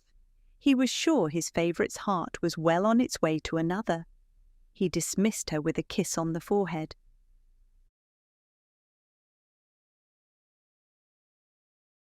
Chapter 11. The Gentleman's Third Meeting.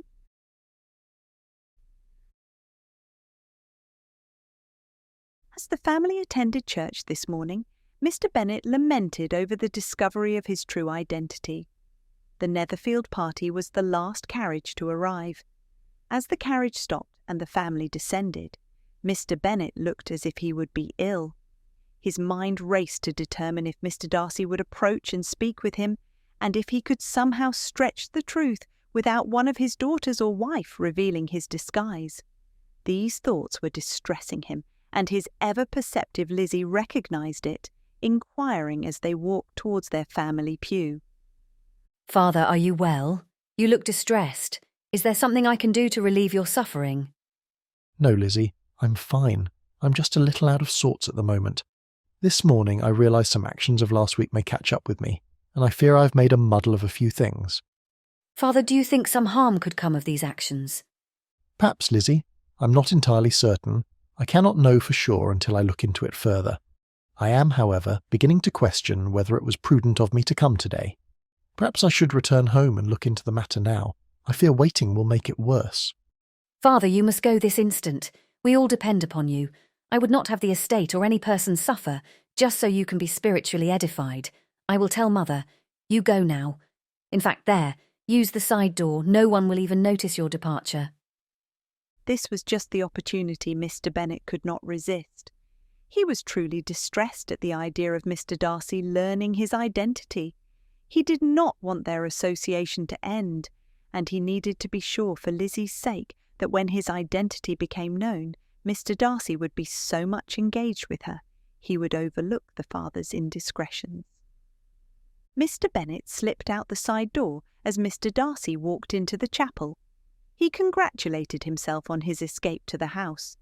Then he retired to the library to wait until the completion of church services. The Bingley pew was on the opposite side of the chapel as the Bennets, but afforded a direct view with little more than a turn of the head, which Mr. Darcy frequently did during the service. Not only did his vision turn with pleasure towards the Bennet pew and a particular lady with chestnut hair, but it also searched the rest of the congregation for his elusive friend.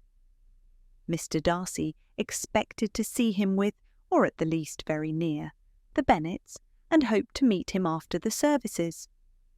Mr. Darcy hoped to learn his identity, but unfortunately he could not locate his friend anywhere.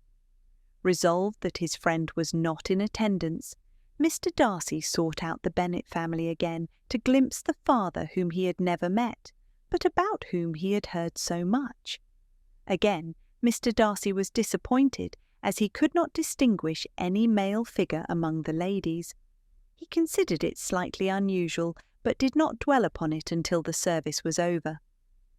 After the sermon, the parishioners spoke amiably to one another for a few minutes. Then Mr Bingley and Mr Darcy moved almost in unison towards the Bennet ladies, as the Colonel, Hursts, and Miss Bingley followed at a slower pace. Mr Bingley addressed Mrs Bennet as they approached. What a fine Sunday sermon that was it not? Indeed it was, sir. We are pleased to see you here today. Thank you. It is a pleasure to see you as well. May I inquire as to Miss Bennet's health? Mr Bingley asked as he turned towards Jane. Jane smiled sweetly while her mother boisterously answered, Mr Bingley, you honour us with your concern. As you can see, she is full recovered. Indeed, madam, I can see it, and am very pleased. Jane and Mr Bingley continued to speak with Mrs Bennet. Mr Darcy addressed Elizabeth. Miss Elizabeth, I hope you enjoyed the services today. I did, yes, thank you, Mr Darcy. What was your favourite part? I enjoy singing best. Mr Darcy smiled at her reply and remembered being able to decipher her clear soprano voice amongst the entire congregation while they were in song. Yes, today's hymns were beautiful. I enjoyed them as well. Then, looking around him, he asked, Is not your father with you? I hope to meet him one day soon. Father went home when the fresh morning walk brought forth a clear resolution to an estate matter which has burdened him. I fear waiting until after services to resolve the matter was distressing him far too much, so I sent him home. Whenever we are next in his company, I will introduce you. Mrs Bennet walked out of the chapel, the group of Bennets and Bingleys trailing behind her. Soon after exiting, the party dispersed and returned to their respective homes.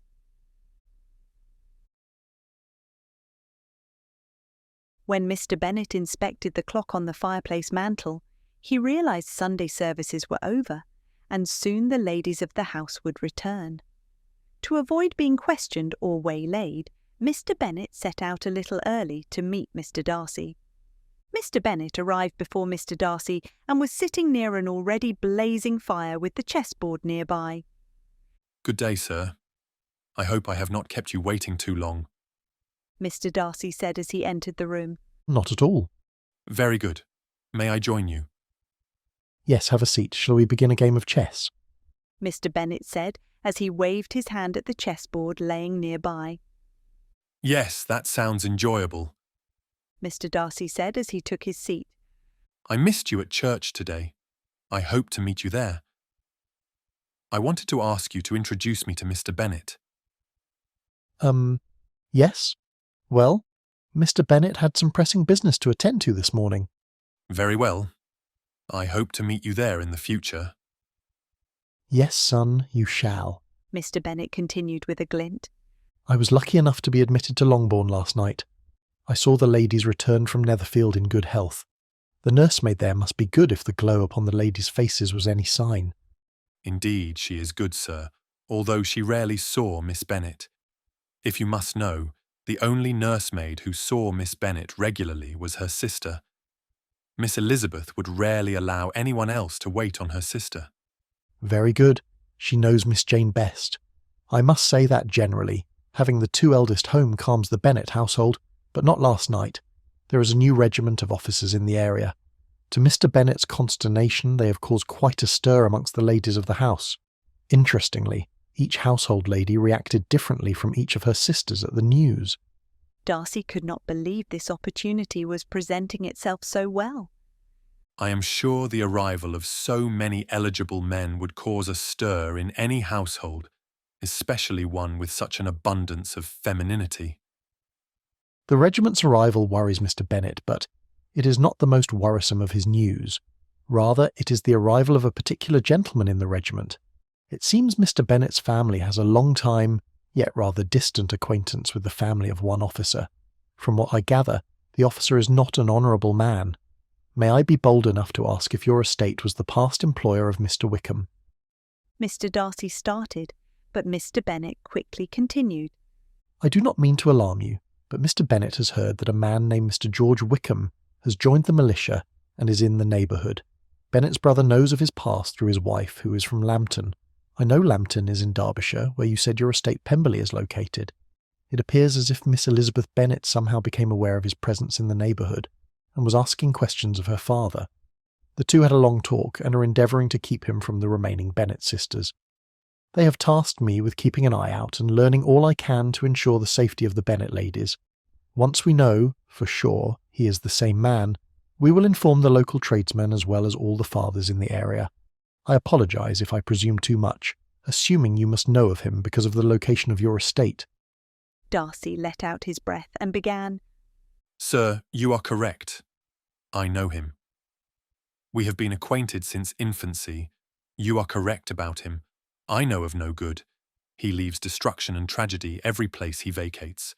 To own the truth, I am relieved by how informed you already are. One thing I wanted to discuss today was this topic, and to have you warn Mr. Bennet of him, thus ensuring the lady's safety. I am glad to know it is unnecessary. I will tell you what I know, and if there is additional information you feel is important, then you may relate it to Mr. Bennet. I must extract a promise of secrecy for some parts, though, as they could hurt my sister. Of course, I will withhold nothing, but you will know what to hold in confidence when relating it beyond the two of us. Here, Mr. Darcy related the entirety of his acquaintance with Mr. Wickham, withholding nothing from his friend. He told him of all young Mr. Wickham's doings, his petty thefts from shops in the neighbourhoods, and the sums he borrowed from many people and never repaid. Mr. Darcy continued to tell of the young Mr. Wickham's dallying with serving-maids and ladies of stature across the country. Finally, Mr. Darcy was on the verge of emotion as he spoke of his sister and her near ruin when she trusted her long-time childhood friend and nearly eloped with him. When Darcy finished, Mr. Bennet thanked him for the information, promised to never betray his confidences, and said he would only relay what was absolutely necessary to protect not only the Bennet ladies, but the other families with daughters and the merchants in the area. Presently, it appeared Mr. Bennet had the situation well in hand. The conversation finally calmed in intensity, and the two could concentrate better on their chess game and enjoy a lighter discussion. Mr. Darcy began, Sir, how did you say Miss Bennet became aware of Mr. Wickham's presence in the neighbourhood? I did not say. Oh, did you not? Could you enlighten me? Mr. Darcy had begun to understand his friend's mind and knew he was teasing him. I suppose I could if I wanted to. Do you want to? Why, yes, I believe I do. Miss Elizabeth came to her understanding by being an astute observer. Mr. Darcy stared blankly at his friend. An observer? Did she meet him recently, then? No, I do not believe they have ever met before. Elizabeth knows Mr. Wickham only by name. How did she observe him, then? I did not say she observed him. I merely said she observed. I see. Who did she observe to learn this information? I understand it was you and your cousin. But I do not remember discussing any such subject in her presence.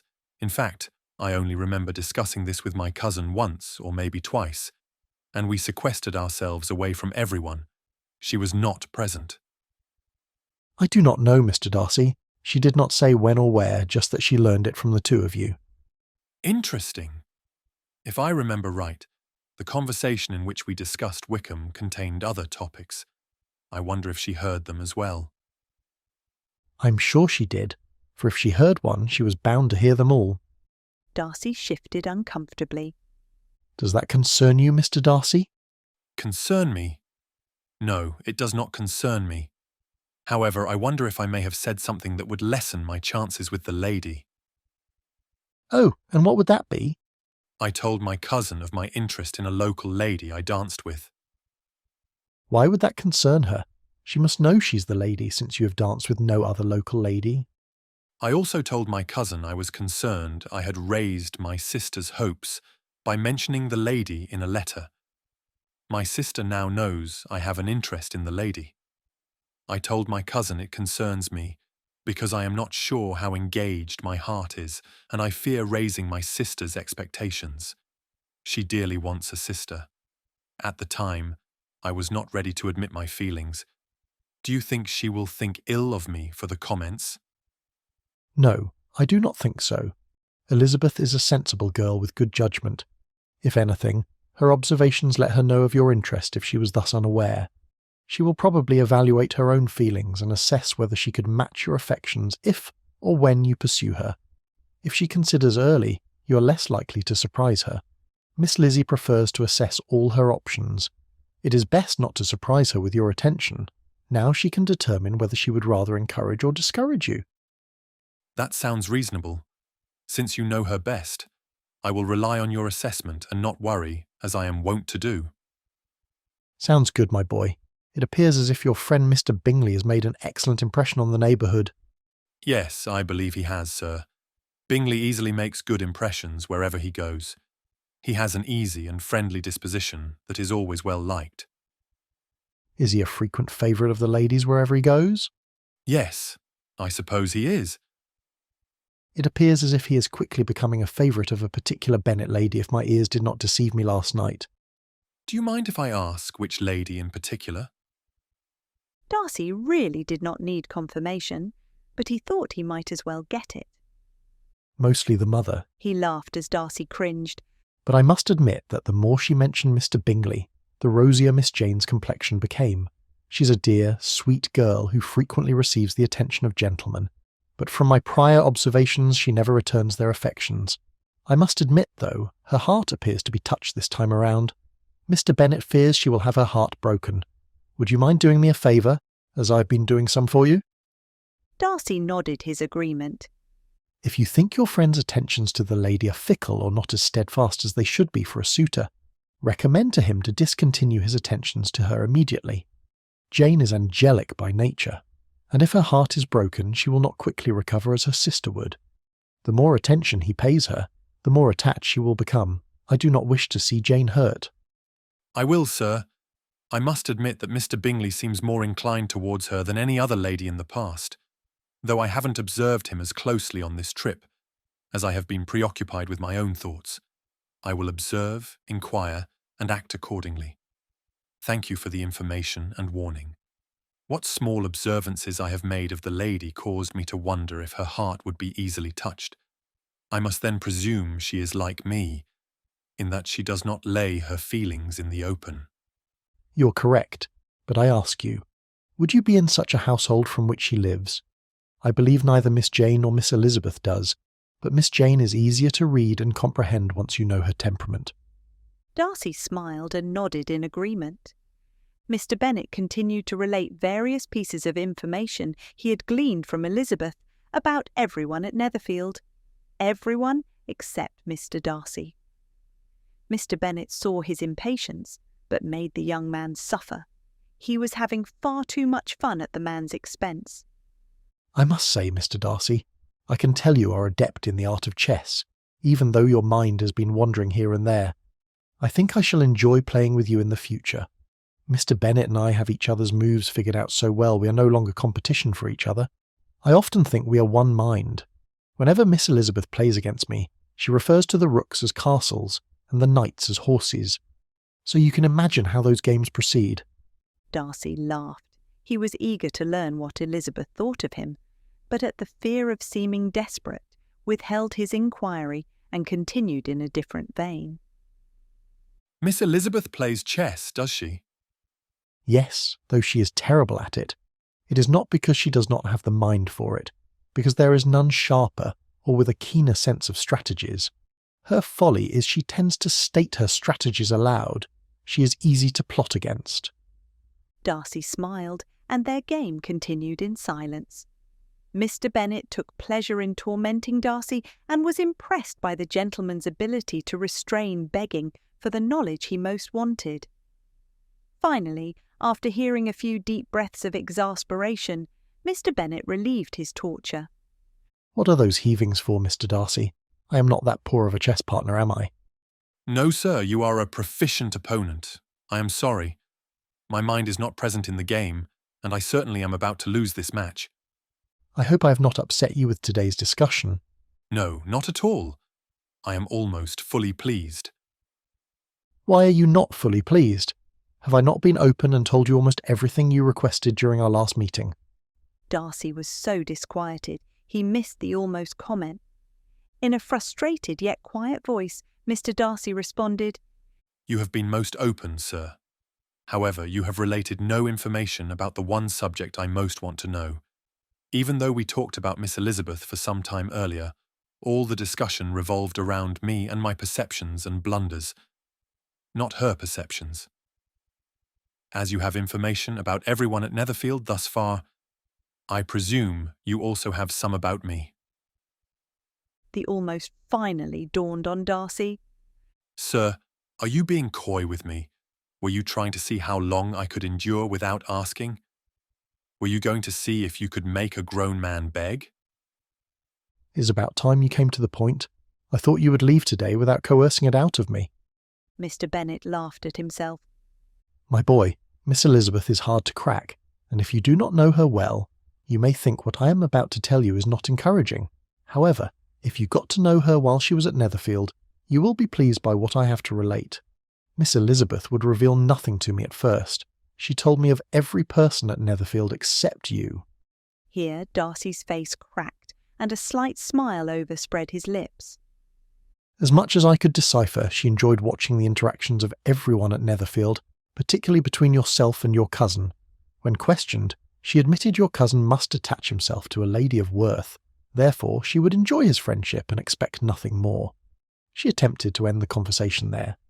When questioned directly about you, she coloured, looked out the window or down at the floor and spoke in the quietest voice, saying, "You're an intelligent conversationalist." She admitted to happening upon you on some walks and said the two of you had pleasant, lively and knowledgeable conversations. She admitted she enjoys talking and spending time with you. After completing her stuttered speech and being dismissed, she practically ran from the room in embarrassment. Her father thinks her behaviour is most strange, and I believe it implies her heart is engaged. By the end of Mr Bennet's recitation, Darcy was sporting a smile to rival any child receiving a treat.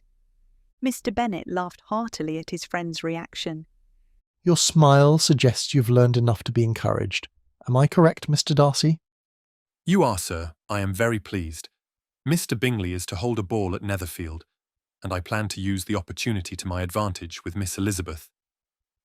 I can now honestly wish you all the luck in the world. Before last night I wished you well. However, I believe Miss Bennet is partial to you, and I think she deserves to be happier than any other woman on this earth. From all the time we have spent together and allowing my understanding of you to grow further, I believe you would make her happy, and therefore I now wish you success. I am grateful for your approval, for thus far I have needed it, and most likely will need it again. Although I have come to know you well, I have yet to meet or make a good impression on Miss Bennet's parents. I fear her mother despises me, and her father is elusive. I have never even caught a glimpse of him. I fear we will first meet when I blindside him with a request to marry his daughter. Mr Darcy nervously laughed. I fear if Miss Elizabeth is his favourite, as you say, the interview will not turn out well for me. You may be pleasantly surprised, Mr Darcy. Contrary to the neighbourhood's general opinion that he is an indolent and neglectful father, Mr Bennet is a keen observer of everything involving his daughters, especially the eldest two. Although you do not yet know him, he has made his inquiries and knows you very well. Mr Bennet noticed Mr Darcy turn thoughtful as he considered what the gentleman could have learned of him. He was not at ease, for if he believed the opinion of Mrs Bennet, or perhaps anything Miss Elizabeth may have originally related upon their initial acquaintance, he may have an unfavourable opinion.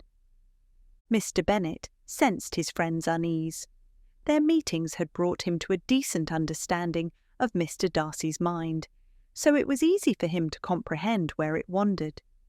He put Mr Darcy at ease with his final comment. Mr Darcy, Mr Bennet is not a man to listen to idle gossip.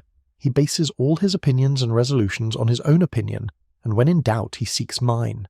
I assure you, son, he does not have an unfavourable opinion of you. Mr Darcy looked up with gratitude towards his friend, who, with one sentence, could conquer the very fear enveloping his mind. The two finished their game and were preparing to leave. Darcy wanted to meet again, but Mr Bennet could not fix a date because of business. Mr Bennet told Darcy he would send a note confirming a day if he could. Just as the two were separating to go to their own residences, Mr Bennet began, Mr Darcy, I would have you know who I am before the Netherfield ball. Certainly, sir. I would know it now if you would tell me. No, not today. I enjoy this far too much and am still afraid our friendship may be spoiled with the knowledge. Sir, why would you think that? Nothing would change with the knowledge of a name.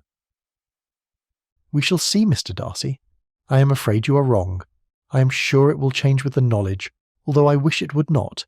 It will surprise you to learn who I am and truly how close of a friend of the family I am. I am sure it will not, sir. We best not argue over it now.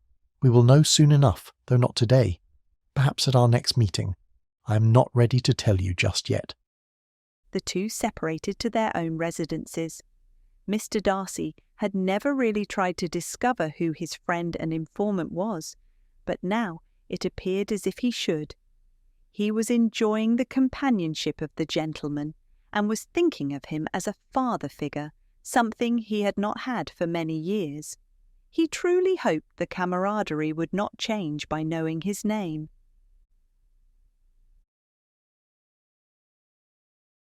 That night, as Darcy, Bingley and the Colonel talked in the library, Darcy inquired about Bingley's affections and intentions regarding Miss Jane Bennet. Upon hearing a favourable response, Darcy was satisfied his friend would not hurt the lady and would indeed be happy with his choice. Colonel Fitzwilliam thought this the perfect opening to update Bingley about the lady's views on matrimony, which he overheard at the party at Lucas Lodge. Bingley was so happy to receive the information, he broke out his finest bottle of wine and toasted the Bennet ladies. Darcy was eager to agree with his toast.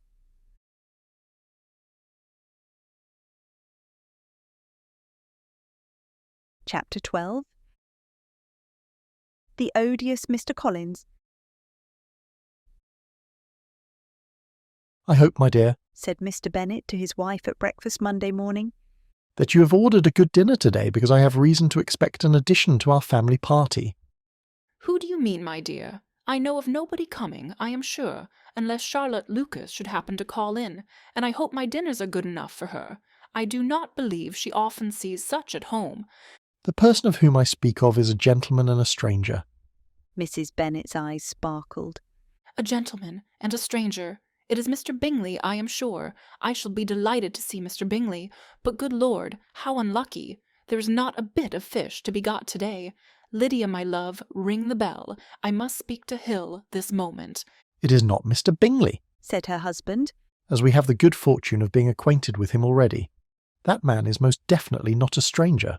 But as I said, the gentleman I refer to is a stranger, a person I never met in the entire course of my life.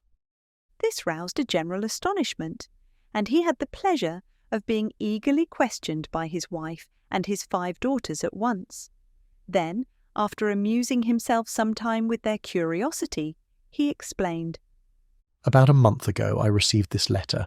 About a fortnight ago I answered it, for I thought it a case of some delicacy, requiring early attention. It is from my nephew, Mr Collins, who, when I am dead, may turn you all out of this house as soon as he pleases. Oh, my dear, cried his wife, I cannot bear to hear him mentioned. Pray do not talk of that odious man. I do think it is the hardest thing in the world that your estate should be entailed away from your own poor children, and I am sure, if I had been you, I should have tried long ago to do something about it. It certainly is a most iniquitous affair, said Mr Bennet, and nothing can clear Mr Collins from the guilt of inheriting Longbourn. But if you will listen to his letter, you may perhaps be a little softened by his manner of expressing himself. No, I am sure I shall not. I think it is very impertinent of him to write to you at all, and very hypocritical. I hate such false friends. Why could he not keep quarrelling with you as his father did before him? Why, indeed. He seems to have some filial scruples on that head, as you will hear. 15th October, Hunsford, near Westerham, Kent. Dear Sir, the disagreement subsisting between yourself and my late honoured father always gave me much uneasiness, and since I have long ago had the misfortune to lose him, I have frequently wished to heal the breach. But for some time, I was kept back by my youth and my own doubts, fearing lest it might seem disrespectful to his memory for me to be on good terms with anyone with whom it had always pleased him to be at variance. My mind, however, is now made up on the subject, for having received ordination at Easter, I have been so fortunate as to be distinguished by the patronage of the Right Honourable Lady Catherine de Bourgh, widow of Sir Louis de Bourgh, whose bounty and beneficence has preferred me to the valuable rectory of this parish, where it shall be my earnest endeavour to demean myself with grateful respect towards her ladyship, and be ever ready to perform those rites and ceremonies which are instituted by the Church of England. As a clergyman, moreover, I feel it my duty to promote and establish the blessing of peace in all families within the reach of my influence, and on these grounds I flatter myself that my present overtures are highly commendable, and that the circumstance of my being next in the entail of Longbourn estate will be kindly overlooked on your side, and not lead you to reject the offered olive branch. I cannot be otherwise than concerned at being the means of injuring your amiable daughters, and beg leave to apologize for it, as well as to assure you of my readiness to make them every possible amends, but of this hereafter. If you should have no objection to receive me into your house, I propose myself the satisfaction of waiting on you and your family on Monday, November 18th, by 4 o'clock, and shall probably trespass on your hospitality till the Saturday se'nnight following, which I can do without any inconvenience, as Lady Catherine is far from objecting to my occasional absence on a Sunday, provided that some other clergyman is engaged to do the duty of the day. I remain, dear sir, with respectful compliments to your lady and daughters, your well-wisher and friend, William Bennet Collins. At 4 o'clock, therefore, we may expect this peacemaking gentleman, said Mr. Bennet as he folded the letter. He seems to be a most conscientious and polite young man, upon my word, and I doubt not will prove a valuable acquaintance, especially if Lady Catherine should be so indulgent as to let him come to us again. There is some sense in what he says about the girls, however, and if he's disposed to make them any amends, I shall not be the person to discourage him, declared Mrs. Bennet. Though it is difficult, said Jane, to guess in what way he can mean to make us the atonement he thinks our due. The wish is certainly to his credit. Elizabeth was chiefly struck by his extraordinary deference for Lady Catherine, and his kind intention of christening, marrying, and burying his parishioners whenever required. "He must be an oddity, I think," said she. "I cannot make him out. There is something very pompous in his style, and what can he mean by apologising for being next in the entail? We cannot suppose he would help it if he could. Could he be a sensible man, sir?" No, my dear, I think not. On the contrary, I have great hopes of finding him quite the reverse.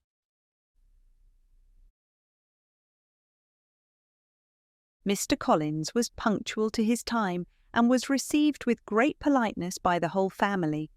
Mr. Bennet said little, but the ladies were ready enough to talk, and Mr. Collins seemed neither in need of encouragement nor inclined to be silent himself. He was a tall, heavy-looking young man of 25. His air was grave and stately, and his manners were very formal. He had not been long seated before he complimented Mrs. Bennet on having so fine a family of daughters, said he had heard much of their beauty, but that, in this instance, fame fell short of the truth, and added that he did not doubt her seeing them all in due time disposed of in marriage. This gallantry was not much to the taste of some of his hearers, but Mrs. Bennet, who quarrelled with no compliments, answered most readily. "You are very kind, I am sure, and I wish with all my heart it may prove so, for else they will be destitute enough. Things are settled so oddly." You allude, perhaps, to the entail of this estate. "Ah, sir, I do indeed. It is a grievous affair to my poor girls, you must confess. Not that I mean to find fault with you, for such things I know are all chance in this world. There is no knowing how estates will go, once they come to be entailed." I am very sensible, madam, of the hardship to my fair cousins, and could say much on the subject. But I am cautious of appearing forward and precipitating. But I can assure the young ladies that I come prepared to admire them. I will not say more at present, but perhaps— A summons to dinner interrupted him, and the girls smiled at one another. They were not the only objects of Mr. Collins's admiration. The hall, the dining room, and all its furniture were examined and praised, and his commendation of everything would have touched Mrs. Bennet's heart, but for the mortifying supposition of his viewing it all as his own future property. The dinner, too, in its turn, was highly admired, and he begged to know to which of his fair cousins the excellence of its cooking he owed. But he was set right by Mrs. Bennet, who assured him with some asperity that they were very well able to keep a good cook, and that her daughters had nothing to do in the kitchen. He begged pardon for having displeased her. In a softened tone she declared herself not at all offended, but he continued to apologise for about a quarter of an hour. During dinner, Mr. Bennet scarcely spoke at all, but when the servants withdrew, he thought it time to have some conversation with his guest, and therefore started a subject in which he expected him to shine, Lady Catherine de Bourgh. He was not disappointed, and they were able to learn more about her ladyship, daughter and estate than any of them wanted. Mr. Bennet also determined that Mr. Collins was ridiculous because he actually studied and planned compliments to the ladies. By tea-time, however, the dose had been enough, and Mr. Bennet was glad to take his guest into the drawing-room again, and, when tea was over, glad to invite him to read aloud to the ladies as he retired to the corner by the fire. Mr. Collins readily assented, and many books were produced. After some deliberation, he chose Fordyce's Sermons. Lydia gaped as he opened the volume, and before he read 3 pages, with very monotonous solemnity, she interrupted him with, "Do you know, Mamma, that my Uncle Phillips talks of turning away Richard, and if he does, Colonel Forster will hire him. My aunt told me so herself on Saturday. I shall walk to Meryton tomorrow to hear more about it, and ask when Mr. Denny returns from town with Mr. Wickham. What a handsome man he is. I saw him yesterday. Just wait, Lizzie. I am sure you will like him." Her 2 eldest sisters bid Lydia to hold her tongue, and Mr. Bennet stood up and came to stand over Miss Lydia, and began, "Did I hear correctly that you have been in contact with Mr. George Wickham, and think him agreeable?" Lydia was amazed her father knew of the man, but took it as a good sign towards the gentleman, and continued to expand on his amiability, handsomeness, and all the good qualities she could think of. This did nothing but raise Mr. Bennet's anger, especially now that he knew even more of the truth of the man's character, and after 2 minutes of Lydia's chatter, he exploded. "Lydia, you listen to me. I forbid you to go anywhere near that man or his acquaintances. If I hear that you have conversed with any of them, I will forbid you from going into town or attending assemblies, and you must remain on Longbourn property until the entire regiment has left the area. Do I make myself perfectly clear?" Then looking around, he said, "And that goes for all of you." With that pronouncement, he turned on his heel and retired to his library. Mr. Collins said he would no longer importune his young cousins, and retired with Mr. Bennet to the library. He shortly returned to converse with the ladies, as Mr. Bennet was in no humour for company. Lizzie was in no mood to listen to him, so she went to the library to calm her father. Lizzie could not lure her father into any conversation, and ended up retiring to her room with a book. Mr. Collins was not a sensible man. Mr. Collins spent the most significant portion of his life under the strict confines of first his father's and then his stepfather's parish, without receiving any duties to expand his knowledge or compassion. Though he belonged to one of the finest universities, he merely kept the necessary terms without forming at it any useful acquaintances. It quickly became known to Mrs. Bennet that Mr. Collins had a good house and a sufficient income, and intended to marry. In seeking reconciliation with the Bennet family, he had a wife in view. He meant to choose one of the Bennet daughters, especially as they were every bit as beautiful as they were generally reported to be.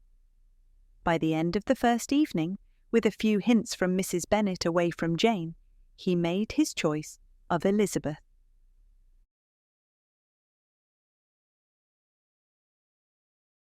Chapter 13. Mr. Bennet revealed. The next morning was bright and clear, and after breakfast they decided that everyone except Mr. and Mrs. Bennet would walk into town. Mrs. Bennet was not a good walker, and Mr. Bennet was eager to have his library to himself. The walk passed quickly enough, and soon the group reached Meryton. The attention of Lydia and Kitty was immediately wandering up the street in quest of the officers, their father's threat entirely gone from their minds, and nothing less than a very smart bonnet indeed, or new muslin in a shop window could recall them. A young man, whom she had never seen before, of most gentlemanlike appearance, soon caught the attention of Elizabeth. He was walking with another officer on the other side of the street. The officer was the very Mr. Denny, concerning whose return from London Lydia came to inquire. He bowed as the Bennet sisters passed by. Lydia and Kitty suddenly fell silent. The stranger's demeanour intrigued Elizabeth. She wondered who he could be. It was clear Kitty and Lydia were determined, if possible, not to let Lizzie and Jane learn his identity. They led the way across the street under the pretence of wanting something in an opposite shop, and, fortunately, had just gained the pavement when the two gentlemen, turning back, reached the same spot. Mr. Denny addressed them directly and entreated permission to introduce his friend when Lydia cut him off, inquiring about his trip to London. He answered the questions and again tried to introduce his friend. Before he had a chance, the sound of horses behind them drew their notice. Mr. Darcy, Colonel Fitzwilliam and Mr. Bingley stopped their horses nearby. On distinguishing the ladies of the group, the gentleman came directly towards them and began the usual civilities. Mr. Bingley was the principal spokesman, and Miss Jane Bennet the chief object. He was then, he said, on his way to Longbourn on purpose to inquire after her. Mr. Darcy corroborated what he said with a bow. Darcy was determining not to fix his eyes on Elizabeth when they were suddenly arrested by the sight of the stranger. Elizabeth, seeing the countenance of both, was instantly aware of who the man they had yet to be introduced to was. He could only be Mr. Wickham. Elizabeth began the introductions, not wanting to appear as if she was accepting the attention of a man Mr. Darcy disapproved of. Gentlemen, I want to introduce you to our cousin, Mr. William Collins. He is to stay with us for a fortnight. And then turning to the others, she introduced Mr. Denny and said, I apologise, but Mr. Denny must introduce the other gentleman, for we are just meeting him ourselves. Mr. Denny introduced his friend, Mr. Wickham. The Colonel and Darcy looked at one another uneasily, but bowed to the gentleman, not wanting to draw undue speculation and attention. Mr. Bingley, unaware of his friend's inner turmoil, replied in his jovial way, We are pleased to make your acquaintance. The Colonel and Mr. Darcy stepped to the side of the group and silently stood sentinel over the ladies. Elizabeth intently watched from the corner of her eye. Mr. Darcy and the Colonel were visibly mad, and their stiff posture made no attempt to hide it. Mr. Wickham was trembling with fear. The gentlemen walked toward the sweet shop with the ladies. Before they reached their destination, Mr. Wickham excused himself on the pretence of business. Mr. Denny soon departed, declaring it was nearly time for his rounds. Then the Netherfield gentlemen were free to walk with the Longbourn ladies and Mr. Collins. The group was comfortably conversing as they approached the sweet shop near the centre of Meryton. Mr. Bingley declared he would treat the entire group to sweets. The ladies ordered sweet biscuits and lemon drops. After devouring their treats in a most unladylike fashion, the younger girls wished to view bonnets and lace and quickly departed, while Jane, Elizabeth and Mary ate their treats more discreetly and went with the gentleman to the bookshop. Elizabeth wanted to inquire about the latest work of Sir Walter Scott. Miss Elizabeth, you have come, the bookstore owner said excitedly as Elizabeth walked through the door. I have a surprise for you. The entire party looked at Elizabeth as he spoke. A smile overspread her face, one of longing, yet knowing, hoping, yet apprehensive. Is it here, Mr. Robinson? Did you finally receive copies? I did, just this very morning. As I opened the shipment, I put 2 aside, one for myself and one for you. If I did not see you this very morning, I was to send it to Longbourn by messenger boy, so you wouldn't have to wait. Accepting the book, Elizabeth merrily laughed. If you would, please place the cost of the book on the Longbourn account and send the bill to my father. He will clear it with you as soon as possible. I hoped, although I did not expect, this would be in today. As you wish, Miss Elizabeth. I stopped to read a few pages today, and I am sure you will be most pleased as I am. Mr. Robinson opened his account book to note the purchase on Mr. Bennet's account. Realising the excitement was all about a book, everyone except Mr. Darcy dispersed and went about their own amusements. Mr. Darcy lingered with Elizabeth and took the opportunity to ask about the book, while Mr. Robinson fetched it. Miss Bennet, what masterpiece has brought about this excitement between you and Mr. Robinson? It is the newest bit of poetry, I dare say a bit of love poetry. Although I have yet to read it, it is my understanding that the poems encompass 6 days and have 3 storylines. There are reportedly 3 men vying for one woman's love. I have heard of this work, The Lady of the Lake, by Sir Walter Scott. You are correct, Mr. Darcy. Have you read it? I have not, but I intend to. Let us hope Mr. Robinson has additional copies. I will also purchase my copy here. Mr. Darcy, you once asked me if I cared to read and discuss a book with you. If you are still interested in such a scheme, I believe I have the perfect book for us. Darcy was joyful. She had not only remembered, but asked him. Miss Bennet, I would be delighted and honoured, he said. If you will excuse me, I will make my purchase.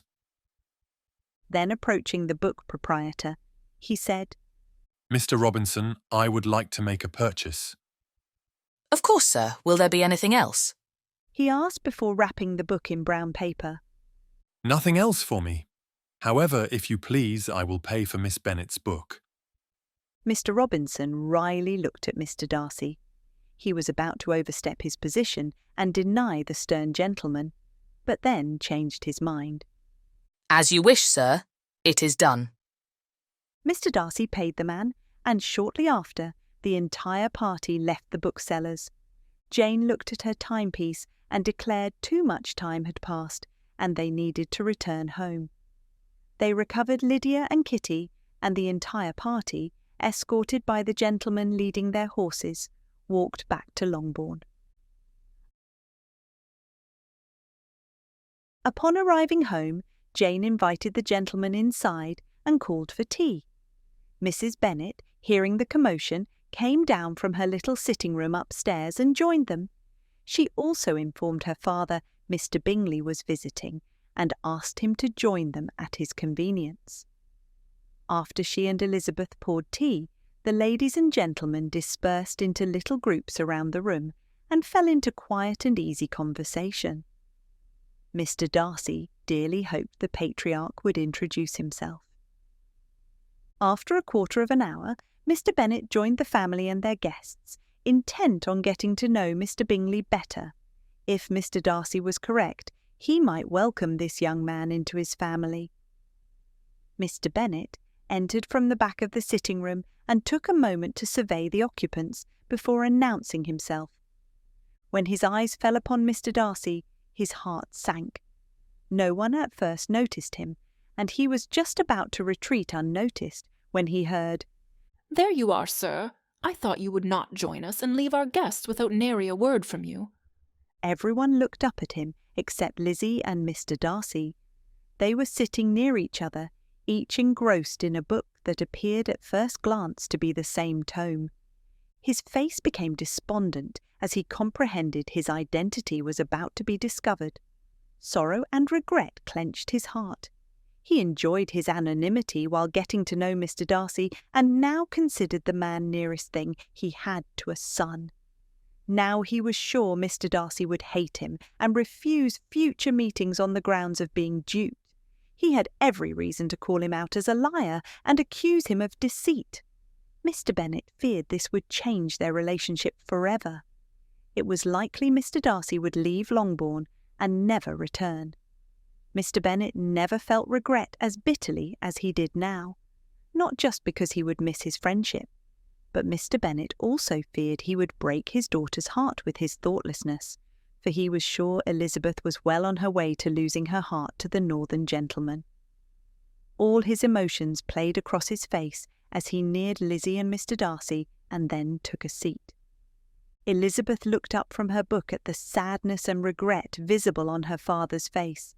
She became concerned, and the urgency in her voice betrayed it. "Are you well, father? You seem devastated. What has happened? Did you receive news from Aunt and Uncle Gardner?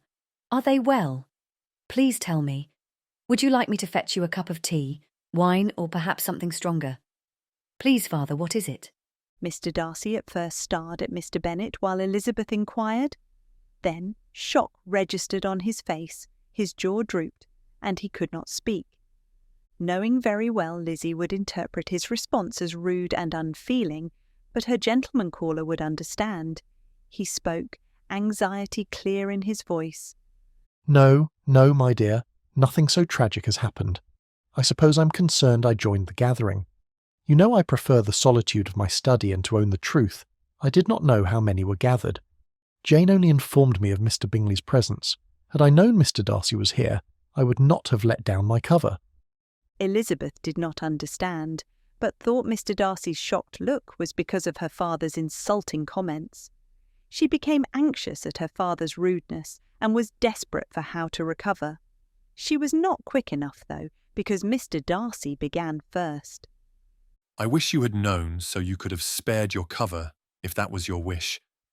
However, nothing has changed for my part, though it would be an understatement to say I am utterly and completely surprised." Mr Bennet smiled. His relief was clear to both Mr Darcy and Elizabeth. Elizabeth did not understand, but both men interrupted her when she tried to ask. Neither wanted to share their secret. Ultimately, she quit asking. Happy the sadness on her father's face was gone. The exchange had lightened both, and the three passed the rest of their time together in pleasant conversation. My dear, what are you reading? "The Lady of the Lake. It just arrived today, and Mr Robinson saved me a copy. Father, I didn't have my pin money with me, so I placed the cost on your account. Mr Robinson will send you the bill. I hope you do not mind. Please take it from my next allowance, or I can bring you the money." It matters not, Lizzie. I shall take care of it. You enjoy your book and think nothing of it. I know you have waited a long time for this book, but is it not rude of you to be reading and ignoring your guests? "I assure you, sir, Miss Bennet is the perfect hostess, for you see, I am reading as well." Yes, I do indeed see you too have your nose in a book. Is it your practice to bring literature to read during social visits, Mr Darcy, or just when you visit Longbourn? Elizabeth was embarrassed. No, mortified. How could her father so pointedly mock a relative stranger? So many who knew her father well rarely understood his teasing. How could Mr Darcy, who'd just met him? Their easiness with one another was beyond her comprehension. Nothing that was happening made sense to her. "Just Longbourn. My friends and I happened upon your daughters while they were in town, and we accompanied them on their outing and then escorted them back to Longbourn. I was with Miss Bennet when she learned the book arrived. As you see, I also purchased a copy. Miss Bennet and I are browsing the pages and expecting an excellent read." Mr Bennet's eyebrows rose knowingly at Mr Darcy, a small smile beginning at the corner of his mouth. Very well. I see you have each purchased a copy of the same book. I suspect there is more to the story, dare I ask? Elizabeth blushed and cast her eyes down. "When Mr Darcy saw which book I was purchasing, he declared he had yet to read it, and also purchased a copy. Father, I proposed we each read it and discuss our book views, much like you and I do." That was rather bold of you, Lizzie. A little bolder than I would expect you to make to an acquaintance of such a short duration. Does Mr Darcy want to discuss the book with you? Mr Bennet was having far too much fun teasing Elizabeth. The poor girl was scarlet red and utterly ashamed her father was ridiculing her in front of Mr Darcy. Mr Darcy came to her rescue. You are mistaken, sir. Miss Bennet would never overstep the bounds of propriety and suggest such an act without proper encouragement. I already made her aware of my willingness and acceptance. While she and her sister were in residence at Netherfield, I suggested we discuss books after noticing our similar interest in reading material. Well then, I agree. Read away. I hope you both have many long and happy discussions on the merits of Sir Walter Scott. Elizabeth was bright red as she replied, Thank you, Father. Sir, while we are here and everything is getting out in the open, I hope you will overlook a liberty I took today. That piqued Mr Bennet's curiosity. What would that be, Mr Darcy? You will not receive a bill for Miss Bennet's book purchase. And why would that be? Mr Robinson is not in the habit of giving away books for free, no matter how much he likes the pretty lady asking. Elizabeth's embarrassment was borderline humiliation. She bowed her head and listened to the men. Because I paid for the book when I purchased my copy. Elizabeth gasped at the indelicacy of his behaviour, her face betraying hurt at his disregard for her reputation. She slammed the book closed and tossed it onto his lap as if it burned her. It would have been bad enough for him to make a purchase and then present it to her, but to have paid for something she already placed on her father's account was indelicate. They had no connection whatsoever, no relation, no engagement, nothing. Thankfully, Mr Robinson was not a gossip and had a very high regard for her. She felt safe enough that he would say nothing, but she still felt betrayed by Mr Darcy. Under the circumstances, I believe you're correct. From Elizabeth's reaction, I gather she was unaware of your actions. No, sir, she was not. Darcy got a feeling of dread deep in the pit of his stomach. He picked up the book from his lap and held it. He felt deep regret when he witnessed Elizabeth's look of horror and mortification. How could he have been so senseless? He was so used to purchasing books for his sister, he didn't even consider how it would appear to the bookseller. He realised he didn't have the authority to purchase books for Elizabeth, but he wanted it, desperately. Very well. In the future, leave the cost of the books to my lot and instead purchase a pretty trinket to present the lady in private. She will be less offended. Mr Bennet actually winked at Mr Darcy. He winked! Father! With that small, insignificant statement, all of Elizabeth's ire transferred to her father.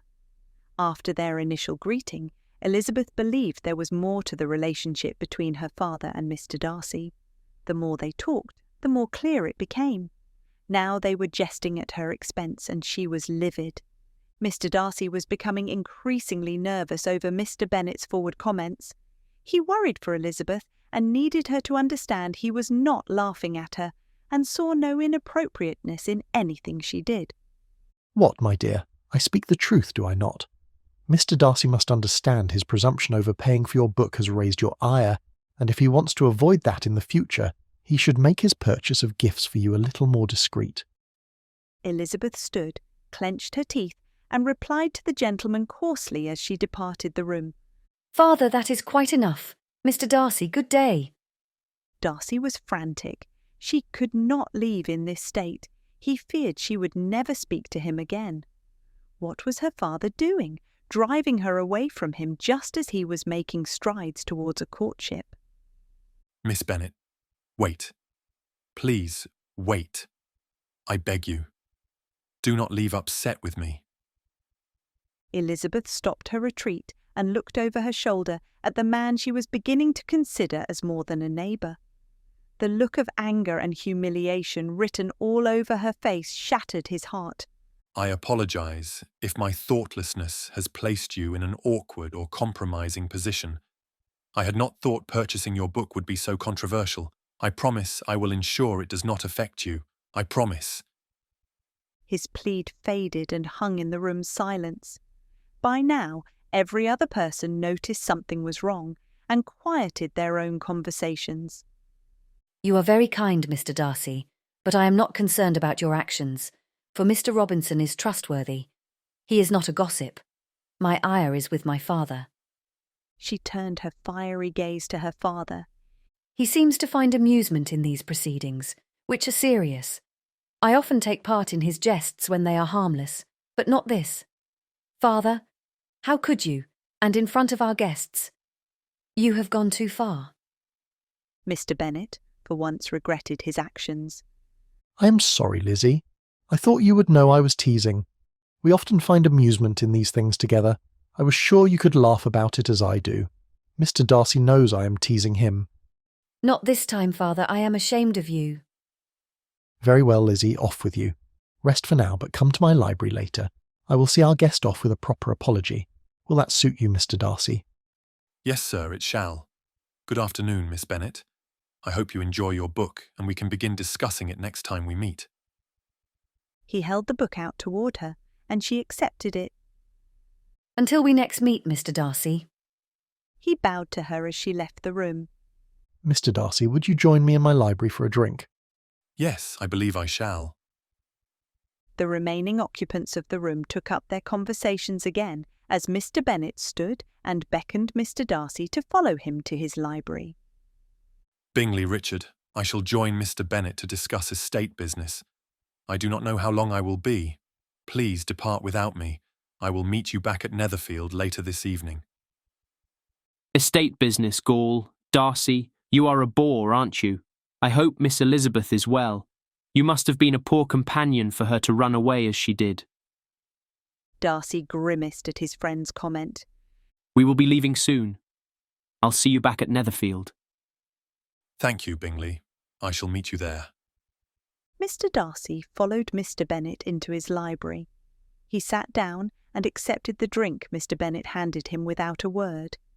Each sat in silence for a few minutes until finally Mr Bennet began. I dare say our conversation in the drawing-room did not go as smoothly as I would have liked. You handled yourself well. I dare say she likes you. I, on the other hand, am in for a righteous tongue-lashing tonight. I think she is furious at me and a far cry from having any emotion other than anger at this moment. But I agree. You are in for it tonight. She will not hold back on her poor father. I suppose I deserve it. I don't understand. She usually joins me in such ridicule. This was no worse than the two of us have bantered back and forth after a boring neighbourhood gathering. This time she was your target. It was bad form on your part, and I never should have let you continue. I think she hates me. You know, I blame you. I suppose you're right. Truly I am sorry. Fear not, I will smooth it all over. All will be well by tonight. I guarantee she does not hate you. Replay the discussion while considering your knowledge of the lady. How she reacted affirms her opinion of you to me. Mr Darcy sat in thought for a moment. No, regardless of what I know about her or how I reassess what occurred, I still think she hates me. I hope I have not lost her good opinion because of our... Darcy paused and considered the right word. thoughtlessness. Mr Bennet laughed. You are being nice. Come, admit it. You do not mean to include yourself in that thoughtlessness. You are simply sparing the feelings of an old man who knows his mistake. You and I both know you mean to say my thoughtlessness. Mr Darcy took a large swallow of his drink, acknowledging the truthfulness of the statement. Touché, Mr Darcy, touché. I will tell you something to improve your opinion of me, and we can continue as friends. I would not have you leave with a sour taste in your mouth because of my conduct. Mr Darcy nodded in assent. My perceptions are not in line with yours. They may cheer you up a bit if you believe me. I think Elizabeth is only mad at me. She and I have always had a like mind and teased at the absurdity of our neighbours, using each other's conduct as a basis for a laugh. Never, until today, have either of us cared one stitch what those people thought of us in return. Elizabeth's reaction was different because for once she cares for your opinion. There could be no other reason she would react so. I am not sure, sir. She did not appreciate you calling into question the possibility of her acting inappropriately. She holds herself to high standards. and to have those standards questioned did not sit well, but to have those standards questioned in front of a guest was upsetting. Might I add that if you are correct, and I hope you are, and she has even the slightest sentiment towards me, then it would have only made your mentioning them even more angering. Since I also played a part in the folly by purchasing her book, and I also took part in the conversation that upset her, her ire cannot be solely limited to you. It extends to me out of association at the very least, possibly, which I dread, but action and agreement as well. You're correct on a few points, but not all. I still believe Elizabeth is directing her anger towards me. She may still feel embarrassed the next time you see her, but she will not hold it against you like she will against me. You stood up for her, which I must say was in excellent form. Well done. I hope you are correct, but unfortunately only time will tell. I have not kept my intentions towards Miss Bennet a secret. As I have learned more about her these past weeks, my intentions have not wavered. They have only become more reinforced in my mind. If this lessens my chances with her, I will be despondent, possibly angry with you. I am a gentleman and will not further confront you over these events, but you must know how I will feel. I hope my frankness does not offend you. Fair enough, Mr Darcy. I well understand and have no offence. You may always speak your mind with me. Let us hope it does not occur. I will apologise to her again tonight. She will scold me, perhaps even raise her voice a little. But if it is as on all occasions in the past, she will forgive me, and all will be back as it was. Elizabeth is not one to hold a grudge. I hope so, Mr Bennet. The gentlemen broke up, and Mr Darcy returned to Netherfield. That night, Darcy related to his cousin the identity of his informant and watched while the Colonel had a hearty laugh at his expense. However, the Colonel's laugh tempered when Darcy told him the extent of his prior discussions and about how today went entirely wrong. Think, Darcy, you have been bearing your soul to an acquaintance with the sole intention of wooing a lady. Do not deny it, the Colonel sternly said as Darcy attempted to interrupt. I know you are trying to woo the lady. Let us leave it at that. Now, back to what I was saying. Here you were, bearing your soul and talking non-stop about the lady and your expectations for your blissful future married to her. All this time, you were speaking to her father. The Colonel let out a strangled laugh. Does that not make you uneasy? You are as much honour bound to her now as you could ever imagine. Her own father knows you want to marry her. You told him as much today, not to mention your past discussions. So now you must marry her, whether or not you want to. Her father will see to that. You are a shackled man.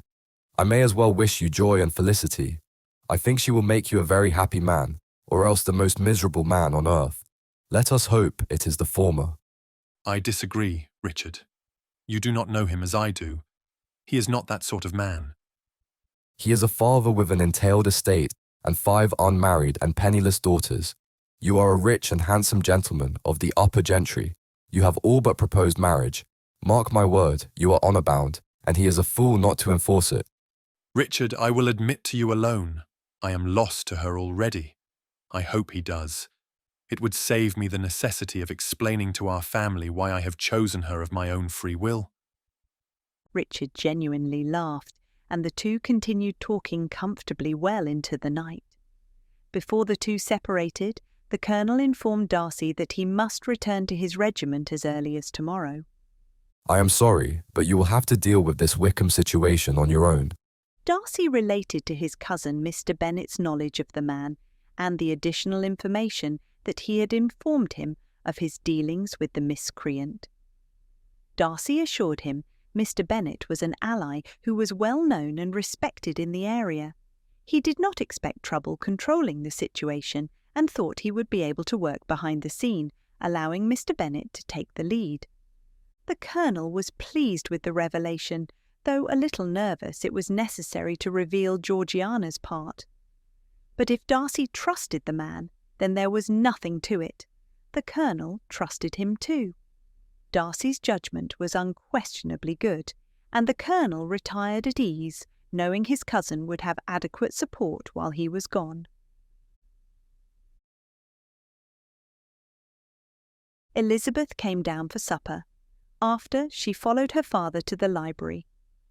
Father, may I speak with you? Yes, Lizzie, please come in. Father, I have 2 things to discuss with you. We will come to what occurred in the drawing room in a minute. But first, I must inform you we met Mr Wickham in Meryton today. Lydia and Kitty tried to hide his identity from Jane and I so they could associate with him. I think they had already met the man. When the Netherfield gentleman arrived, he soon dismissed himself. Thank you, Lizzie. I shall know how to act. Now, what about your second item? Yes, I must know what that was all about in the drawing room. How could you act so in front of our guests? Mr Bennet sighed, unsure of how much to tell Elizabeth. His head told him not to tell her. The absence of information would ensure she would make her own decisions and not be biased by his or anyone else's opinion. On the other hand, his heart yearned to tell her of Mr Darcy's goodness. He knew Mr Darcy was just the man to make her happy for all her days. In the end, his head won, and he told her he had a slight acquaintance, giving her vague details. He desperately wanted to tell her all, rationalizing she deserved to know his good opinion of the man. Perhaps she would open up to him more if she knew he trusted him. Yet despite all, he could not tell her everything, and left her with only the briefest understanding, more confusion than anything else. Lizzie, Mr Darcy and I have a prior acquaintance you need not worry about. Through this acquaintance we knew each other by sight alone, or at least he knew me by sight. I had the fortune of knowing his name. Today he learned who I am. I believe he was quite shocked. I was afraid our acquaintance would change once he knew my identity. I am honoured the knowledge has not changed Mr Darcy's intentions or opinions. Our knowledge of each other has extended to a deep understanding of personality. Mr Darcy understood I was jesting with him, and he did not take offence. I did not know you would become so defensive. You normally react calmly and jest with me. I expected you to tease him with me, perhaps throw some of it back at me. Father, I do not understand. How do you know Mr Darcy? Why would an acquaintance change by knowing your name? How could he possibly know you well enough to understand your personality, but not know your name? Come, Father. You need to explain yourself. No, Lizzie, it is not your place to ask such things, and I will not tell you. You must be content with being ignorant about some things in this world. But do not distress yourself, my dear. I can only imagine there is but one reason you would be so. Oh, and what would that be, Father? She could not hide her irritation, yet he knew she was close to forgiving him.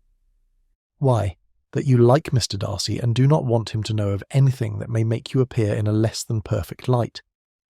Father, I cannot believe your audacity today. What has got into you? Nothing, my dear. I am the same as ever. It is you who is changing. For the first time, you have found someone who you care for their good opinion. Lizzie considered whether her father was correct. Mr Bennet smiled as she collected her thoughts. Then, before she spoke again, he rose and kissed her forehead. Now, off with you, my dear. I hope you and your Mr Darcy have many long and happy discussions on the merits of Sir Walter Scott. He is not my Mr Darcy, Father. Is he not? Well, I have the highest regard for our Mr Darcy. His emphasis was even more pronounced. Then, with a twinkle in his eye as he returned to his seat, he pointedly caught her eye and said, Lizzie, if he is not your Mr Darcy already, he certainly shall be very soon. Now, off with you. Mr Bennet dismissed a shocked Elizabeth with a wave of his hand. Just as she was about to exit the door, he spoke one last time.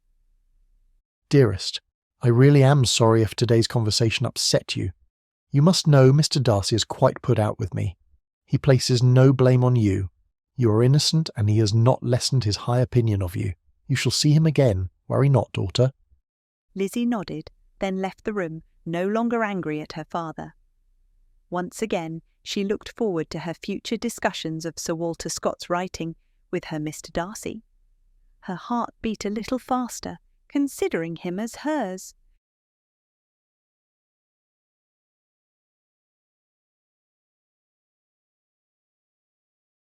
Chapter 14. Songbird at Oakham Mount. The following morning, Bingley, Darcy and Colonel Fitzwilliam met in the breakfast room, where Bingley wished the Colonel safe travels and bid him farewell. Bingley was engaged by his sisters to visit their neighbours and deliver invitations to the Netherfield ball. The Colonel and Darcy spoke at length after he departed. The Colonel promised to check on Georgiana that very evening and explain why she should not presently come to Hertfordshire. They embraced in their familial way, and the Colonel departed. Mr Darcy was concerned his cousin had been called back to his regiment early. The only benefit was his ability to check on Georgiana. He didn't want to leave now, but he would have if there was no other way to speak to Georgiana. Darcy slept ill last night. His dreams were such he would never dare mention them to anyone, and scarcely even admitted them to himself. Now that he was alone, he realized how desperately he needed air and exercise. Yes, exercise would clear his head. Now, more than ever, he especially needed a clear head to combat Miss Bingley. With the Colonel's departure, he would no longer have an ally to save him. His time in her presence would require all of his senses at their top performance to dissuade her. Darcy called for his horse and asked the stable boy for directions to Oakham Mount. The boy was thorough, and Darcy flipped him a sixpence as he mounted his horse and offered a heartfelt thank you. The boy smiled and bowed as Darcy walked to the stable entrance, then squeezed his legs, causing his mount to erupt into a gallant gallop. It was time he visited Oakham Mount himself. He promised himself he was only going for the exercise and the view, but honestly, he was hoping to cross paths with Miss Elizabeth. Mr Bingley and his sisters arrived at Longbourn to deliver the family's invitation for the long-expected Netherfield ball personally. The following Tuesday was the fixed date for the ball. Mr Bingley was excited to be hosting a ball, and all but declared it was in honour of Miss Bennet. He was fortunate enough to claim her hand for the first set and the supper set, thus opening the evening and ensuring his ability to spend the most amount of time with his angel. Jane was delighted to accept the two dances. The prospect of the Netherfield ball was extremely agreeable to every female of the family. Mrs Bennet considered the ball a compliment to her eldest daughter.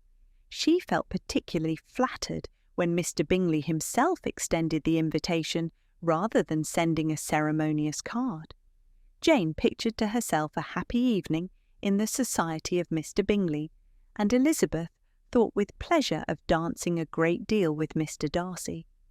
Elizabeth's spirits were so high on this occasion that though she did not often speak unnecessarily to Mr Collins, she could not help asking him whether he intended to accept Mr Bingley's invitation, and, if he did, whether he would think it proper to join in the evening's amusement.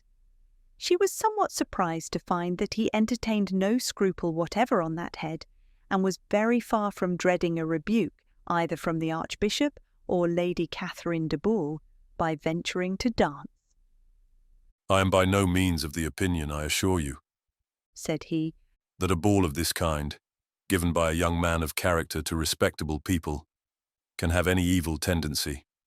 I am so far from objecting to dancing myself that I shall hope to be honoured with the hands of all my fair cousins in the course of the evening, and I take this opportunity of soliciting yours, Miss Elizabeth, for the two first dances especially, a preference which I trust my cousin Jane will attribute to the right cause, and not to any disrespect for her.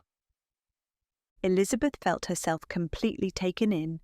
She fully hoped to be engaged by Mr Darcy for those very dances, at the very least engaged with someone more agreeable, and to have Mr Collins instead. Her liveliness had never been worse timed. There was no help for it, however. Mr Darcy's happiness and her own were perforce delayed a little longer, and Mr Collins's dances accepted with as good a grace as she could. Elizabeth felt as if she must flee the house at this point, and abruptly turned and left the room in search of her bonnet, spencer, gloves, and book to go out on a walk. She was not the better pleased with Mr. Collins's gallantry from the idea it suggested to her of his expectation of something more. It now first struck her that she was selected from among her sisters as worthy of being mistress of Hunsford Parsonage. Elizabeth walked towards Oakham Mount, determined not to go home until she absolutely must, and thus avoid Mr. Collins for most of the afternoon. Upon reaching the Mount, Elizabeth sat upon her favourite rock to admire the beauty surrounding her and tried to read. She quickly found reading was useless. Her mind was too active. She thought about all that occurred over the past few weeks and frequently caught herself frowning at the thought of Mr. Collins and smiling whenever a memory happened upon Mr. Darcy. Although she was trying primarily to think of only Mr. Darcy, the events of the morning kept recurring in her mind, and in the end she could scarcely think of anyone except the horrible Mr. Collins. Finally, Elizabeth determined that mental exercise was not enough to purge her of Mr. Collins. Instead, she indulged in physical activity. Elizabeth stood, discarded her bonnet and book on the rock, walked to her favourite climbing tree, and climbed to her preferred branch near the top. Once situated, Elizabeth began one of her favourite tree-climbing pastimes. She sang. Elizabeth did not come down from her perch or cease singing for nigh on an hour. No matter how much he wanted to, Darcy had no expectation of meeting Elizabeth at Oakham Mount. He convinced himself he only wanted to behold the place she held dear. As he drew closer, he could hear singing. Although he had heard her singing voice but a few times, he immediately recognised it as Elizabeth. Darcy guided his horse to the edge of the mount, positioning it far enough away so that he would not be seen or heard. He feared disturbing Elizabeth. After dismounting, he let his horse graze while he walked towards the lovely sound of her angelic voice. He easily located the tree where she was perched. Not wanting to disturb her, he looked around and saw a large rock not far away, which would be a perfect seat to wait. Laying upon the rock, Darcy found Elizabeth's bonnet and book haphazardly discarded. He set them neatly to the side and then made himself comfortable as he listened for half an hour to the most beautiful and enchanting singing he had ever heard. Darcy recognised the songs from the marriage of Figaro and Romeo and Juliet, reaffirming Miss Elizabeth's love of opera and theatre. With each passing minute, Darcy was becoming more enchanted. Her voice stirred something deep within him, and soon he wondered which tree at Pemberley she would label her favourite. As the minutes passed, Darcy convinced himself he needed Elizabeth to be whole. He never realised he was missing such a huge part of himself, but as he got to know her better, his heart filled more and more. He loved the feeling. By the time she was through singing, he was resolute in marrying her and taking her to Pemberley. Surely he could never be happy until it was her forever home, until she was his wife. Elizabeth exhausted her voice and felt more at ease after her distressing morning. She easily descended the tree. Upon reaching the bottom limb, she jumped from the tree with grace. With a sigh, she lovingly laid her hand upon her favourite tree and confessed, "Thank you, my dear friend. Once again you allowed me solitude, peace and tranquillity in your strong and sturdy arms. I am a selfish creature for demanding your comforting embrace and depressing you with my tales of woe, but I cannot help it. I have no one else whom I can talk to. Jane is, of course, always willing to listen, but she currently has much on her own mind, and I cannot speak to anyone else of my family about these matters. As the two of us have long been the dearest of friends, and dearest friends listen to each other unconditionally, I know you do not mind. I truly love you.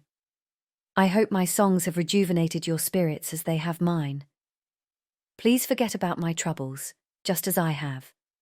Let them blow away on the wind, never to return and burden us. Until I return, farewell, and stand strong in the winds of nature, as I stand strong in the winds of society." Elizabeth kissed her palm and blew it to her tree. Turning to retrieve her belongings, she came face to face with Mr Darcy.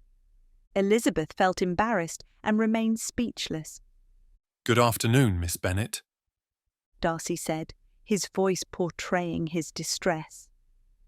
When he at first listened, he thought nothing of it. It was harmless. But as Elizabeth descended the tree and poured out her heart to her friend, he realised he not only interrupted, but intruded. It seemed during each meeting with her, he was determined to upset their emerging relationship.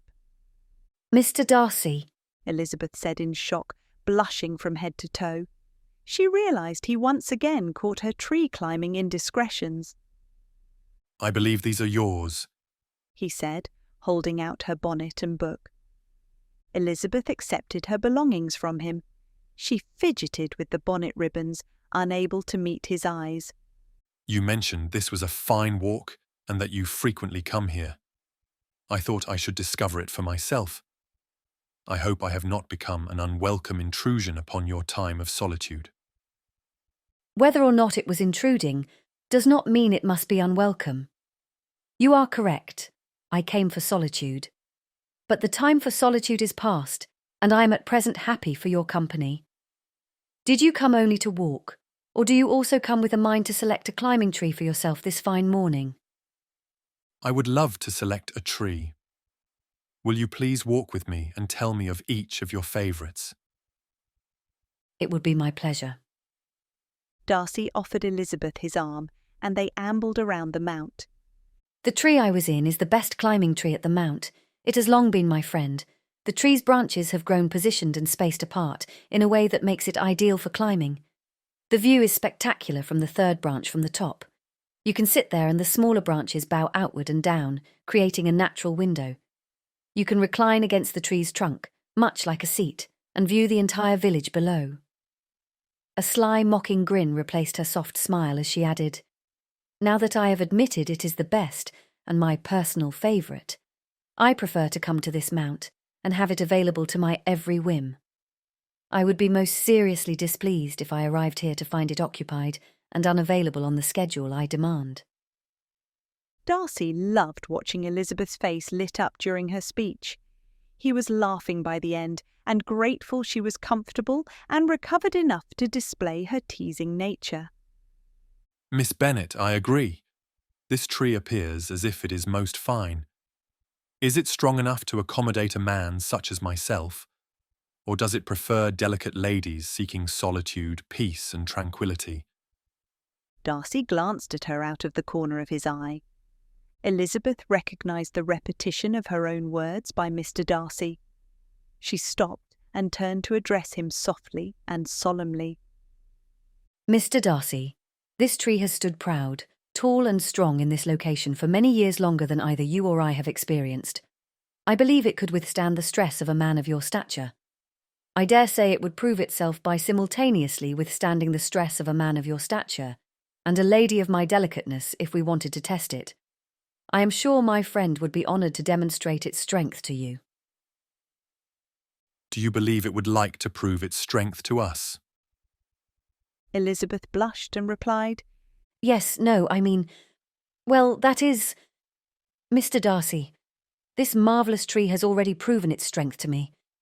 I need not question its abilities, but if you do not take my word for it and continue to doubt, then it would be prudent of me to join you in the tree and let it prove its strength to you." "I would like that, Miss Bennet." Mr Darcy turned to walk back to the tree. "Where are we going?" Elizabeth inquired. "Come, let it prove its strength to me." "Now?" "Yes, unless you revoke your willingness just after you agreed to it." Darcy looked at her slyly. "Hardly. As you have witnessed, I am an adept climber." "Shall we?" "Yes, I believe we shall. Would you prefer me to go first? I can show you the best path. Or would you prefer to prove your nimbleness and climb ahead of me?" Darcy eagerly accepted this as a challenge. "I shall go ahead of you, and if you require help, be ready to pull you up." "I dare say, Mr Darcy, that I will reach the top without help. Remember, I have climbed this tree countless times."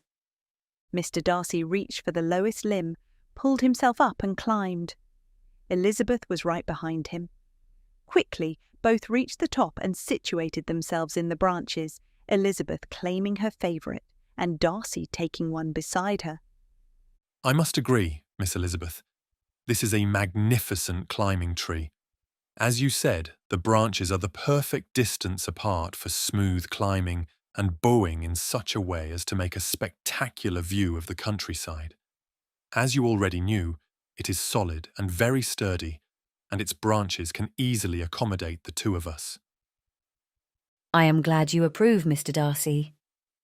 They fell silent, shyly looking at one another. Darcy was the first to speak again. Miss Bennet, I happened upon you long before you descended the tree. I confess I sat nearby and listened to your sweet melodies for above half an hour.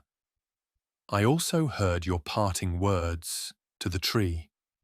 I cannot help but be aware you have a woe pressing upon you. I dearly hope it had nothing to do with yesterday. Could you share your troubles with me? Mr Darcy, his particular woe is not about yesterday. I dare say I am over my anger towards my father from that unfortunate episode. This woe is of a more personal nature. As much as I have enjoyed our frequent conversations, I do not believe our acquaintance is sufficient a level where I am comfortable divulging today's troubles. Let us instead talk about better things. Darcy was disappointed she did not feel ready to confide in him, but pleased to be presented with the opportunity to get to know her better. He was sure that some day she would feel comfortable enough to permit him to calm her troubled mind. Perhaps she would also allow him to hold and comfort her in his arms as she allowed this tree to do today. Very well, Miss Bennet. I see you brought Sir Walter Scott with you. Have you had the chance to indulge in a bit of reading this morning? I wanted to read, but my mind was mush to preoccupied. I haven't read any more than where I ended last night. How far was that, Miss Bennet?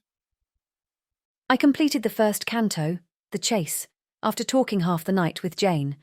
And you, Mr Darcy, were you able to read much last night, or did particular persons at Netherfield occupy your attention all evening? She said it so playfully Darcy knew exactly whom she meant, and he chuckled lightly. No, Miss Bennet. Particular persons of the Netherfield party retired early last evening.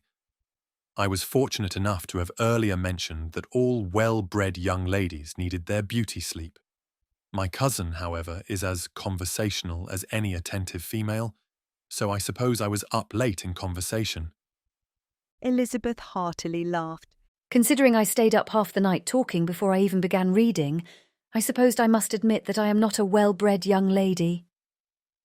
I am glad to hear it, Miss Bennet, for I prefer a nimble nymph who sings in the trees to a well-bred young lady. Elizabeth coloured and quickly continued. So if a certain person retired early, leaving you in peace, but your cousin kept you up talking, I assume you could not read. Indeed not. I eventually escaped my cousin and spent the evening engrossed. In fact, I read the entire first canto as well, and whetted my appetite with a few pages of the second, The Island. What do you think thus far? Is it everything you expected? It is, although I think it is reckless that the man would push his mount to the point of death by exhaustion. I agree. However, maybe a man such as James Fitzjames, who you must have realised is none other than King James V of Scotland, travelling incognito, does not care what happens to his mounts as he has many and can spare one now and again. As you say, Miss Bennet, I did also realise that James Fitzjames is the King of Scotland.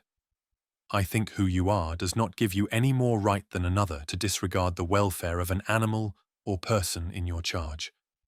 What think you of him travelling incognito? The conversation continued pleasantly for close to an hour. At length, Elizabeth reminded them of the time, and they descended from the tree. Mr Darcy offered to escort Elizabeth home. He retrieved his mount and then returned to her side. Their conversation on the way to Longbourn continued, but on a different subject. Did Mr Bingley arrive at Longbourn before your departure this morning? Indeed he did, sir, He brought an invitation for his ball at Netherfield. And was the invitation accepted by Longbourn? Elizabeth let out a hearty laugh at this. Indeed it was. If you must ask, I fear you do not know my family well. It would be safe to say that nothing could keep the Bennet family away. Here, Elizabeth's voice changed to sound like her shrill matriarch. Why, girls, Mr Bingley came to offer his personal invitation. He is such a handsome and eligible gentleman. How could we not go? What a fine thing for our girls, is it not, Mr Bennet, a personal invitation? With such an interpretation of the happenings at Longbourn, Darcy formed an idea of why she seemed troubled. Elizabeth recalled herself and replied almost sadly, Yes, Mr Darcy, we are to attend the Netherfield ball. In fact, I believe my sisters are home right now, planning their gowns and selecting the most flattering hairstyles. So the ball has caused a bit of excitement with the ladies, has it? Yes, my sisters enjoy dancing very much. This ball has brought happiness to all of my family. You enjoy dancing, do you not, Miss Bennet? I do indeed. You can ease your mind knowing I am also in anticipation of certain parts of the evening. Darcy could tell she was hiding something, but he did not know what. I hope one of those parts would be a dance with me. Darcy inquired. He stopped walking so he could look into her eyes. I believe it will be when you ask me. She met his gaze. A pretty blush overspread her cheeks. Then let us make it official. May I have a place on your dance card, Miss Bennet? You may, sir. Do you ask about a particular set or any free set of the night? Elizabeth did not think Darcy was bold enough to claim the opening set because of the speculation it would excite, and therefore thought she was safe from having to explain. Little did she know how wrong she was. I will claim the first set if that is agreeable to you. Elizabeth's smile faltered, and her face went pale. She choked back a cry. Her wish would have been fulfilled if only her impertinence from earlier had been in check. Darcy saw her look and heard her efforts to hold back.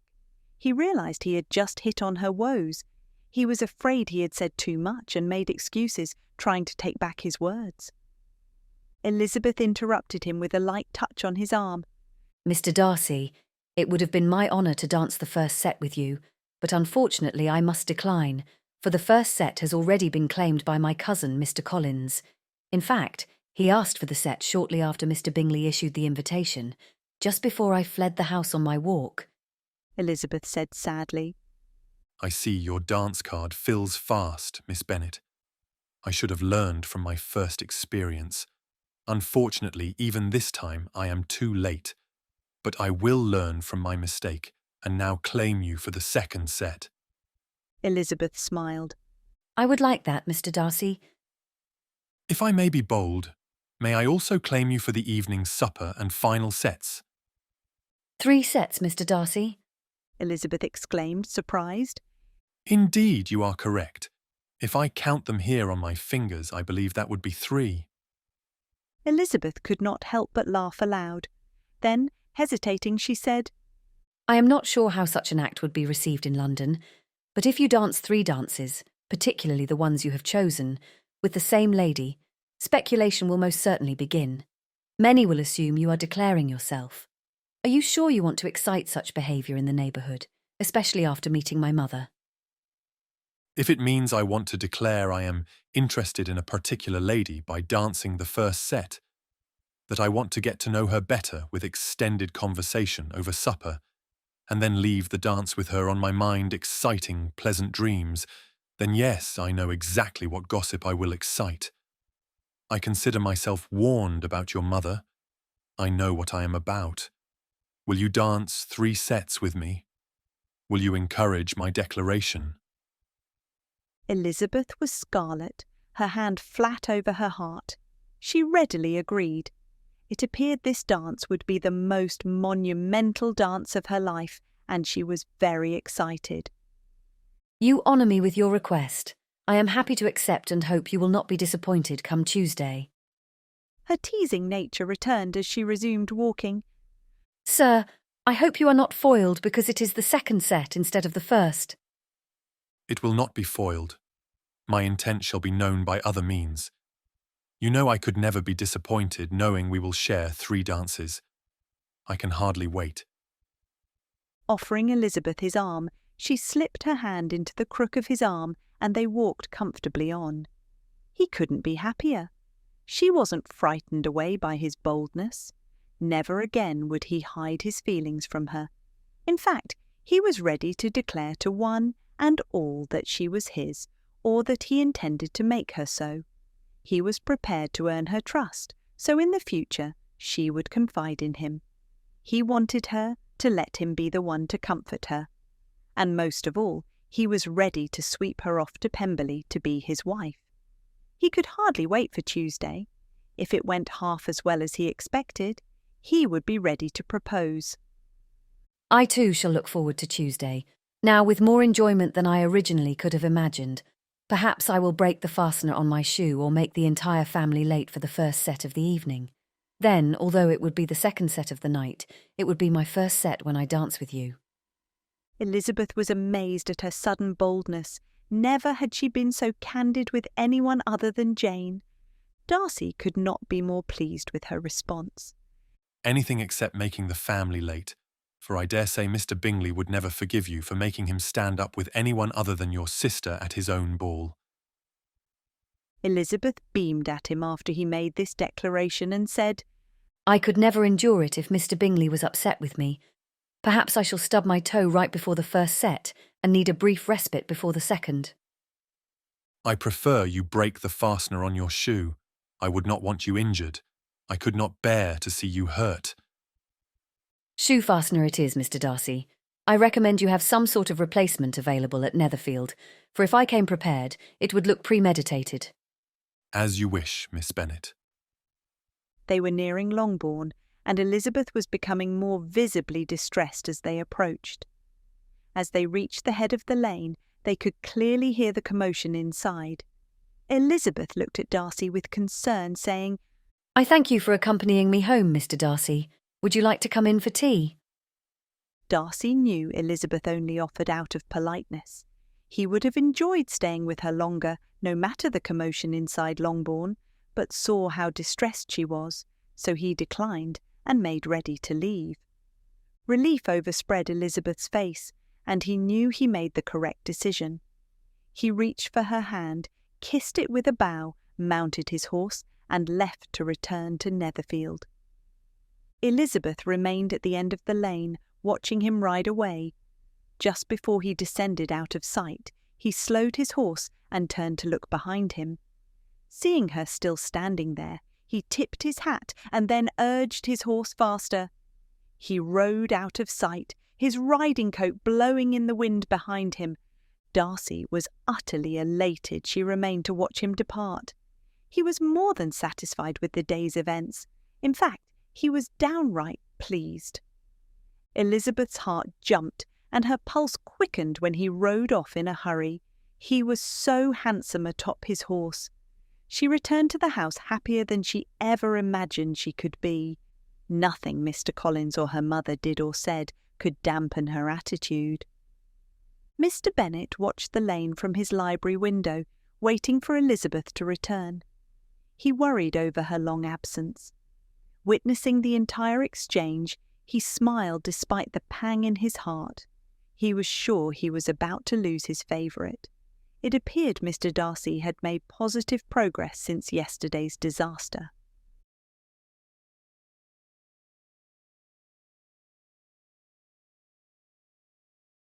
Chapter 15.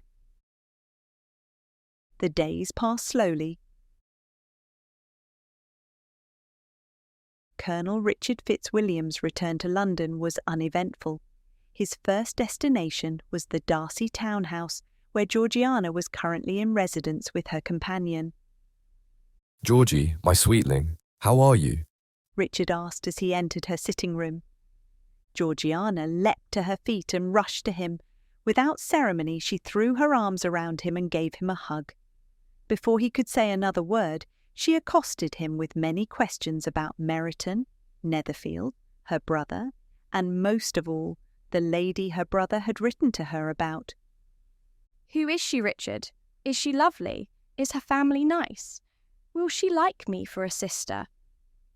Richard easily saw Darcy's information had raised every hope the young lady could muster about gaining a sister. In her mind, her brother was nearly married already. He thought it would take at least an hour of close conversation to satisfy all of her questions.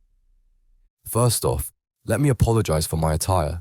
I have not returned to my own lodgings to change. I came here straight away. Richard, you know I care not for travel dust and prefer you to come right away to see me. I am glad, but before I answer your happy questions, let me speak of a more serious topic first. Georgiana nodded her agreement, and each of them took a seat near the warm fire. Your brother and I apologise, but you are not coming to Hertfordshire right now. We can't allow it. What? Not go? But I must. I need to... Georgiana protested her unhappiness at the decision. Richard needed to interrupt her. Now, before you get too upset, let me speak. Your brother and I decided together, although it was especially hard for him because he dearly wants to introduce you to a certain lady. Here, the Colonel smiled, but then had to hold up his hand to silence Georgie. Our reason is sound. You must hear me out. Mr. George Wickham has joined the militia and is stationed in Meryton. We think it best you remain here until he departs. Georgiana went pale. He thought she would cry, but she didn't, and surprised him with what followed. She took a deep breath, her colour returning. Richard, thank you for being honest with me. But now I must be honest with you. I appreciate everything you and Fitzwilliam do to protect me, but I am no longer a child. I cannot go around hiding for the rest of my life. My brother has met the love of his life, and I am missing it because someone tried to hurt me when I was young. I refuse to lose this experience because of that horrible man. I have grown and learned from the experience. He cannot hurt me. I know the truth. I would appreciate it if you each sought my opinion before making decisions that affect me in the future. Richard was surprised and said so. Oh dear, sweetling, I have missed your blossoming. It is clear you have learned and grown much from your experience, more so than either your brother or I have given you credit for. Please be patient with us, Georgie. We will come around eventually. Georgiana smiled radiantly, glad she was finally able to tell her cousin how she felt. Now, Richard, tell me about Netherfield and this lady William has met. Netherfield is a pretty enough estate, though it is nothing compared to Pemberley. The neighbourhood is average but not spectacular, though one family caught our interest, your brother and Mr Bingley's most especially. Georgie raised her eyebrows and Richard continued. The family has 5 daughters, 2 of whom are particular beauties, Miss Jane and Elizabeth Bennet. Your brother took an active interest in the latter, and Charles in the former. Richard, you must tell me all. I am so excited. I have always wanted a sister. Do you think she will like me? Of course she will. Who could do anything but love you? Richard related the events of the Meryton assembly. Georgie laughed at her brother's ridiculous situation of asking Miss Elizabeth for a dance when her card was full. She was grieved over the discovery that her beloved brother was so inept and made so many blunders and foolish remarks towards Elizabeth and her family. She was relieved and curious to hear of her brother's friend, who described the inner workings of the family. Then she was horrified for her brother when she heard who the friend turned out to be. She could hardly believe all of this happened in such a short time. She was so happy to hear things were well on their way to being right when the Colonel departed Netherfield. Georgie was equally pleased Bingley had also met a wonderful lady. It would be perfect. Charles and William would be brothers, after all. Poor Miss Bingley, to lose my brother and gain a penniless sister. Georgie pandered. I am truly pleased with everything you have told me. Why, you little imp, to say such a thing? I should scold you, but I cannot because I agree. I think my information would have satisfied even the most proficient town gossip, but now it is getting late. I need to return to my regiment. Georgie dear, I must depart. Please remember, all of this was told to you in confidence. Moreover, I promised your brother I would not breathe a word to a soul. So, you must act surprised when next he writes or you see him. Georgiana solemnly promised, crossing her heart for effect. After he left, she contemplated everything Richard told her. The more she thought, the more she was determined to write to her brother, for him to expect her tomorrow. Georgiana wrote her letter, then sought the housekeeper and asked her to send the letter express. Then she asked for the carriage to be ready the following morning. Next she found Mrs. Annesley and informed her they would depart for Netherfield first thing tomorrow morning. The following day passed slowly for the inhabitants of Longbourn and Netherfield. Longbourn was buzzing with talk of the ball, as little else could be done with such a succession of bad weather. The planning was underway for which dress and gloves to wear, and how each lady's hair was to be arranged to best flatter her features. Mr. Collins continued to pour his attention on Elizabeth, and she tried to avoid him at all costs, which required her to stay in her room more than she would have otherwise. Jane attempted to soothe her, but Elizabeth was restless and eager for the ball, where she was to share not one, not two, but 3 dances with Mr. Darcy. Naturally, Elizabeth told no one, not even Jane. Still, being the perfect sister she was, Jane could tell Elizabeth held a secret. She kept her counsel and did not to press her. Little did she know, Elizabeth's mind was much occupied in the same vein as her own. She happily looked forward to her 2 dances with Mr. Bingley. Netherfield was likewise humming with activity. The Bingleys were busy planning the ball, which left Mr. Darcy much to his own devices, which he preferred. Mr. Darcy, I am sorry to interrupt your solitude. It seems this letter arrived express last night. It arrived very late and was just noticed. Apparently it was accepted by the night footman who set it aside for the butler instead of delivering it to you or me. Again, I am very sorry. Thank you, John. Mr. Darcy addressed his valet. Mr. Darcy accepted the letter, expecting it to be from Colonel Fitzwilliam, but was distressed by its contents upon opening it. Wednesday, November 20th, 1811. London House. Dearest brother, I am pleased to receive your letters and to know you are enjoying yourself in Hertfordshire society. Richard came to see me upon his return to his regiment this very night. He told me about Mr. Wickham joining the regiment and being in Meryton. I understand you do not want me to join you as soon as I was to because of the aforementioned. I will tell you what I told him. I cannot go around hiding for the rest of my life. My brother has met the love of his life, and I am missing it because someone tried to hurt me when I was young. I refuse to lose this experience because of that horrible man. I have grown and learned from the experience. He cannot hurt me. I know the truth. I would appreciate it if you each sought my opinion before making decisions that affect me in the future. With that said, I am informing you to expect Mrs. Annesley and me at Netherfield tomorrow afternoon. Your loving and almost obedient sister, Georgiana Darcy. Darcy did not know what to do other than fret and await his sister, praying for her safe arrival with such weather. By the time her note arrived, it was early afternoon. She would reach him within a few hours if he was accurate about her departure time. If he were to leave for London to accompany her, he would be far too late. She should be here soon.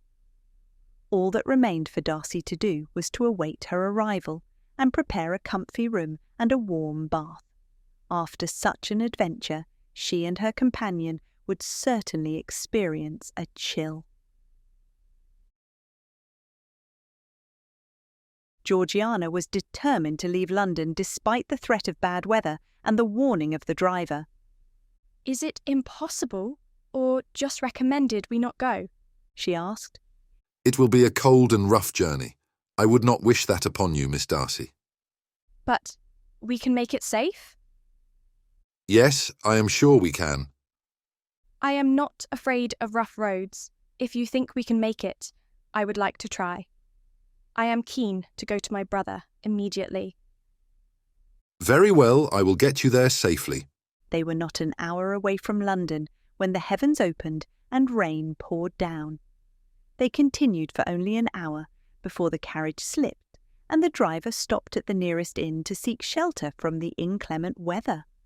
Georgiana soon discovered they were nearly halfway to Netherfield. 2 hours later, the rains let up enough for a rider, though not for a carriage. She sent another express to her brother at Netherfield, telling him where she was and assuring him of her safety. Darcy had been out of sorts ever since receiving Georgiana's post. He was worried about her travelling in such weather. When the express rider arrived with a letter announcing her delay, he was still miserable, but relieved she was safe. He would be off on the morrow to fetch her, rain or no rain. Friday dawned grey skies that promised more rain. Darcy penned a quick note to Bingley and set out for Georgiana at the earliest light.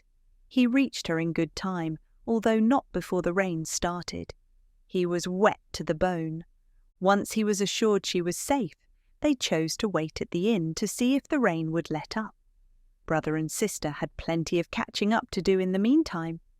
Darcy procured the room next to Georgiana's, and after changing into the dry clothes he brought with him, he accompanied his sister to her sitting-room to talk. The whole of Saturday was spent in a pleasant discussion, first with Darcy scolding Georgiana for coming and questioning her about the frankness of her letter. Finally, they settled in, and Darcy told her about Miss Bennet and the neighbourhood in his own words. The more he revealed, the more it became clear to Georgiana that her dear brother's heart belonged to another. She could not be happier. Darcy told her even more than Richard. Despite his scolding, Georgiana was happy she defied them and came, more so when Darcy relented and said she could attend the Netherfield ball if she promised to watch and not dance. By the end, though, Georgiana extracted a promise he would ask her for one dance near the end of the ball, and if Mr Bingley requested a dance, which she was sure he would, she could accept. Georgiana looked to Tuesday with as much anticipation as any other lady. It was still grey and rainy on Sunday morning. Darcy and Georgiana continued their stay at the inn, not wanting to brave the weather to return to Netherfield, especially as it was Sunday, and one should not travel on the Lord's Day, if possible. They spent Sunday, much like Saturday, with the addition of reading and Georgiana sewing. On Monday, the skies were still grey, but there was no additional rain, at least for the moment, and early travellers were reporting clear and passable roads towards Meryton. The Darcy siblings were determined to make it to Netherfield. They entered the coach and set out for Netherfield as early as they could, hoping to arrive before the rain did. Luckily, they reached Netherfield as the first raindrops fell again. Upon their arrival at Netherfield, Darcy, Georgiana, and Mrs Annesley went straight to their rooms to bathe and warm up, not emerging again until supper. Bingley was happy they arrived safely and told Georgiana everything he knew about the ball to be held on the morrow. He was happy she made it in time, earnestly offered an invitation, which was just as earnestly accepted, and led her to the drawing-room with Darcy trailing behind. When he learned her brother was allowing her to attend, he asked if she would dance. With her happy yes and a knowing nod from his best friend, Mr Bingley asked her for a single dance, which she happily accepted. That night, the entire Netherfield party gathered and spent an enjoyable evening talking. Georgiana was even more pleased when Bingley openly and fervently discussed his angel Jane Bennet. Because of the openness of Mr Bingley's personality, Georgiana gleaned even more knowledge about Elizabeth, which pleased her greatly. Through it all, Georgiana saw Miss Bingley and Mrs Hurst were not so well pleased with their brother's attentions to the lady. Caroline and Louisa constantly ridiculed the family's relations in trade, the mother's boisterous nature, and the younger girl's habit of running after the officers. Caroline most especially despised Miss Elizabeth. Still, Georgiana had already received so much information about the Bennet ladies that she was inclined to have a favourable opinion of them, and couldn't help but feel excited to meet them. She anticipated tomorrow with great eagerness.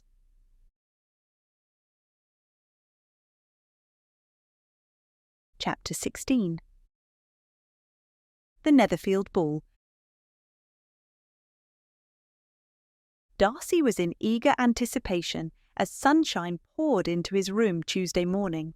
It was a good omen after so many days of grey skies and rain. Already he had gone for a morning ride, and although the fields were muddy and he returned looking quite a fright, he couldn't be more happy. He called his valet. Wilkins. Yes, Mr Darcy. Have you prepared my attire for tonight? I have, sir. Have you performed my other requests? I have, sir. What about the fastener for a lady's dancing slipper? There were 3 options in the shop. I did not know which would be best, so I bought them all. Good, good. Wilkins knew his master well, and though he was acting outside of his ordinary manner, he easily understood what was going on. He kept his ears open, and the Netherfield household staff had loose lips. Mr Darcy was fond of a local lady. He could tell his master wanted to ask about every minute detail, but didn't for fear of raising speculation. Contrary to his usual practice, Wilkins offered the additional information, which normally he would have considered unnecessary to relate. Sir, so you are aware of the manner of delivery, I should tell you I did not deliver the package directly to the lady. I delivered it to Mr Bennet and let him arrange the delivery directly. You requested it delivered using discretion, and no one was to know except Mr Bennet if needed. Upon arrival it became clear discretion would not occur without Mr Bennet's interference. Before arriving, I wrapped the box in a plain brown paper and tied it with a length of thin rope. Additionally, I did not inform the man what was inside, just who it was from.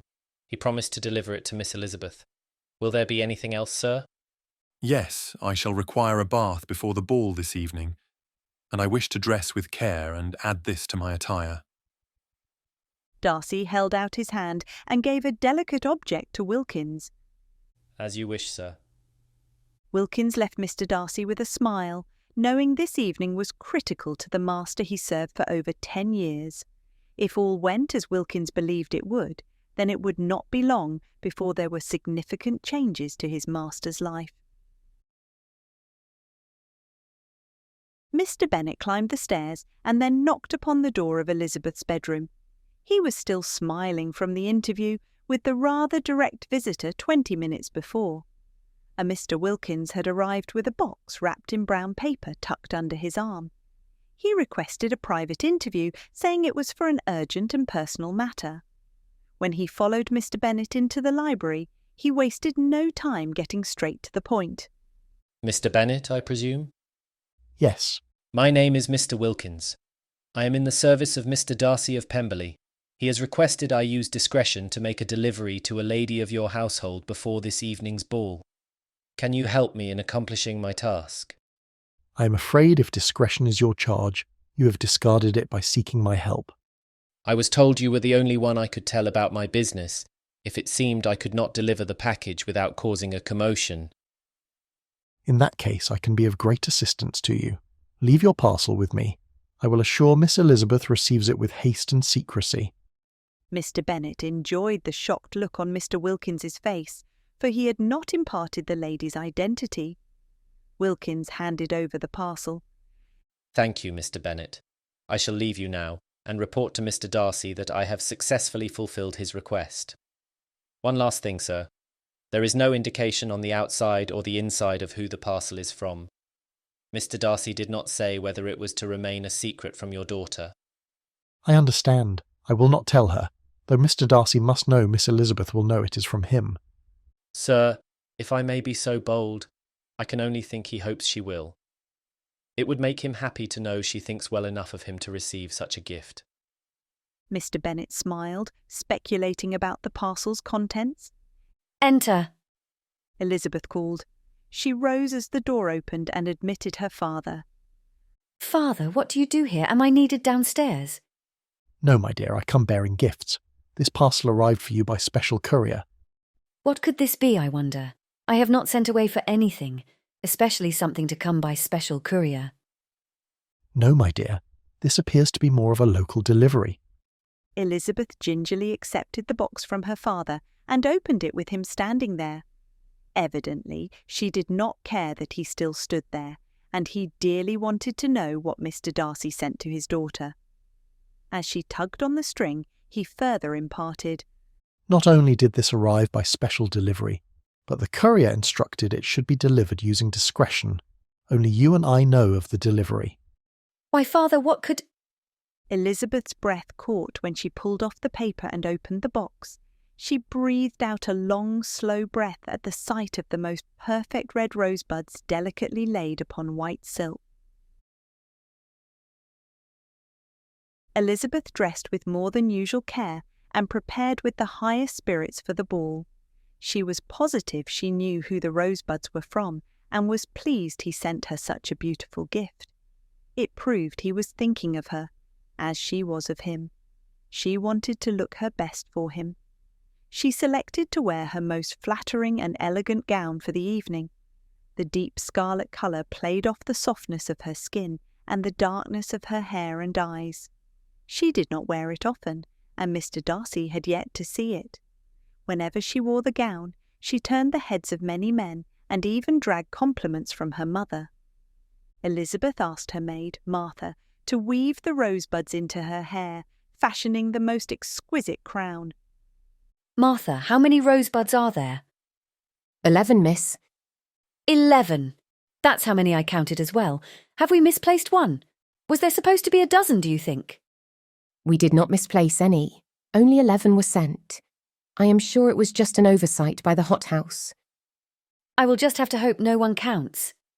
No one will notice, miss. Your beauty will make them forget to count the roses. One last thing, Martha. I need you to break the fastener on my shoe for this evening. Why? That would make it so you cannot dance. Only the first set, for I have it on good authority there will be a replacement for me at Netherfield. I am sorry, but I need to skip the first dance with my cousin. I cannot bear to stand up with him. I understand. Martha broke the fastener, then helped Elizabeth put the slipper on. Can you keep it hidden and in place well enough until you arrive at Netherfield? Yes, I am sure I can. My gown is long and will cover my feet in the carriage. Besides, no one, not even my mother, will notice my slippers. Elizabeth carefully tucked the fastener under the arch of her foot, ensuring it wouldn't be misplaced before she had to produce it in the ballroom. Then she gathered her belongings and went to join her family. As Elizabeth descended the stairs, the entire household focused on the sight she created. Mr. Collins thought it was for him, and Mrs. Bennet was sure it must be. Jane, Mary, Kitty, and Lydia questioned how she obtained rosebuds in November and after such a rain. No one had left the house, let alone a trip to London from where such flowers would have had to come. The younger girls protested she would draw too much attention away from them and declared she should share her pretty flowers with them. They were disappointed when Elizabeth refused, and her father roused himself enough to prevent her mother from forcing her to disperse them evenly amongst her sisters. Everyone was disappointed, as no information was revealed about from whence they came. Mr. Bennet offered to help Elizabeth into her cloak before they went out to the carriage. Leaning close, he whispered, I think your young man will be very well pleased tonight. Elizabeth blushed and smiled at her father. The Bennet family piled into the carriage, drove to Netherfield, and disembarked less than elegantly upon arrival. Lydia and Kitty both demanded to descend first, and, as a result, toppled out of the carriage with little grace. Mrs. Bennet followed them, trilling about what fun the night would bring, and demanding that Jane stand straight and Elizabeth not offend any young men with her pert opinions. She entirely ignored Mary. The sight was enough to gather the attention of everyone in the Netherfield drive. As Elizabeth stepped out of the carriage, she eagerly looked around, drinking in each sight and smell of the evening. She was sure the evening would be a highlight of her life. Seeing movement from an upper window, Elizabeth looked up, noticing a young lady looking out at the carriages arriving. She did not recognise her, but thought her lovely. Upon entering the ballroom, Elizabeth scanned the room for Mr Darcy. She was disappointed when she could not locate him around the magnificent decorations and people.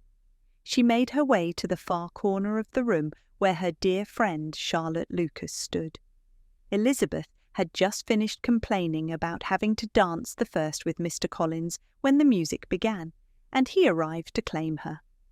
Elizabeth turned to him and feigned tripping, grasping the chair next to her. "Oh dear, I believe I broke the fastener on my slipper. I apologise, Mr Collins, but unfortunately I cannot dance in such a state. You must allow me to see if I can find a replacement." Of course, Cousin Elizabeth. It will not do to have broken slipper for the whole evening. You could not enjoy the festivities. "Thank you, Mr Collins." Elizabeth curtsied and left him with Charlotte in search of Mr Darcy and her replacement fastener. Mr Darcy and his sister watched the arrival of all the guests from an upper window, especially waiting for the Bennet carriage to arrive. When it pulled up at the curb, Darcy stepped slightly behind the curtain, desiring to watch for Elizabeth, but not wanting to be seen by anyone in her family. Mr Bennet stepped out first, then handed down his wife, and then each of his daughters. Mr Darcy told Georgiana the name of each sister as they descended the carriage step. When Elizabeth stepped out, Georgiana could hardly contain her excitement. After all the Bennet ladies were safely out and the driver took the empty carriage away, Mr Bennet offered his arm to his wife and led his family up the front steps into Netherfield. As Elizabeth took her first steps towards the great house, movement from an upper window caught her attention. She glanced briefly towards the window Georgiana stood in. The hood of her black cloak fell off, revealing her beauty. Darcy could tell Elizabeth saw Georgiana, but did not think she saw him. The beauty she perceived from such a distance amazed Georgiana, but then thought nothing less than the best would suit her beloved brother. Georgiana could tell Elizabeth had fair skin, sturdy features that still hinted at delicateness, and that her eyes sparkled like diamonds when the torches shone on them. She immediately wanted to go down and meet the lady in person, but Darcy asked her to allow him to meet her first, and then promised to introduce her after their dance. Georgiana was welcome to come down as soon as the second set started. Nodding in understanding, she was resigned to wait, a small price to pay, to ensure her brother's happiness. Georgiana wanted everything to be perfect for him. Her fastidious brother had his reasons for wanting to approach Elizabeth on his own, and so she waited for him to bring the lady to introduce her. Patience was harder than it ever seemed before. Darcy left Georgiana upstairs and went to the ballroom, entering just as the music for the first dance was beginning. Elizabeth was just standing up from inspecting her slipper. She has done it, broke the fastener of her slipper. She will now search me out for a replacement, Darcy thought.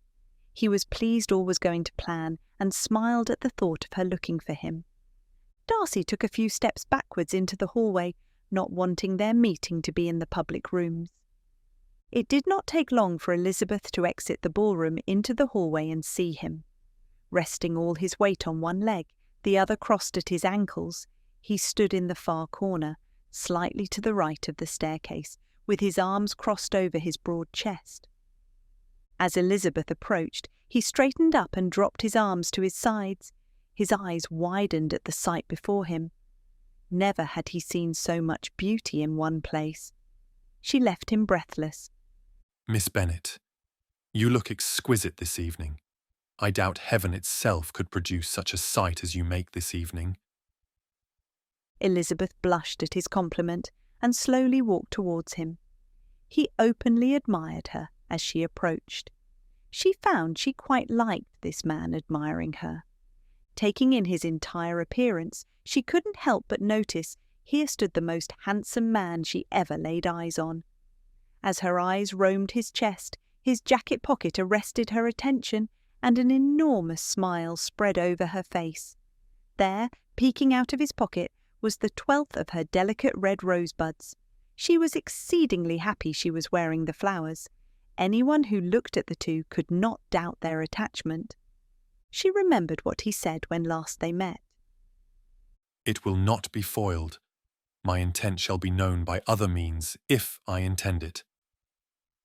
Her current happiness was only surpassed when she gathered the courage to look into his eyes and listen to him whisper in a deep, throaty voice, "Elizabeth, you cannot possibly know what you do to me."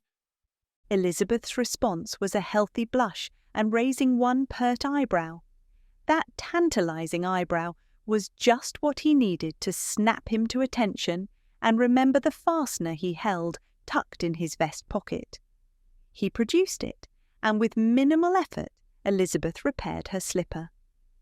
Darcy offered Elizabeth his arm, and the two returned to the ballroom together. They entered as the first chords of the second set began.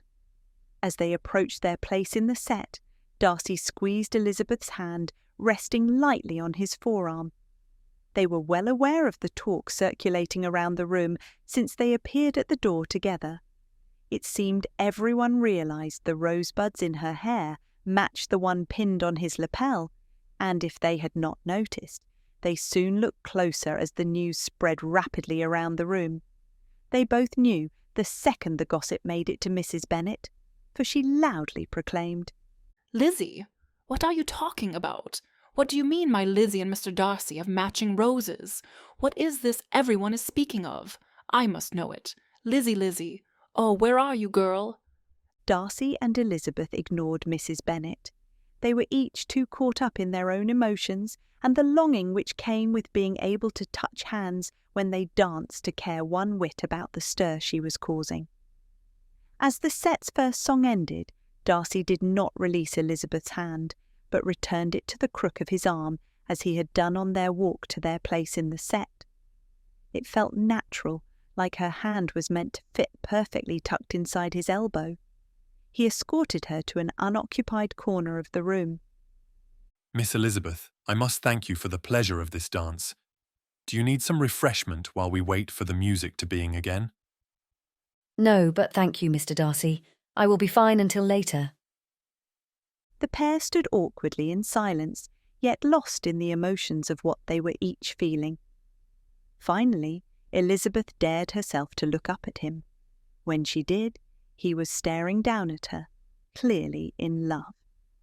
Darcy drew in a breath and began,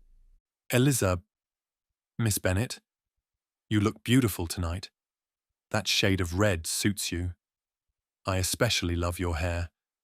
Never have I seen a livelier crown of flowers." Darcy blushed, not used to paying compliments to ladies. Thank you. I must admit you too are quite handsome this evening. I particularly like this beautiful rose pinned in your pocket. Wherever did you find such a gorgeous flower? "I'm afraid I must ask you the same thing, as you have far more than I. Surely you must know where they come from." He was teasing her, and she loved it. Elizabeth leaned into Darcy as if to impart a secret, and he breathed in the scent of her. Ghost's scents of rosewater would forevermore accompany his memories of her. If you must know, I have a secret admirer. I know it must shock you, but I do not know where my roses come from as they arrived by special courier this afternoon. But I must beg you not to tell anyone, as we must use complete discretion. No one is to know where they come from, no one. Elizabeth gave him a wink and tapped his forearm with her free hand for effect. He was smitten, utterly lost to all good sense, and completely under her power. He would do anything for her. Travel to the ends of the earth and back to retrieve roses for her hair, just so she would lean in and impart secrets to him about secret admirers every day for the rest of his life. I am afraid your admirer is no secret, Elizabeth.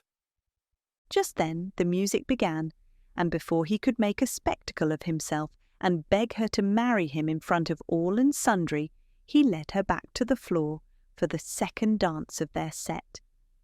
They shared a bit more conversation this time. Elizabeth asked Darcy whether he read much more of their book during the days of relentless rain. He reported he read more, but did not finish like she did because of his sister. He told her of Georgiana's unexpected arrival.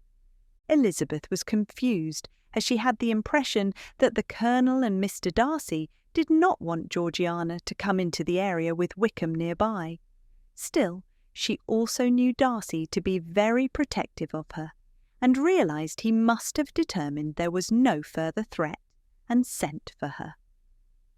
Darcy told her of Georgie travelling in the storm. Elizabeth feared for Georgiana's safety was clear on her face. He further imparted the tale of her hasty departure and the need to stop during the fiercest part of the storm. He ended his story with the information that he had ridden out to fetch her personally to ensure her safety as soon as he heard. His love and concern for his sister touched Elizabeth, and she told Darcy she admired him for it, and was glad he returned safely so she could enjoy this dance with him. Elizabeth attempted to discover why Darcy changed his mind about bringing Georgiana to the neighbourhood. I thought Miss Darcy was not to come to the neighbourhood for the present. I remember you and your cousin saying as much at Netherfield. Darcy was well aware of the conversation she referred to. He wanted to be completely honest with her, even if it portrayed his sister in a less than flattering light. Miss Bennet, I remember the conversation you refer to. You are right. Georgiana was not supposed to come. I can only say she came without permission. She defied the Colonel and I, and took it upon herself to come when we told her she was not to. Elizabeth tried not to laugh at the aghast look portrayed on Darcy's face as he revealed his sister's folly. Georgiana came to Netherfield with her companion without my knowledge. I didn't even receive her express telling me of her decision until she was already en route and in the middle of a storm, no less. Georgiana knows full well why we wanted her kept from the area and cares not. I believe she has matured this past half-year without my noticing. She has her own mind, that is for sure. Will you allow me, or do I ask too much, to introduce my sister to your acquaintance this evening? She particularly wishes to be known to you. I would like that. I have looked forward to meeting her. The dance ended, and Darcy led Elizabeth off the dance floor towards an excited Georgiana. Georgiana watched her brother and Elizabeth from a small alcove near the far door. The lady dancing with her brother was even more beautiful than she originally thought when she first espied her from the upper window. Beautiful rosebuds weaved through her hair, not unlike the rosebud that was peeking out from the breast pocket of her brother's jacket. Happily, she smiled, knowing her brother was genuinely smitten. As Georgiana watched the dance progress, she saw that not only was her brother in love with the lady, but it was clear Elizabeth returned his love. Georgiana treasured the thought she would soon have a sister. She patiently awaited her introduction, eager and anxious to please. Elizabeth knew not what to expect of Georgiana before the introduction. She had gleaned much of the lady's talents and accomplishments, but nothing of her personality. She had just learned that Georgiana defied her brother's wishes for her to remain in town, so she must be courageous and confident. Elizabeth could not be more wrong, and her astonishment upon meeting her shy new acquaintance was unmatched. Miss Darcy was tall, on a larger scale than Elizabeth, though little more than 16. Her appearance was womanly and graceful. She was less handsome than her brother, but her face had sense and good humour, and her manners were perfectly unassuming and gentle. They had not long been introduced before Mr Darcy offered to fetch them refreshment. It was accepted, and he left. The ladies settled in for a friendly chat about music and dancing while he was gone. Elizabeth began. I hear you are fond of music and play very well. No. That is, I am very fond of music. However, I do not play very well. Your brother thinks you do, as do others of your acquaintance. I am very fond of it and try my best. Do you play and sing? A little, but very ill indeed. I would not wish to excite your anticipation. My brother says you sing like a songbird, and that there are none he would prefer to hear. Elizabeth blushed with embarrassment, but was secretly pleased. She changed the topic to literature. Do you enjoy reading, Miss Darcy? Yes, I do. William and I often read together. By doing so, we can each see a variety of interpretations of the same book. As a result, it often expands my knowledge more than if I were to read the book alone. William, is that your brother's name? William is what I call him, though his full name is Fitzwilliam. He frequently calls me Georgie instead of Georgiana. My family often calls me Lizzie. I like your names. They suit each of you very well. Now back to books. Although I have no brother, only 4 sisters, my father and I frequently read a book together and discuss it just as you and Mr Darcy do. I should have liked to have a sister. Did you enjoy growing up with so many sisters? Let me see. You lose a dress because one says it looks better on her, another likes your new bonnet, and so they take it from you. Yet another likes the rose buckles you selected for your shoes and complains until your mother relents and makes you take them off and give them to her. Oh yes, I should say I dearly love having 4 sisters. Georgiana could not refrain from letting out a laugh. It was this sight that Darcy returned to, his lovely Elizabeth and his darling sister enjoying a hearty laugh together. Laughing was not something his sister frequently did, especially in recent months, and the sight filled him with more joy than he could possibly imagine. Mr Bennet saw his chance to speak with Mr Darcy and intercepted him before he reached the refreshment table. Mr Darcy, sir, may I have a word with you? This was the first time the two had met since Darcy discovered Mr Bennet's identity. Each felt a bit of trepidation. Certainly, Mr Bennet. Would the ballroom suffice, or would you prefer somewhere a little more private?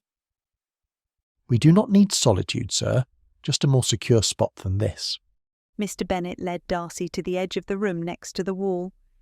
Mr Darcy, thank you for not being upset with me for withholding the truth about who I am.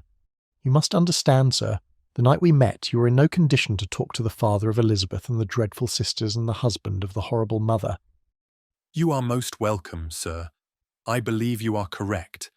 I would have run out of the library, never to return, and if I did, I would have never known the joy I have received from getting to know you and your daughter.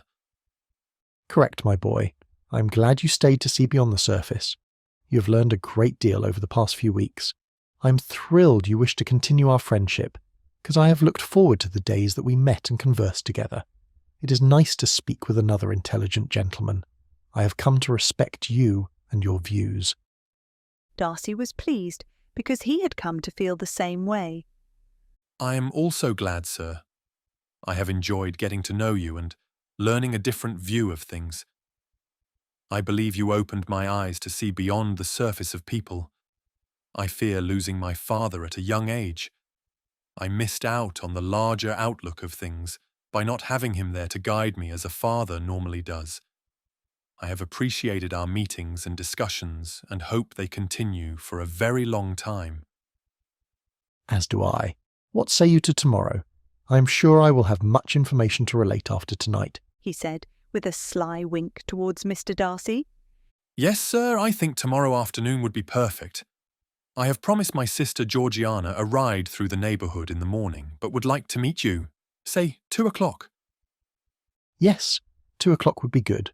So that is your sister. I am surprised you let her join you here under the circumstances. I had little choice.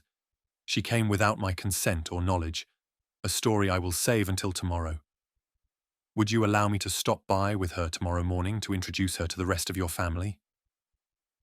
Yes, that would be fine. But Mr. Darcy, before you go, I must ask, do you realise the level of speculation that has accompanied your name and Miss Elizabeth's this evening? I do, sir. I am sure you are aware, but Elizabeth was most pleased to receive your parcel today, and if you're not already aware, I will inform you that just tonight has Mrs. Bennet come into the knowledge that you admire Lizzie, so you best be prepared tomorrow. Does this bother you, Mr. Darcy? It does not, sir. I see. Well, get along with you. I know you have more important things to do than sit around talking to me all night. Darcy smiled at Mr. Bennet and departed to pick up refreshments. Once obtained, he returned directly to the ladies. The sight that Darcy returned to was more beautiful than he could ever have imagined. Lovely Elizabeth and his darling sister enjoying a laugh together. You two appear to be getting along well. May I inquire what is so funny? Darcy asked, handing each a cup of lemonade. Sisters!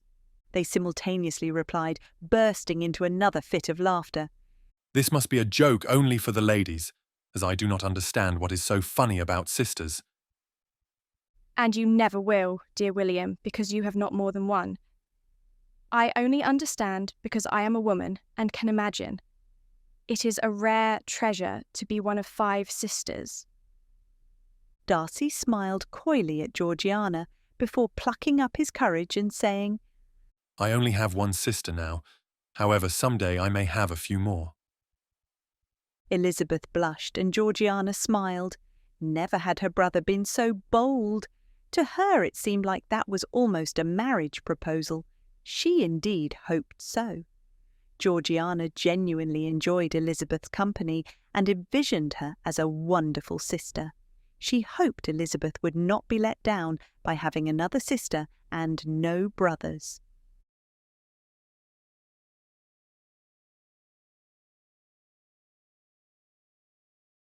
Chapter 17. A satisfying evening. Dance sets began and concluded without notice while the 3 talked, and Darcy realised no one claimed Elizabeth for them. Miss Bennet, I fear we have been monopolising you, and you could not properly enjoy the ball. Do you have other dance partners to attend to? I have other dances reserved, but not right now. When the time comes, I am sure my partner will come. But fear not, I am enjoying myself more sitting here and talking with the 2 of you than ever I could with a disagreeable dance partner. Miss Bennet, I know most ladies have a fondness for dancing, and I have received assurance on more than one occasion that your dance card fills fast. I just want to ensure you do not leave the ball feeling less than satisfied with the evening. I assure you, Mr. Darcy, I am most satisfied with the ball's proceedings. The supper set arrived, and after whispering something to Georgiana, at which she smiled and nodded, Darcy took Elizabeth's hand. Then, with a bow, he helped her stand and led her to their spot in the dance set. All Elizabeth could think about was how well her hand fit inside of his, how strong his forearm and shoulders were, how straight and tall he stood, how handsome he was, and most of all, how she loved being the one for whom he reserved his dances. Elizabeth was well aware of all the eyes on them. It seemed as if more than one person noticed that Elizabeth only danced with Mr. Darcy, and that her exquisite crown of rosebuds suspiciously matched the one pinned to his lapel. Elizabeth felt pleased by the thought. No one had dared ask her to dance, and she hoped no one else would. Everyone realised she and Mr. Darcy were courting, if not formally, at least in their hearts. Elizabeth felt pleased and hoped Darcy felt the same. She did not have to wonder long before he broached the subject. Miss Bennet, I hope I have not placed you in an awkward situation. Elizabeth looked at him curiously, and he knew she did not understand his meaning, which pleased him because it proved she was not uncomfortable with it. What I mean to say is that it appears as if I have selfishly occupied all of your attention. No other gentlemen have asked you to dance. It could be because I seem to stand guard over you and my sister, I fear by doing so we have given rise to a bit of gossip about the two of us. Indeed we have.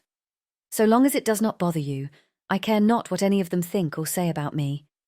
However, if it has made you uncomfortable, or if we are placing dear Miss Darcy in an unpleasant situation, I will refrain from your company and visit with my sister Jane or my friend Charlotte.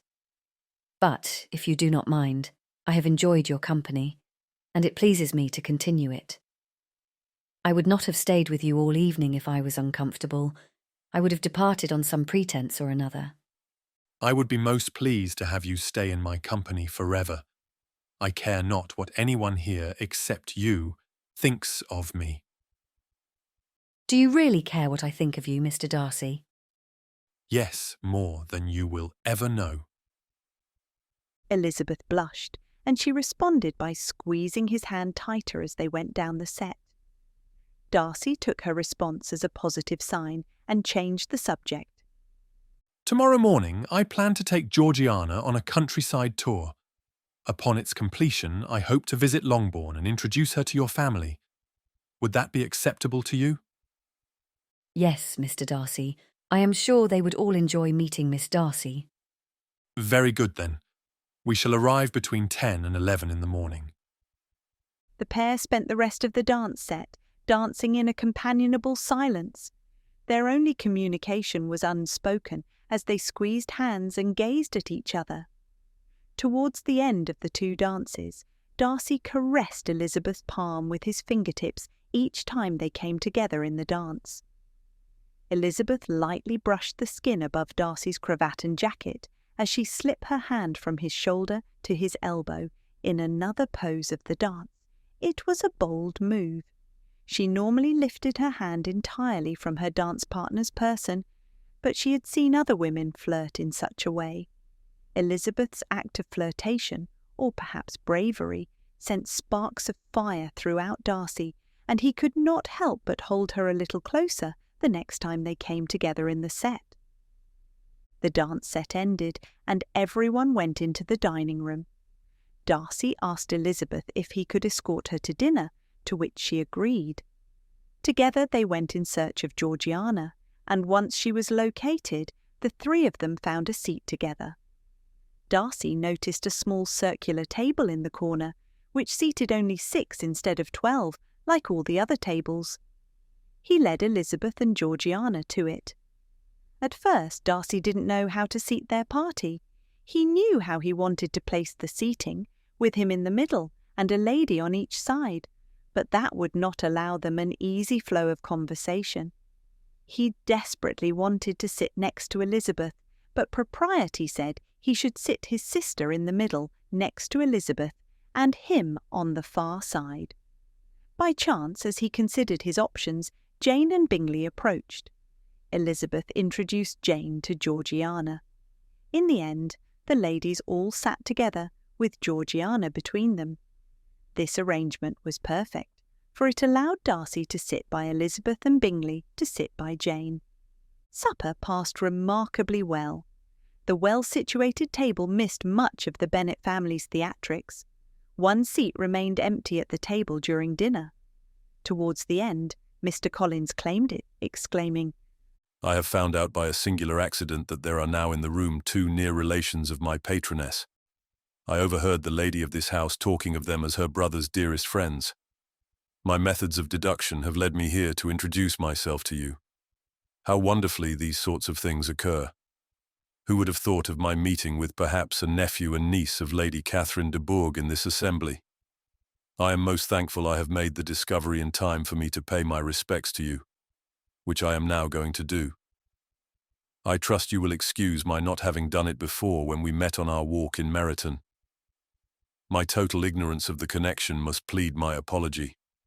Without allowing Mr Darcy or his sister to respond, Mr Collins continued, "I am pleased to report to you that her ladyship and her daughter were in the best of health Saturday se'nnight before, and I shall be equally pleased to relay to her ladyship upon my return the report of your health and happiness." Mr Darcy gave his thanks, and Mr Collins continued on about his excellent parsonage, the improvements her ladyship suggested, and that he had been invited twice to tea.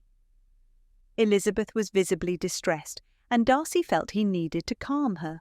So despite all rules of society, he reached for her hand under the table and grasped it. But then Mr. Collins began in a vein Darcy did not like.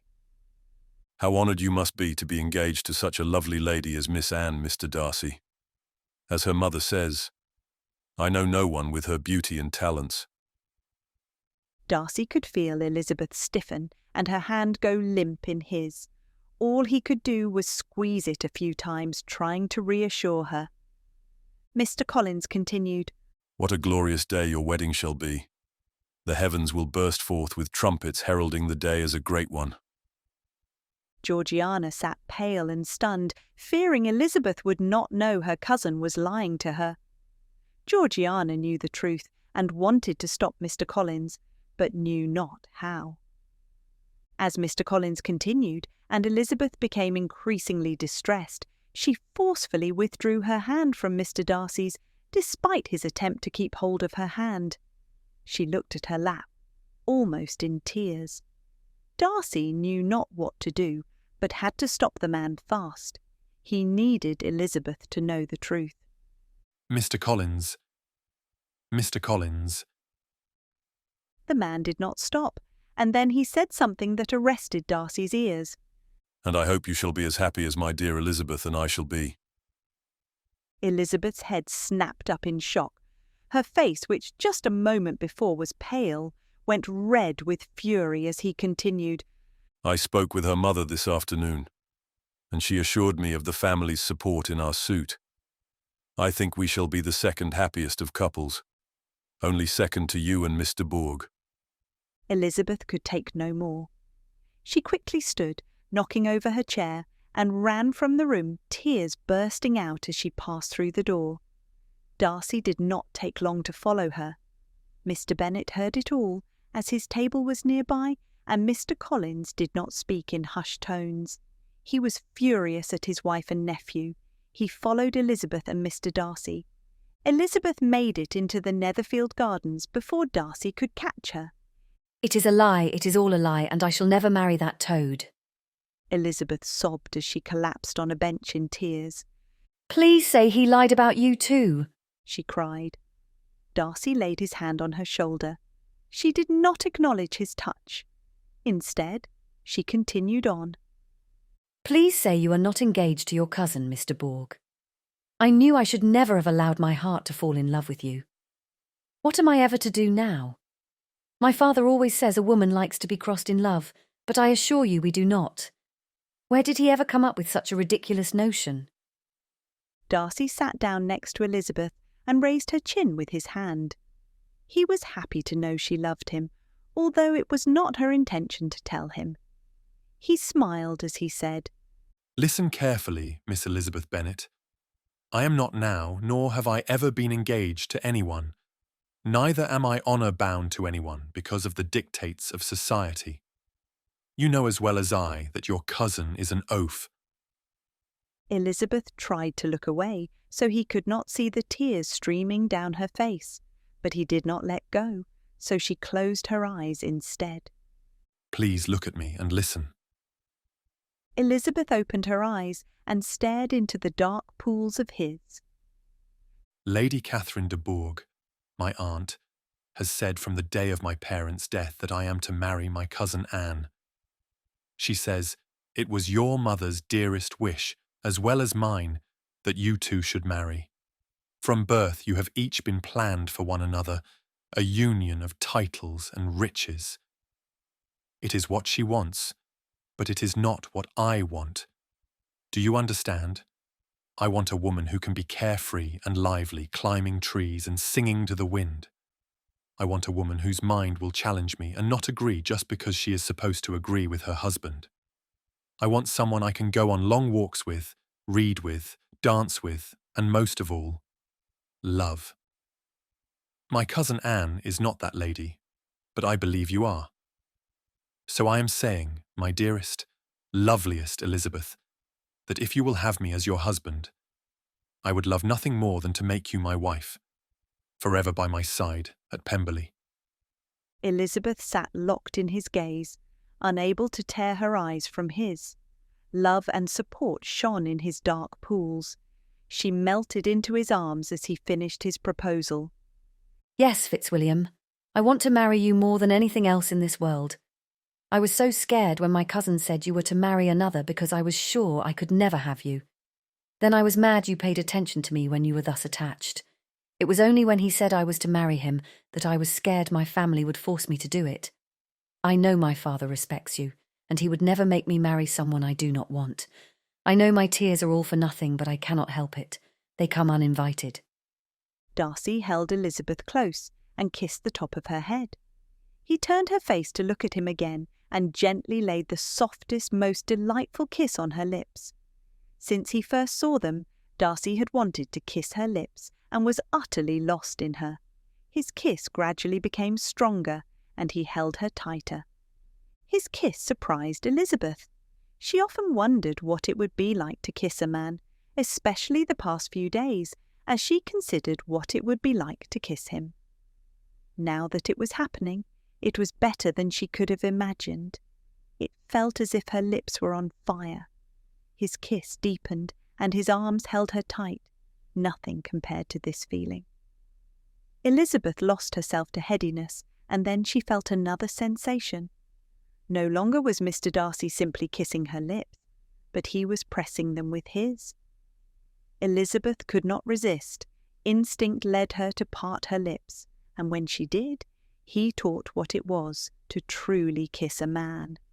She met his kiss with equal passion, copying his every action.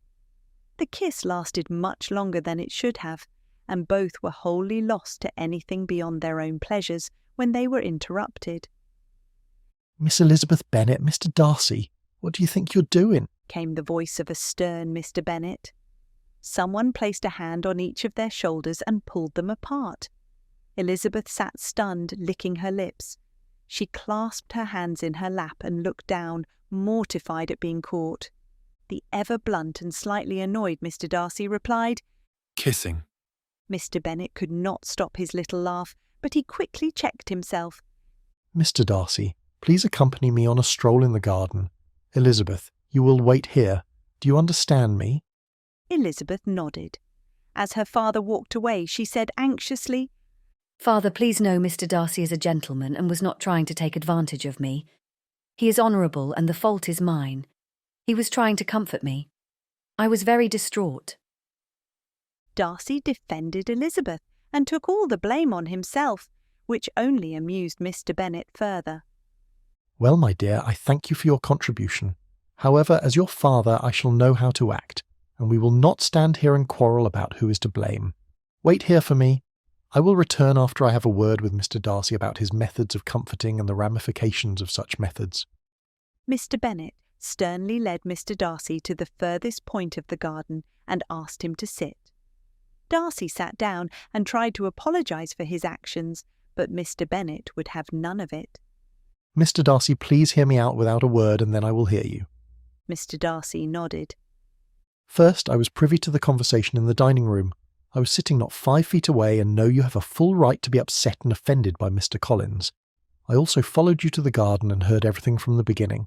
Yes, I see recognition forming on your face. I was here when each of you made your declarations. I was behind the shrubbery, out of sight. I was also here as your kiss began and as it progressed. What have you to say for yourself? Why did you not stop us sooner? Darcy blurted before he even had time to consider what he was saying. Mr Bennet laughed and shook his head. That is for me to know and you to find out later. Maybe tomorrow when we meet I shall enlighten you. We shall have much to discuss tomorrow. Perhaps engagement ground rules will be a topic. Yes, sir, perhaps you are correct. Now may be as good of a time as ever for me to ask your permission to marry Miss Elizabeth. Ask my permission, Mr Darcy.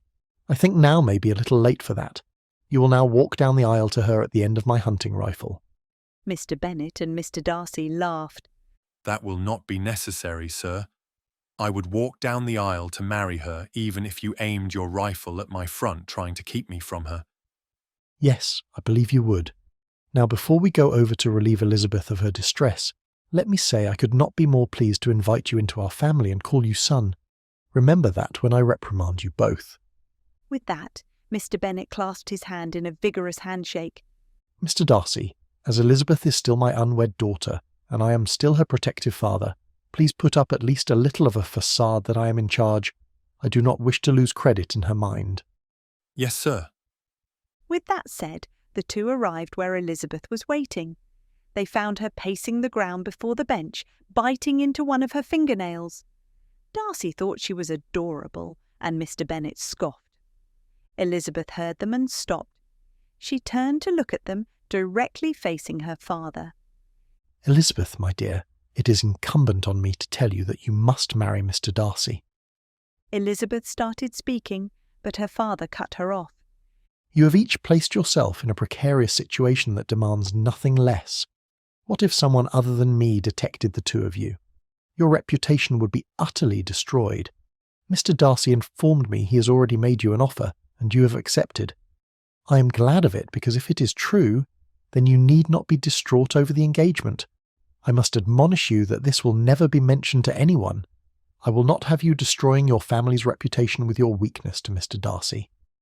Elizabeth could only smile and say, "Thank you, father," as she ran to him and kissed him on the cheek. She knew her father well enough to know his speech was nothing more than a ruse, most likely for the benefit of Mr. Darcy. "Very well, child, now off with you. I will not have you missing the ball and raising more talk than you already have.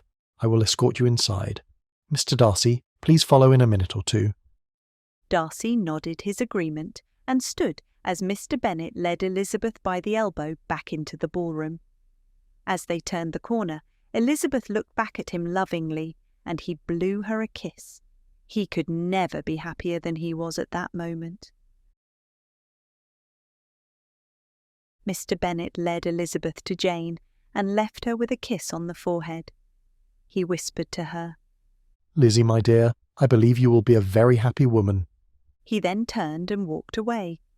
Jane instantly inquired about Lizzie's frame of mind. With a small smile and a promise to tell all tonight before they went to bed, the subject was dropped. Elizabeth was glad Georgiana was still with Jane, because it would be easier for Mr. Darcy to rejoin them without causing a scene, and come he did. Elizabeth watched the door for his arrival, and when he appeared, a smile diffused so rapidly across her face that anyone who observed her would instantly know the truth. Luckily, no one was observing her except Georgiana and Mr. Bennet, who was intent on watching her for the rest of the night. Georgiana leaned in close to Elizabeth and began talking before her brother had time to reach them. William told me at supper that we will visit your family tomorrow after our ride through the countryside. I shall be so happy to meet them, especially if they are like you and your sister Jane. Darcy heard Georgiana's statement as he approached. Elizabeth glanced at him from the corner of her eye as she responded, "I hope you are not disappointed. I fear Jane and I differ from the rest of our family. Tomorrow you shall judge for yourself." Darcy joined the conversation as he sat down. "Dearest Georgiana, would you be too upset if we invited a third on our little outing tomorrow?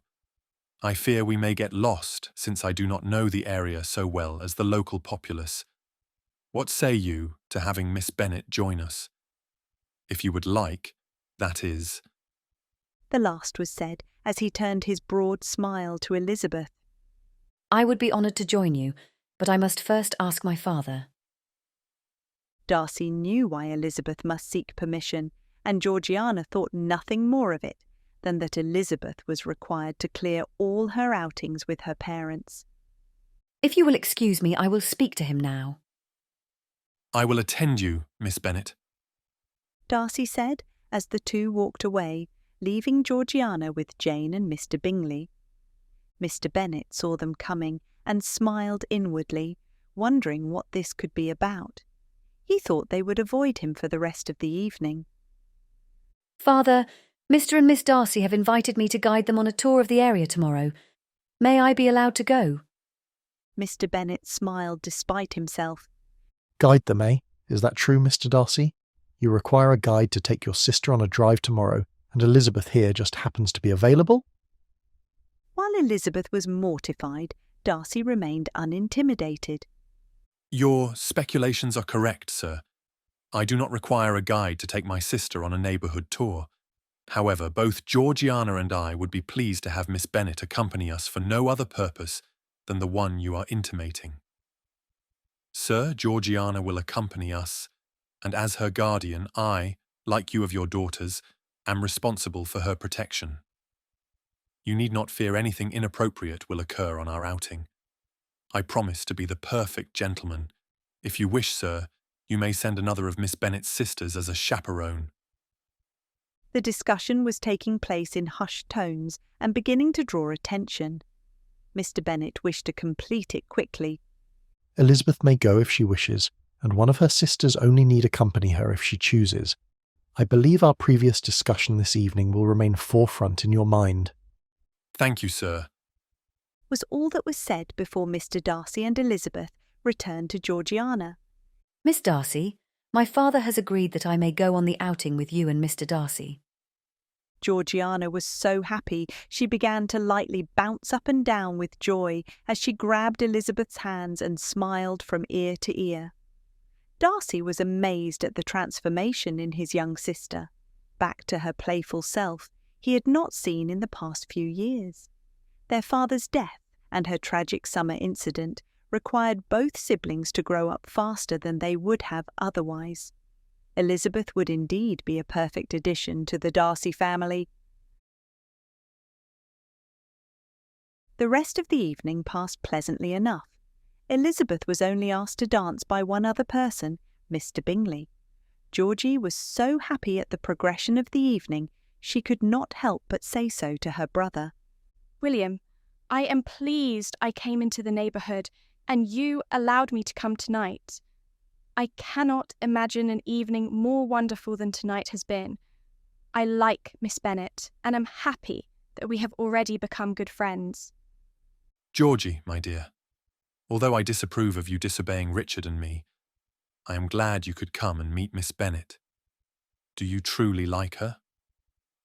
Yes, brother, I do. Could you like her as more than just a friend and acquaintance? Yes, brother, I already think of her as my sister. I hope that pleases you.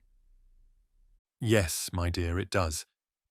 If you allow me a few minutes tonight, I should like to speak to you privately after all the guests have departed and the Bingleys have retired.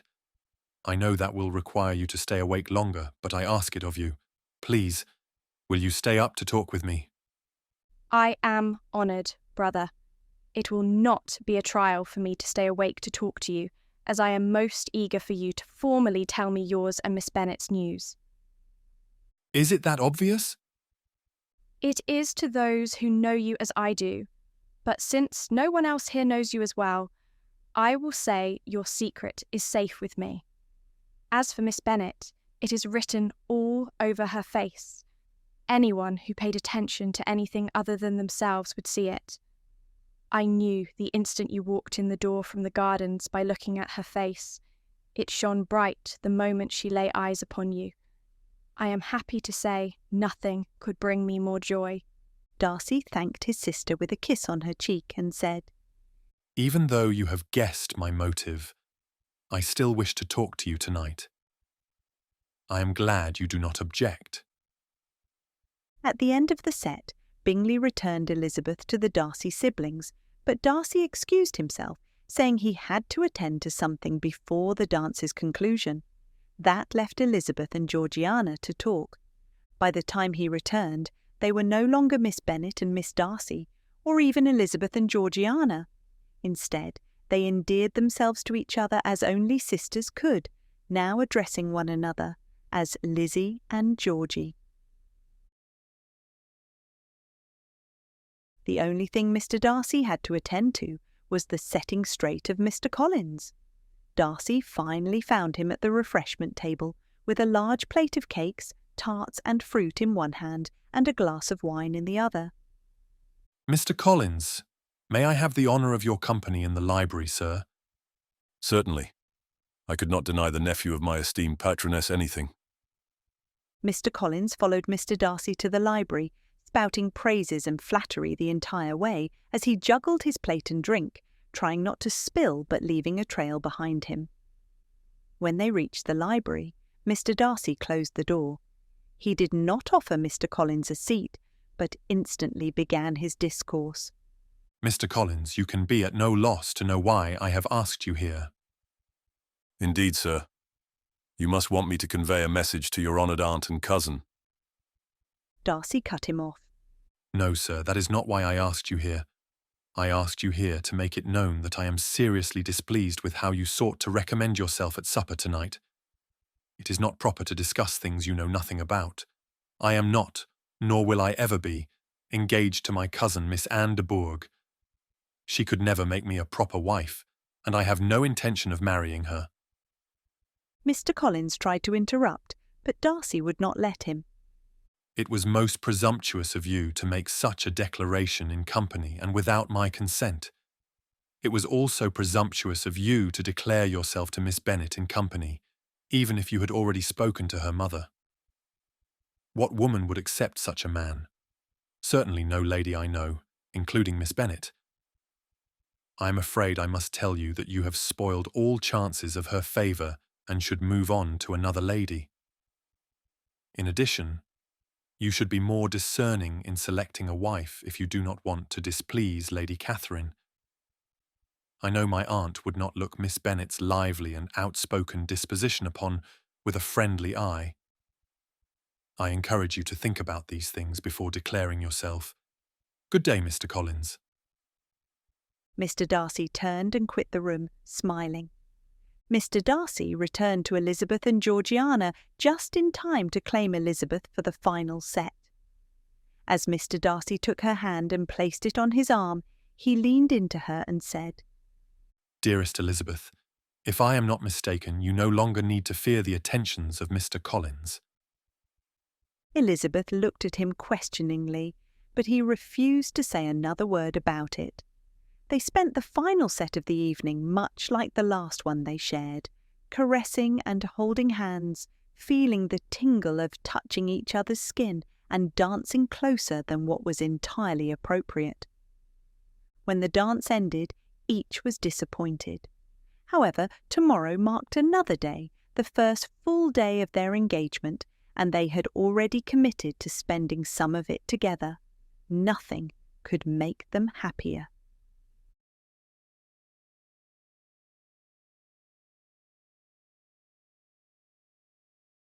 Chapter 18. Poor ending to a perfect evening. The Bennets were among the last to depart Netherfield. The majority of the family had no complaints. Miss Bingley and Mrs Hurst were the exception, Miss Bingley especially. Darcy had not asked her to dance, yet he danced 3 dances, all principal dances, with that upstart Miss Eliza Bennet. Not to mention, she somehow trapped him into wearing that ridiculous rose and occupied all Georgiana's attention. Miss Elizabeth made it impossible for anyone else to approach them. Despite her fury over the ballroom gossip, Miss Bingley was too exhausted to give it further thought tonight. She would consider it tomorrow. Her sole concern tonight was getting to her room and going to bed. She wished to wipe the memory of tonight from her mind. Caroline disregarded the opinions of country people and retired for the night, despite some still remaining at Netherfield. It was not long before the Hursts followed her lead and went up to bed. The Hursts and Miss Bingley's departure allowed Bingley and Darcy to escort the entire Bennet family to their carriage, and while he thought no one was looking, Darcy bestowed another kiss on Elizabeth. However, Mr Bennet saw the kiss and was resolved to talk to Mr Darcy about it tomorrow. He was taking far too many liberties. After the Bennet family's carriage rolled out of sight, Bingley went directly to his room. Darcy escorted Georgiana to the library and helped her get situated into a comfortable chair. Darcy began. Dearest, how was your evening? William, brother, we both know we did not come here to discuss my evening enjoyment. I will flatter you and tell you I enjoyed it immensely and, in return, ask you how you enjoyed it. Darcy laughed. Georgie, when did you grow up? You're right. I did not ask you to talk to me simply to talk about the evening. You know exactly why I asked you here. I asked Miss Elizabeth to be my wife, and she happily accepted. We are to marry, and you are to have a sister. I hope you are pleased. Darcy knew his answer to the last statement, but he wanted to engage Georgiana in conversation. Georgiana's expression spoke volumes. William, I am so happy for you. Georgiana jumped up and practically leapt into his arms, embracing him in a great hug. You must tell me all. Did it happen when you both left during supper? How did you ask her? Did you stand or kneel? What did she say? Did she cry or laugh? Have you asked her father? When will you announce your engagement? When is the wedding going to be? Darcy stopped Georgiana and told her all, everything. He disclosed the kiss, Mr. Bennet's scolding, and the threat of a shotgun wedding to her. Georgiana was humiliated on her brother's behalf, but laughed at the entire story. He then revealed his discussion with Mr. Collins. Once all of his tales were complete, he sent her to bed with a wish for sweet dreams and a radiant smile spread from ear to ear. Brother, I am so proud of you. You have not only made yourself the happiest of men, but by doing so have made me the happiest of sisters. I think our new little family will spend tomorrow pleasantly. Darcy remained a while longer, sitting in his chair and reliving every touch, caress and kiss he shared with Elizabeth. It was clear Elizabeth loved him as much as he did her. Her passion equalled his thus far, and he hoped for its continuation. With sweet thoughts in mind, he ascended to his room. He hoped for a short engagement, and dared count the days until he would no longer retire alone each night. Darcy planned to dream of Elizabeth and their future together. Unbeknownst to him, events were unfolding only 3 miles away that would make the night end anything but perfect. The carriage ride home from Netherfield began as a noisy affair. Lydia and Kitty overtalked each other as they loudly described every dance and each partner. No one paid them much mind except Mrs. Bennet, until Lydia mentioned Mr. Wickham. It seems Mr. Darcy purposefully excluded him from tonight's ball, Lydia mentioned, capturing everyone's attention except Mrs. Bennet. According to Mr. Wickham, that man was abominably cruel and denied him a living that was granted in his father's will. Lizzie scolded Lydia with a stern look and command, but she continued anyway. Based on the lies Mr. Darcy and his rotten cousin have been telling, Mr. Wickham can barely do anything without being watched by his general. Despite assistance from his friends and officers, he was prohibited from joining the Netherfield ball. He knows Miss Darcy, and he knows she is here. It is his dearest wish to see her. He and some of the other officers plan to run into her as soon as possible. They know some of the Netherfield servants, and Denny told me they will help him see her. Wouldn't that be such a sight? I am sure her brother would be furious. Lydia rolled with laughter until she saw the look on her father's face as the moonlight passed over it. His look brought her to silence. Mr. Bennet's voice was a strained, stern whisper. Lydia, you are from this day forward confined to Longbourn. You are to have no visitors and attend no teas, assemblies, or balls. Lydia protested, and his voice became louder and gruffer. If I allow you back into society, it will be under my watchful eye. It seems you're not mature enough to be out, so from henceforth you will still be seen as a child. Mr. Bennet growled in a harsh voice. In addition, I will never hear you speak another unkind word about Mr. Darcy or his sister until you have confirmed the truth of the stories told you by the officers and have written documentation to prove it to me. They speak lies, and I will not hear another word about it. You have disobeyed me. In the future, you will know that when I tell you to stay away from someone and everyone associated with them, you will obey, or you will be severely punished. Do I make myself clear?" Lydia was in tears and unable to control her sobbing. Kitty hid as best she could with her hands clasped and her head down. Mr. Bennet was not through. "Kitty, I know you follow wherever Lydia leads. You best learn to follow in the footsteps of Jane and Elizabeth, or you will also suffer the consequences. This is your last warning, or you will suffer the same fate as Lydia. Am I understood?" "Yes, Papa," Kitty croaked. Elizabeth felt pleased and proud of her father's defence of Mr. Darcy, yet the other news distressed her. Somehow, she must speak to Mr. Darcy about his sister's safety. The rest of the carriage ride home was silent.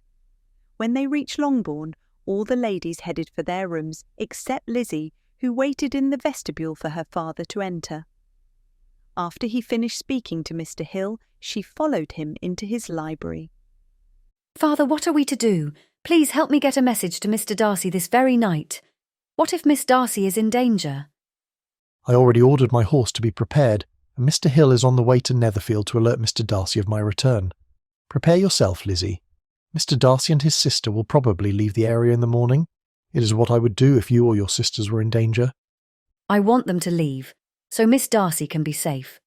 Father, you must know I already consider her, and love her, as another sister." "I know, my dear. Now off to bed with you. I will return to Netherfield and speak to Mr. Darcy." "Please, Father, when you return, come tell me the outcome of your interview. I cannot sleep until I know she is safe." "Very well, off with you, or you won't finish telling Jane the tale of your engagement by the time I return." Jane must have been waiting for Elizabeth to enter her room, because mere moments after she closed the door behind her, Jane knocked lightly. "Lizzie, may I come in?" "Yes, Jane, please do." Jane entered the room and began turning down the bed for Lizzie. Elizabeth burst with her news.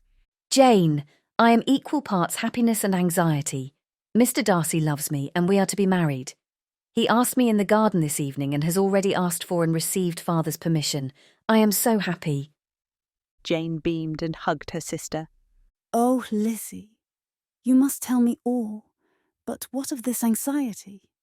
Surely it cannot be from your engagement." "No, it is from Lydia's disclosure. I fear Miss Darcy is not safe. Father is returning to Netherfield to speak with Mr. Darcy even now." Lizzie quickly changed into her nightgown and then snuggled into her bed next to Jane. She took her time telling Jane every detail about the proposal, including being caught kissing by Father, their dancing together, and their slight caresses. Jane felt mortified for Lizzie's situation, but when Elizabeth expressed her willingness to endure anything, as long as Fitzwilliam would kiss her like that again, Jane's concerns faded away. Jane blushed and thought how amazing it must be to be kissed by someone you love. After Lizzie completed her tale, it was Jane's turn to tell Lizzie her news. Although not engaged, Mr. Bingley asked to speak to her in private tomorrow. "He was very particular in wanting to have a moment alone with me. I consented. Tomorrow, if I am not mistaken, I shall have some news of my own." "Wonderful. We shall be best friends and sisters and make best friends brothers." They spent another hour talking about their dreams for the future, and then reluctantly, Jane declared she must get some sleep, and Elizabeth agreed she should too, for she must look her best for tomorrow. The sisters parted with the best intentions of good dreams that night, yet Lizzie could not sleep, for her father had not yet returned. Mr. Bennet arrived on the steps of Netherfield but a few minutes after Georgiana retired to bed. Mr. Darcy was still sitting up, remembering the pleasant events of the evening, when a servant arrived to tell him that Mr. Hill from Longbourn had come with an urgent message from Mr. Bennet. Mr. Darcy requested he be brought in, and heard that Mr. Bennet was to be returning to Netherfield this very night to speak on a most urgent matter. Mr. Darcy said he would remain prepared to see the man when he arrived, and allowed Mr. Hill to return to Longbourn. It was not long before an exhausted Mr. Bennet arrived. "Mr. Darcy, sir, I apologise at the hour and that we barely left your doorstep when I returned uninvited, but I hope you can spare me a minute, for I have some distressing news. Surely, Mr. Bennet, please join me in the library.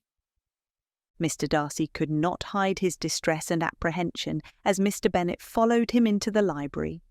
He performed the proper functions of host and offered a seat and a drink, but Mr. Bennet declined and instead began directly. Mr. Darcy, on our way home this evening, it was brought to my attention by my silly youngest daughter, Lydia, that Mr. Wickham is aware of Miss Darcy's presence in the neighbourhood. I am sure he is, sir, for we have not tried to keep it a secret. Does it concern you that he and a few other officers intend to see her while she is here? It does. However, knowing their intentions makes it easier to foil them. I will ensure Georgiana is always accompanied by myself or Mrs. Annesley. I do not mean to distress you, sir, but there is more. I want you to understand how concerned I am. It has also come to my attention that there is at least one servant, perhaps more, employed at Netherfield, who has agreed to assist them in their plans. Are you saying they are intentionally plotting and strategizing against her, rather than simply coincidentally running into her? Yes, Mr. Darcy. I came here this evening to advise you to leave the county. I have talked with Elizabeth, and although she's very distressed for you and your sister, and, may I add, a little upset for herself, she agrees you should leave as soon as you can. Your priority must be to keep Miss Darcy safe. What about Miss Elizabeth? What do you mean, sir? She's upset, but will be more at ease knowing you have removed Miss Darcy from harm. You miss my meaning, sir. My attention to her tonight has caused gossip. A lot of gossip. Knowing Mr. Wickham as I do, I now fear for her safety and will not leave her here without my protection. My sister and I will stay, and you and I can protect them together. Mr. Bennet smiled, happy Mr. Darcy would do anything to protect Elizabeth. I think she's safe here. No one knows of your engagement, and we shall keep it secret for the time being. We'll only announce it once we're sure there's no risk of retaliation from him. Mr. Bennet, I will respect your wishes, but I had hoped for our engagement to be announced soon. I want to obtain a special license and marry soon, perhaps by Christmas. Christmas? That is scarcely a month away. Darcy smiled. I know, but I need to return to Pemberley, and now that I am determined to marry her, I do not want to be away for any length of time. A trip to Pemberley would most assuredly take me a few weeks to a month. I am determined not to return there until I can do so with Elizabeth as my wife. Happy sentiments indeed, yet a concerning timeline considering the present situation. If we announce the engagement in the morning and set the date a few days before Christmas, it would be natural for Miss Bennet to go to London to purchase her trousseau. As the bridegroom, I must stay by her side and go with her to London. My unmarried and dependent sister would certainly have to accompany me. I think this would be the best method of departing without causing Mr. Wickham to strategize further and foil his plans. Mr. Bennet worried over the short notice to the Gardiners, but knew they would understand when they read a letter from him. He could not refuse Mr. Darcy's plan, and it was determined that Mr. and Miss Darcy would attend breakfast with the family in the morning. The announcement would be made, then Mr. Darcy would hurry to London with his precious cargo. With their plans made, Mr. Bennet departed for home, and Mr. Darcy informed Wilkins and his sister's maid to have their trunks ready early. There was a change of plans. Darcy then wrote a brief letter to the Colonel and ordered it sent express tomorrow morning. At last he settled in for a short night of restless sleep.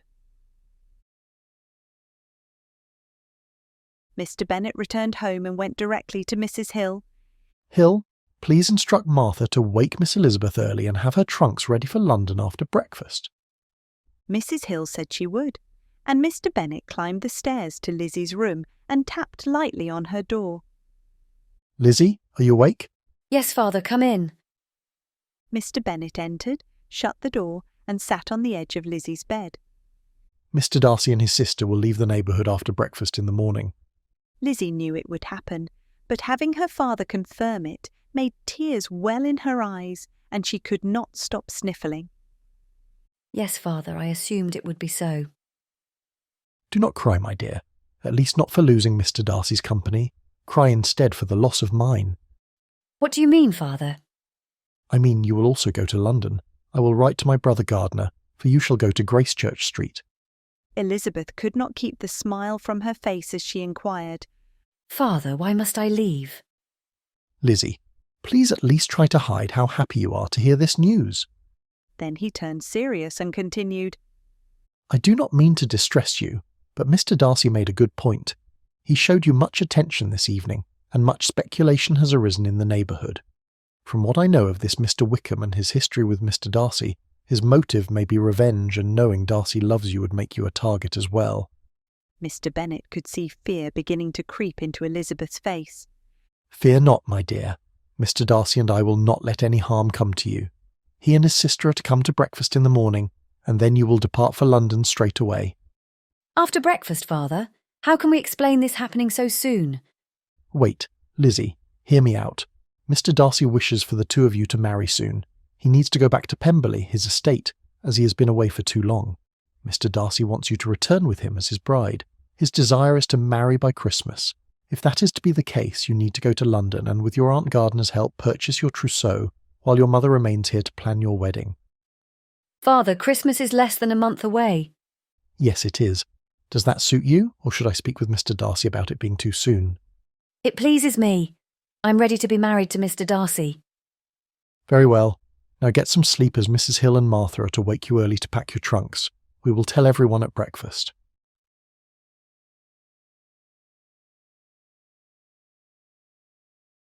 Chapter 19. Preparations for London. Elizabeth did not sleep well. She was excited to be engaged, but distressed someone would want to harm Mr Darcy, Georgiana, or possibly herself. What kind of person was so angry they would want to harm someone they didn't even know? Mr Darcy put everything into motion for an early departure as soon as Mr Bennet departed for Longbourn. He spent the rest of the night trying to sleep, but not succeeding. His first wish and desire for Elizabeth to be his future bride had just been granted, and now, not 2 hours later, his most fantastic nightmare also came true. Mr Wickham, his worst enemy, inserting himself to cause problems again. How could anyone sleep with such conflicting emotions? Dawn arrived moments after Darcy finally fell asleep. He had given up trying to sleep and spent the entire night preparing for their departure. When he finally collapsed on his bed, he got less than 2 hours of sleep. Part of him wondered if going to sleep now was even worth it. It would probably make him more tired than just staying awake until their trip to London.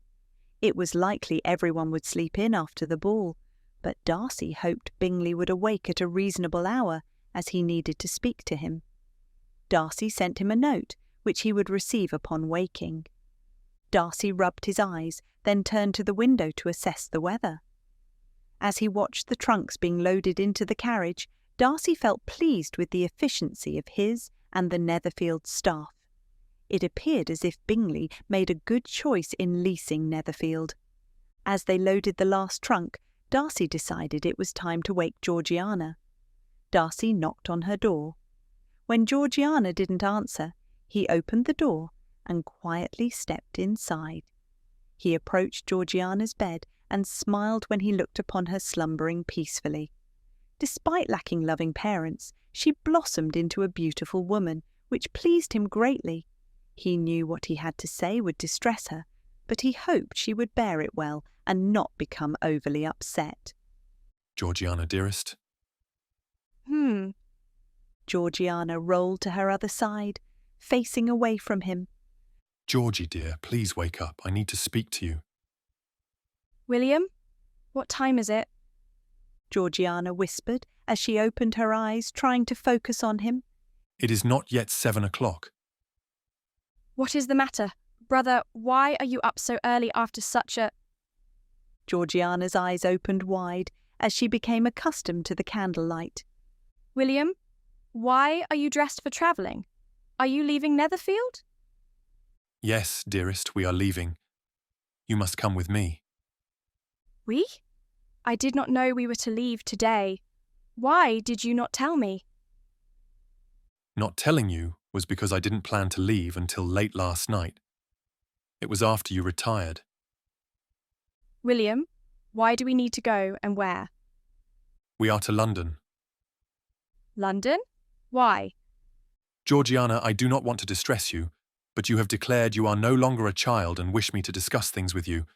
But today I have not the time. You must trust me, and when we drive to Longbourn to collect Miss Bennet, I will tell you. Lizzie, is she to go to London with us? Darcy smiled at his sister, already calling Elizabeth by a cherished family name. Yes, we shall deliver her to her aunt and uncle's home in London, where she is to stay until we return for the wedding. William, I think you best start from the beginning. I can get ready quickly. I prefer to hear all now. Georgiana sat up, ready to listen.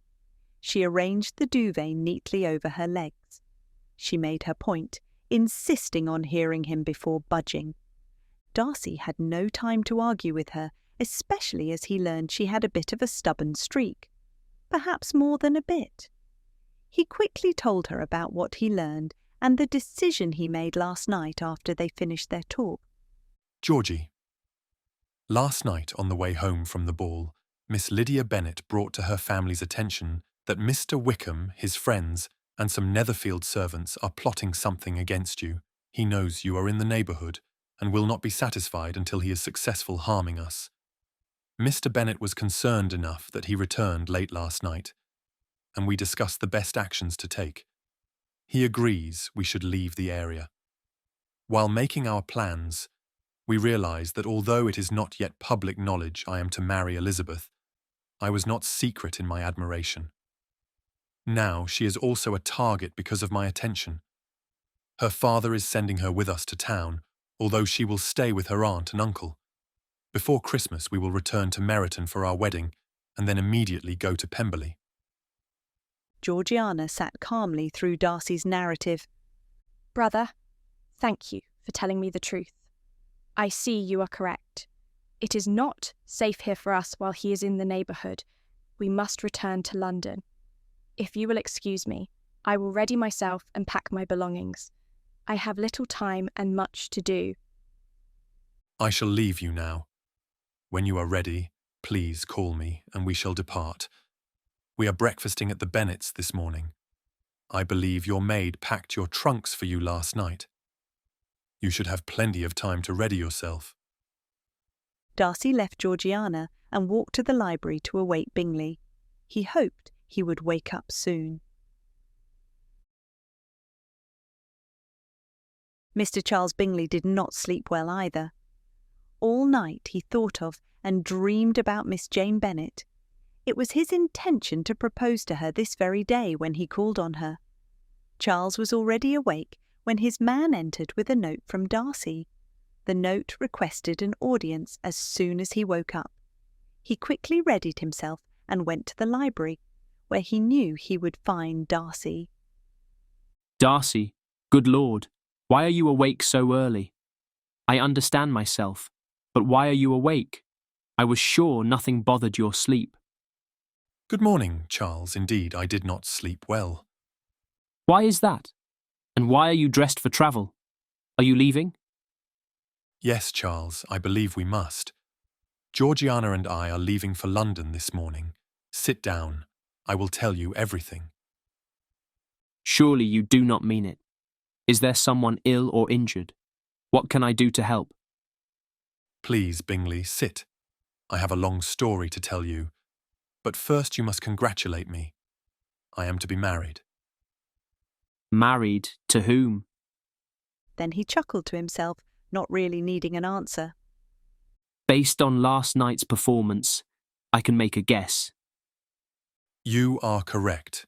Miss Elizabeth Bennet has accepted my offer of marriage, and it is last night's performance, along with a prior history with a particular acquaintance in the neighbourhood, that necessitates our departure. In fact, Miss Elizabeth will travel with Georgiana and I as far as her aunt and uncle's home in London. No, you are joking. Why must you leave? What is going on? Would not Miss Elizabeth's family want her here to celebrate and plan? Indeed, Charles. However, Mr. Wickham would not. Darcy told Bingley the story, just as he had Georgiana. I agree. You must leave. Georgiana and Miss Elizabeth are not safe here. You say one man may be a member of my staff. Did Mr. Bennet disclose the man's identity to you? No, he did not. I insist I accompany you to breakfast to talk to the man. Any less action would be unpardonable. It would indeed, Bingley. We leave in an hour. But Bingley, if I may offer some friendly advice, being engaged is about the happiest feeling I have ever felt. I highly recommend it to all young men who know a special lady. As you informed me earlier that you intend to talk with Miss Jane today, I say you should take advantage of your private conversation to become most happy yourself. Thank you, Darcy. I believe I shall. An hour later saw off the Darcy carriage with Mr. Bingley beside on horseback. 15 minutes later they arrived at the gate to Longbourn in time for breakfast. Caroline woke in a decent mood, but it lasted no longer than her maid informing her the Darcys and Charles were breakfasting at Longbourn. She became furious when she learned Mr. Darcy was leaving for London. Her anger escalated with each piece of information. Rumours swirled around Meryton that Mr. Darcy was engaged. They said Georgiana travelled to Netherfield to meet and approve of the lady before the news spread. Caroline was furious and thus determined to foil their happiness. If she could not have all of her fondest desires fulfilled, she would certainly not stand by while some country upstart stole her perfect life at Pemberley. She entered the drawing-room and penned a note. G.W. I write to inform you of the Darcys' change of plans. Contrary to my first note informing you of Georgiana's arrival and intended stay at Netherfield, the Darcys' plans have changed. I have just learned they will return to London today. If gossip is to be believed, Mr. Darcy is engaged to none other than Miss Elizabeth Bennet of Longbourn. We must stop this engagement at any cost. I trust you will know what to do. C.B. Caroline read her note with an eye on revenge. Miss Elizabeth Bennet was stealing her Pemberley, and she would not have it. Upon overhearing Mr. Wickham's tale of woe as he spread it to an innocent lady at the haberdasher's a few days previous, Caroline introduced herself as someone who could be useful to him, for a price, of course. Though it infuriated her, she informed him about everything she knew or suspected about Mr. Darcy. Elizabeth had hardly closed her eyes all night. Martha arrived at dawn to assist her, but she was already awake because of her occupied mind. Elizabeth, with Martha's help, was quickly made ready for travelling. Thank you, Martha. I dare say I would not have been ready in time without your help. You're welcome, Miss Elizabeth. Will there be anything else, or should I pack your trunks? Let's pack my trunks. I will help you. Yes, miss. Martha, have they informed you of my destination? No, miss. Mrs. Hill only informed me that your trunks were to be packed for a few weeks, at least. I'm heading to London to stay with the Gardiners until right before Christmas. Wonderful, miss. I know how much you love Mr. and Mrs. Gardiner. You should have an enjoyable journey. Yes, Martha, I will. Elizabeth said it with more warmth than necessary, but Martha did not notice. Miss Elizabeth, did you enjoy the ball last night? Yes, it was the most spectacular ball of my life. I dare say life-changing. Martha raised her eyebrows as she stood up and looked at Miss Elizabeth. Her reports usually highlighted the evening's follies and nonsense. Most definitely, Miss Elizabeth never described the local balls and assemblies as spectacular. The balls were survivable or tolerable at best. Martha wondered at Miss Elizabeth's current mood. A ball being life-changing, miss? I do not understand. Martha, I am dying to tell someone besides Papa and Jane. I am to be married. Married? What excellent news. I am so happy for you. Whom are you to marry? I am to marry Mr Darcy. Mr Darcy, what a fine thing. He is a handsome one. I have noticed him a few times as he visits with Mr Bingley. Yes, I dare say he is extremely handsome. He is the one who sent the roses last evening, and when I arrived at the ball, I found my 12th rose. It was pinned on his coat. How romantic. I wish I could have seen you and the look on your mother's face, of course.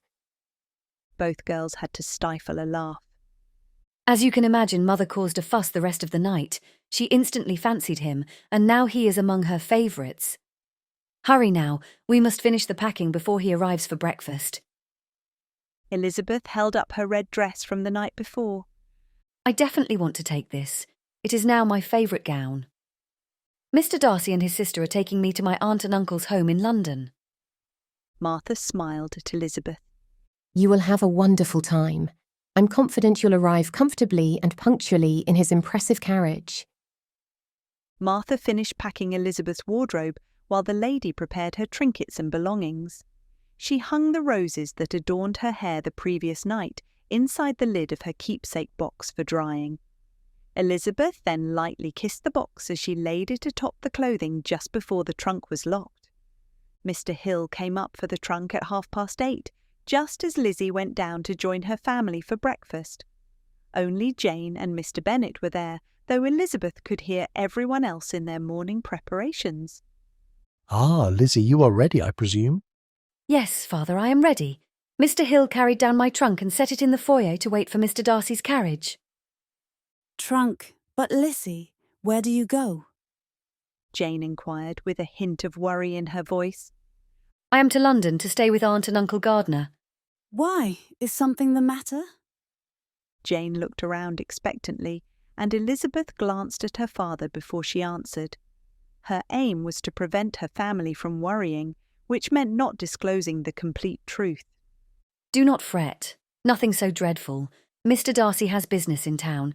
He wishes to marry early, as he needs to return to Pemberley, so we need to expedite the purchase of my wedding clothes.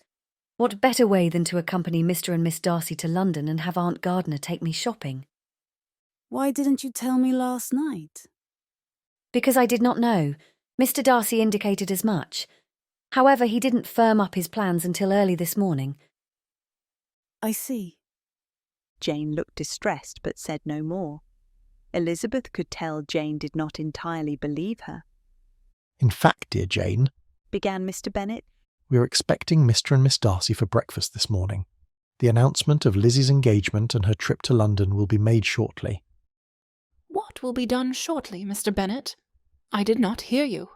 Mrs Bennet said as she walked into the breakfast room, trailing the rest of the household and Mr Collins behind her. You shall soon find out. Why don't you all sit down? We are expecting visitors this morning. Visitors at breakfast. Who would dare visit so early after a long night? I should think they would leave us alone, Mrs Bennet said bitterly. Before anyone could respond, Mr Collins stood to leave the room. Mr Collins? Inquired Mr Bennet. Sir? Where are you going just as we're to eat breakfast? I am to go out. I fear I have no appetite this morning. No appetite? I can scarcely believe that. Thus far you have displayed an ample appetite for our cook's creations your entire stay. I have, sir. However, I think last night's activities distressed me, and I have no desire to be in company this morning. Instead, I shall walk towards town and see if I meet any of my newest and dearest friends. He rose and departed from the room, leaving many astonished looks at his back. Just then the bell rang, and Mrs Hill came in with Mr Bingley and Mr and Miss Darcy. Mr Bingley, Mr Darcy and Miss Darcy, ma'am. Why, sirs, we did not expect you this morning. How delightful. Why did you not tell me last evening you were to visit this morning? Come in and have a seat. We are just sitting down to breakfast, Mrs Bennet proclaimed. No reply came, as one was not truly required. The three sat down, and Mr Darcy introduced his sister. Once introductions were made, Mr Bennet began. Mrs Bennet, my dear, I have an announcement to make. Shall I tell you now, or would you rather eat first and hear the news later? Mr. Bennet, tell me now, for I must know. We cannot stand to wait, can we, girls? And I am sure our company would like to hear also, do you not? Everyone nodded, and Mr. Bennet began. Well, my dear, it appears as if Lizzie must leave us for some time. Mrs. Bennet interrupted, confused. Leave us. Lizzie, my dear, where must you go, and for what reason? I am sure you would like to stay here with your dear family. Please, Mamma, listen to Papa. Deciding to sport a little with everyone, Mr. Bennet continued. Is that true, Lizzie? Would you prefer to stay with your dear family over your present planned adventures? I thought your actions last night in the gardens showed your decision was pretty well established and set on travelling. Elizabeth turned bright red. Jane shifted slightly, distress for her sister washing over her face. Mr. Darcy hardly knew what to do, so he stared straight ahead, not daring to look at anyone, especially Elizabeth, her mother, or her father. It is, Papa. I have not changed my decision, Elizabeth whispered. Very well. It appears as if Lizzie does indeed intend to leave us. Mr. Bennet took a drink of his coffee, preparing himself for the next onslaught. Mr. Bennet, please tell us why, or must we pry it out? I am getting there, Mrs. Bennet. Lizzie is off to London to stay with Mr. and Mrs. Gardiner. She will return the week before Christmas. What a lovely idea. Perhaps we should all go to London. What a pleasant trip it shall be. I dearly miss my brother Gardiner in London. This time of year is perfect with the theatre, shops, and public places. No, Mrs. Bennet, we are not all going, as you must stay to plan. Plan, Mr. Bennet? Of what do you speak? I don't know of anything that needs planning. If you will listen, I will tell you. You must plan a wedding, for shortly after Lizzie returns, she is to marry. Mrs. Bennet sat stunned, recognition beginning to dawn on her as she looked at Mr. Darcy and then back to Mr. Bennet, as if inquiring if he was the man, but not wanting to ruin a marriage prospect if she was wrong. Mr. Bennet did not leave her in suspense long. Elizabeth and Mr. Darcy will marry just before Christmas. With the man confirmed, the date became critical. Christmas? That is less than a month away. No, it cannot be done. I will not allow it. We don't have sufficient time to plan a proper wedding. I need at least double the time. A worried look crossed Mr. Darcy's face, but was soon relieved as Mr. Bennet interjected. Mrs. Bennet, think of the possibility. You shall have a daughter married by the end of the year. You must consider Mr. Darcy's wishes. He wants to retire to his home in the north with Elizabeth, to Pemberley.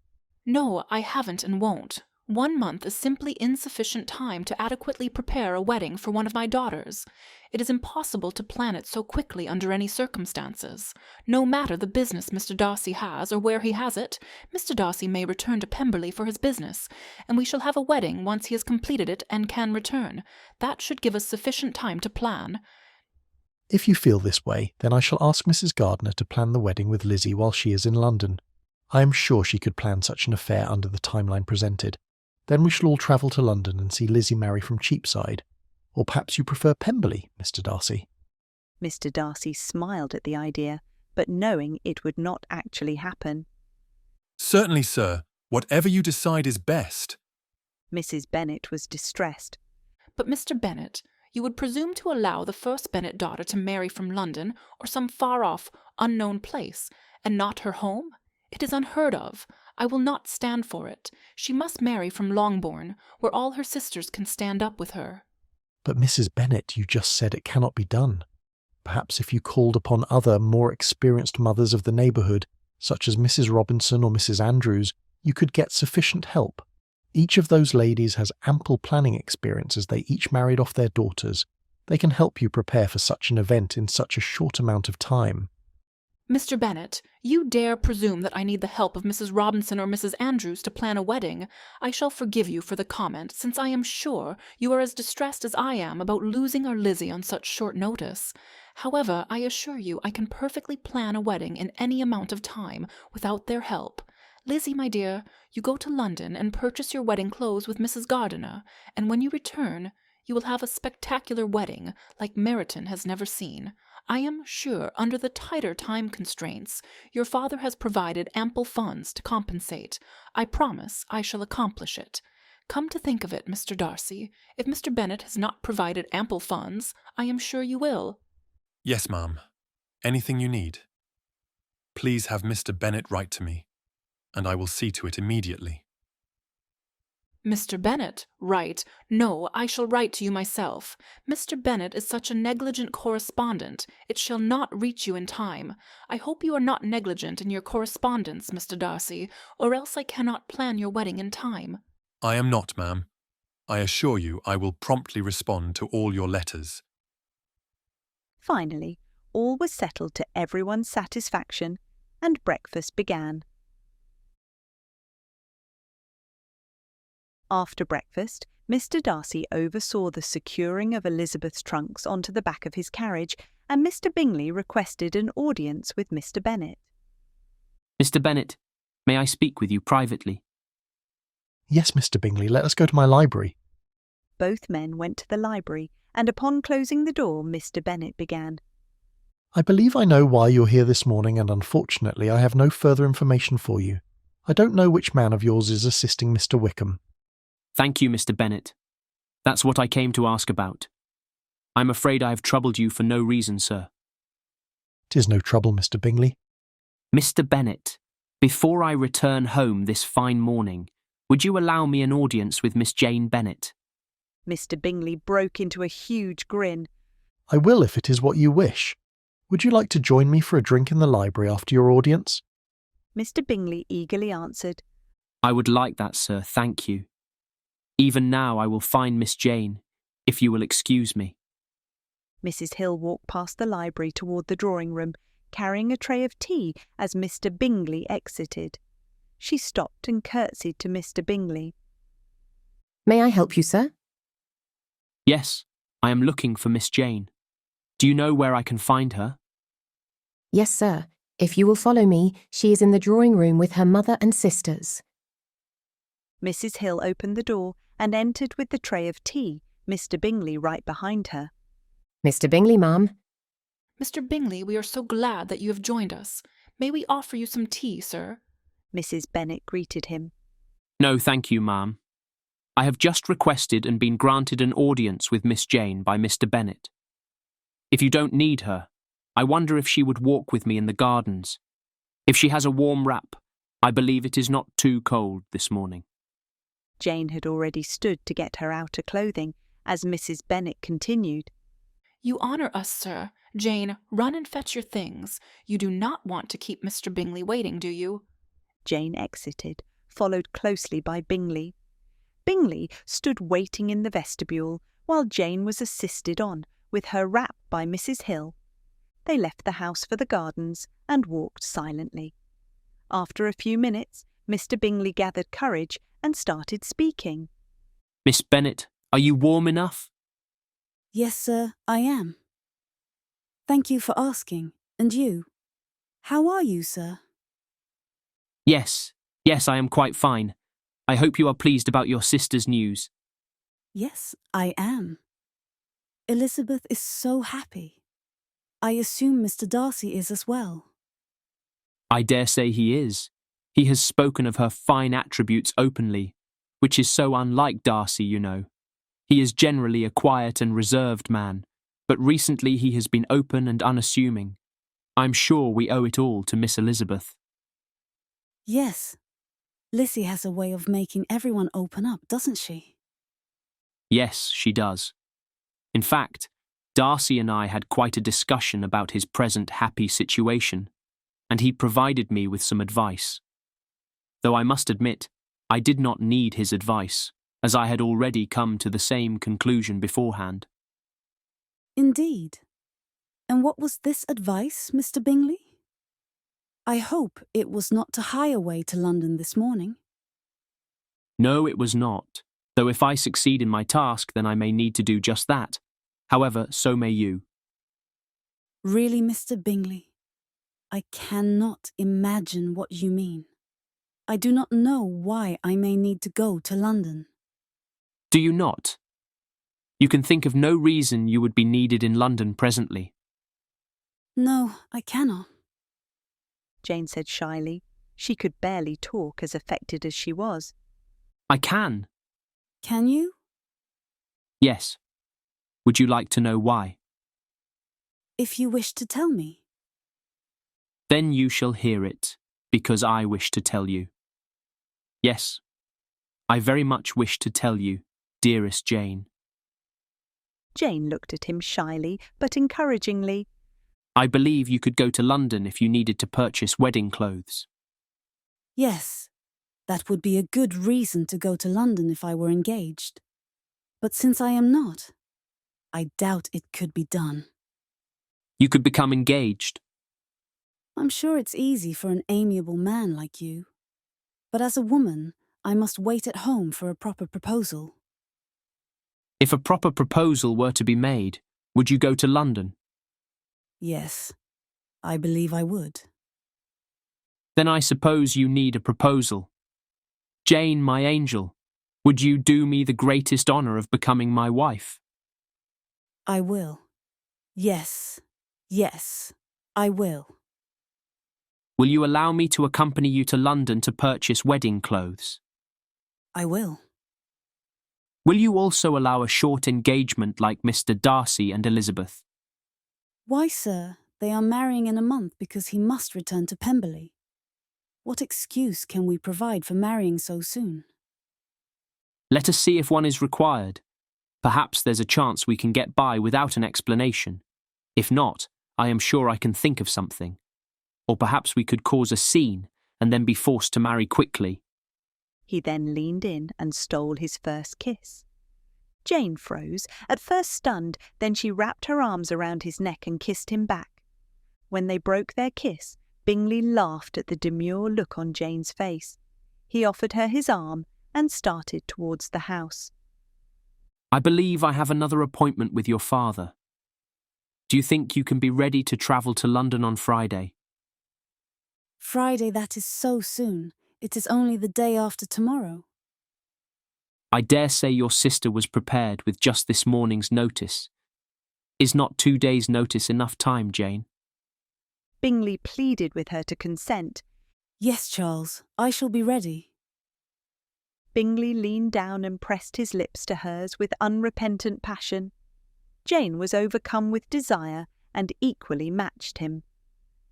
Bingley, Miss Jane, came the voice of Mr Darcy as he walked around the end of the hedgerow. Ah, there you are. I apologise for interrupting. We will leave soon and Miss Elizabeth would like to speak with her sister. We were just returning to the house. I have an appointment with Mr Bennet straight away.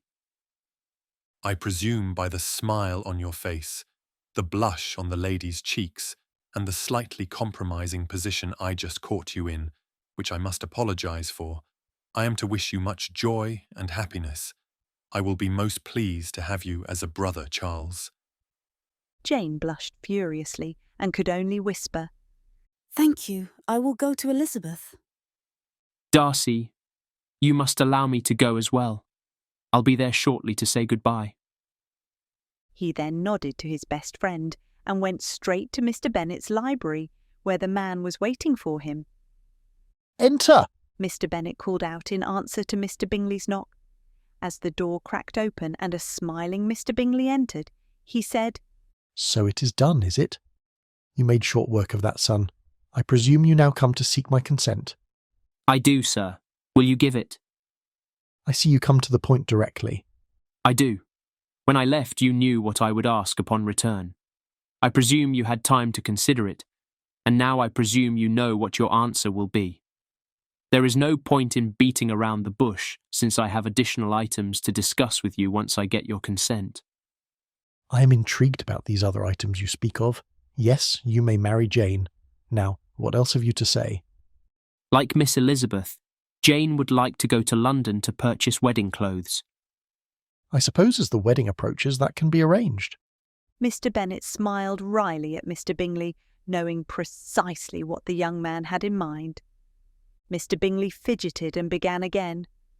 We also wish to marry soon, perhaps shortly after Mr Darcy and Miss Elizabeth, and I wish Miss Bennet to travel to London on Friday to begin her purchases. I need to be in town too, and it's a perfect opportunity for Miss Bennet join Miss Elizabeth shopping with their aunt. A single trip would save the time and effort of having to make 2 trips. I am sure you thought only of the time and effort it would save me, didn't you? Mr. Bingley smiled but made no comment. Your plan sounds reasonable when you put it that way. Jane shall be ready on Friday morning. Will your sisters travel with you? Or does Miss Jane require an escort? I do not know, sir. I will send word. Very well. Come, we will make the announcement to the family. Mr. Bennet and Mr. Bingley left in pursuit of the drawing-room. As they passed Mrs. Hill, he told her to summon everyone there before Elizabeth's departure. When Jane returned from the gardens, Elizabeth saw the happiness that overflowed Jane's features and made congratulations. The two fell on one another in a sisterly embrace and expounded about their happy situations, each unable to say enough good about her future husband. They reached a prompt decision that, with the agreement of their intendeds, nothing would please them more than sharing the most memorable day of their lives. They were preparing to speak to their betrotheds and their father when Mrs. Hill summoned them to the drawing-room. Upon entering, Jane and Elizabeth saw the rest of the family was already there. Lydia and Kitty entertained an increasingly open Georgiana, and Mary was reading in the corner near the window. Mr. Bennet was sitting by the fire, while Mrs. Bennet accosted Darcy about wedding plans, and Mr. Bingley eagerly listened to their conversation. Jane and Elizabeth went to the gentlemen and asked their mother for tea before Elizabeth's departure. Mrs. Bennet rang for tea, while Jane and Elizabeth whispered with Bingley and Darcy about their idea of a double wedding. The arrangement was to the satisfaction of all, so they quickly told Mr. Bennet before Mrs. Bennet returned with the tea. Mrs. Bennet, with the help of her oldest daughter, poured tea for all assembled. Everyone attended to his or her own conversations in their own groups until Mr. Bennet interrupted. I must say this has been an eventful morning with Elizabeth leaving for London, and now Jane informs me she also must hie to London on Friday for a bit of shopping. Is that not right, Jane? It is, father. No, Jane. You must stay here to aid me in wedding preparations. I promise you shall have a new gown, but not from London. We will have one made in Meryton, Mrs. Bennet said. Why, Mrs. Bennet, I would presume you would want your daughter's wedding dress made in London. But if you think the Meryton seamstresses are just as good, perhaps she should stay here. Wedding dress? What do you speak of, Mr. Bennet? Are you confused? You said it is Lizzie marrying Mr. Darcy. Unless you mean to say— She fell silent, stunned that she could be so lucky as to have 2 daughters engaged on the same day, and to 2 such splendid gentlemen. Yes, my dear. Today Mr. Bingley asked our lovely Jane to marry him, and she said yes. I gave my consent a few minutes ago. To top it off, they are to marry the same day as Mr. Darcy and Elizabeth in a double wedding. Think how lucky we are. We only need to plan one event, kill 2 birds with 1 stone and all that. A double wedding? You cannot be serious. I am indeed. The girls just informed me of their plan, and I agreed it is a splendid plan. To stop Mrs. Bennet before her tirade started, he continued, I am prepared to provide the normal sums for wedding preparations for both girls, so think, my dear. You shall have double the allowance to plan one affair. Such splendour you shall be able to create for our girls. Indeed, you are correct in that, and since Mr. Darcy has already assured me of his help, I am sure Mr. Bingley shall do so as well. Shall you not, sir? I will indeed, ma'am. But you must know, I am as negligent a correspondent as Mr. Bennet, so I suggest if you have any requests of me, then write them in your letters to Darcy, and he shall inform me and correspond back in a single missive from both of us. Thank you, sir. I shall do that. Now that it is all arranged, we need to get Elizabeth and the Darcys on their way. If not, it will be too late for them to arrive unexpectedly on the gardener's doorstep. Go get ready, my dear. Mr. Bennet gestured towards Elizabeth, and she went to fetch her coat and bonnet. Mr. Darcy, will you join me in my library? The men rose and went to the library so Mr. Bennet could speak to him in private. I am entrusting my dearest child into your care. Please take care of her and keep her safe. I depend on you. You have my word, sir. You must know by now the depth of my love for her. I would do anything in my power to keep her safe. Have no fear. I will take good care of her. Very well, Mr Darcy, I know you will. Let us go out now. Yes, sir. Mr Darcy stood to follow Mr Bennet to the door. With his hand upon it, Mr Bennet turned and said, I almost forgot. Mr Darcy, I saw you give your affections to Elizabeth last night as we left Netherfield. I should advise you Mr Gardiner has small children in his home, and will not tolerate such behaviour. If you want to visit Elizabeth regularly, you must learn to control yourself. You will have a wedding in less than a month. I trust you can regulate your passions for that long. Am I understood? Yes, you are. Perfectly. Very good. Let us go out then. Mr Bennet led the way to the drawing-room, where everyone gathered, congratulating Jane and Mr Bingley, and saying goodbye to Elizabeth and their newest acquaintance, Miss Darcy. Elizabeth, Miss Darcy, are you ready to leave? Mr Darcy wishes to get on the road to London. Already you are departing far later than originally expected. Yes, Papa, we are ready. Elizabeth offered each member of her family a final hug goodbye and took the offered arm of Mr Darcy. He escorted her to the carriage and helped her inside, and then handed in Georgiana. He helped them settle with warming blocks and blankets, and then entered and sat across from them on the other seat. The footman closed the carriage door, and almost instantly they were off. Elizabeth looked out the window, waving furiously at her family as a tear rolled down her cheek. Sister, why do you cry? Are you not happy to be going to London with us? Georgie, yes. I am happy to be going to London with you and Mr Darcy. However, upon thinking about it, this is my last time leaving Longbourn as a single woman. Upon my return, Mr Darcy and I will be married, and when I leave, it will be as his wife and your sister. Oh, Lizzie, I am sorry I had not thought about that. Do not be sorry, Georgie, for I am not. I am slightly affected but not unhappy. I am excited to spend some time in London with the Gardiners. They practically raised me. Mrs Gardiner is a second mother to me. I love her dearly and could not ask for a better person to aid me in preparing to marry your brother. I am sure you will love her when you meet her. Elizabeth looked shyly at Mr Darcy, who was openly admiring her. As they approached Meryton to pass through, the coach slowed to an acceptable pace to pass through the village. Each of the travellers looked out at the passing scenes, content that they were on their way without mishap or interference. Georgiana was about to comment on a bonnet she saw in a shop window they were passing, when she caught sight of the last man she would ever want to see again. She drew in a deep breath and clutched her hand to her chest. Both Elizabeth and Darcy witnessed her reaction. Darcy looked out the window and instantly identified what caused her concern. Elizabeth leaned forward, searching beyond for what caused Georgiana concern. It took a moment, but soon she made eye contact with none other than Mr George Wickham. Mr Wickham was furious to be excluded from the ball at Netherfield, for it thwarted his plans with Georgiana Darcy. But he calmed himself with the reminder that the Darcys were in the neighbourhood for an extended stay, and he had plenty of time to blackmail and extract funds from his old playmate. He knew things he would not hesitate to use against that man's sister. He counted himself fortunate when he heard the rumours of Darcy's attention to a local lady, Miss Elizabeth Bennet.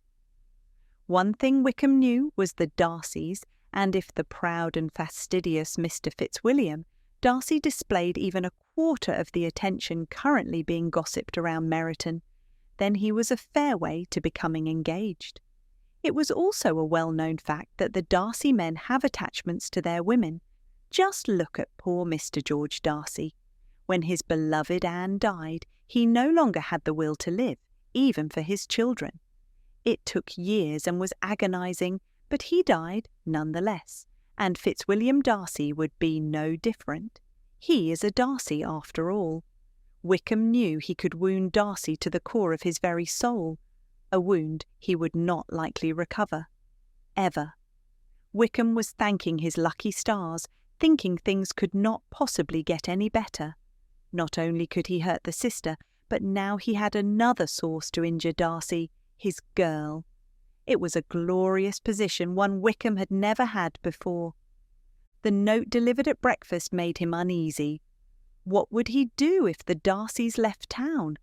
He needed them here if he was to put a plan into action. If he left Meryton, he would risk his militia post, something he could not afford to do. The thought of not knowing was driving Wickham near distraction. He needed to see for himself. He got dressed and set off for the primary thoroughfare through Meryton. If the Darcys left Meryton, he would be there to see it. Seeing the Darcy carriage roll over the ruts and stones on the road through Meryton made Wickham's pulse race. He glimpsed Georgiana through the window before she retreated and hid behind the curtain, distress written across her features. His eyes stayed glued to the spot, and he was glad for it, because if not, he would not know the carriage also held Miss Elizabeth Bennet. If the two were present, the carriage undoubtedly held a third. Darcy's presence was confirmed when George Wickham saw his horse tethered behind the luggage and servant wagon.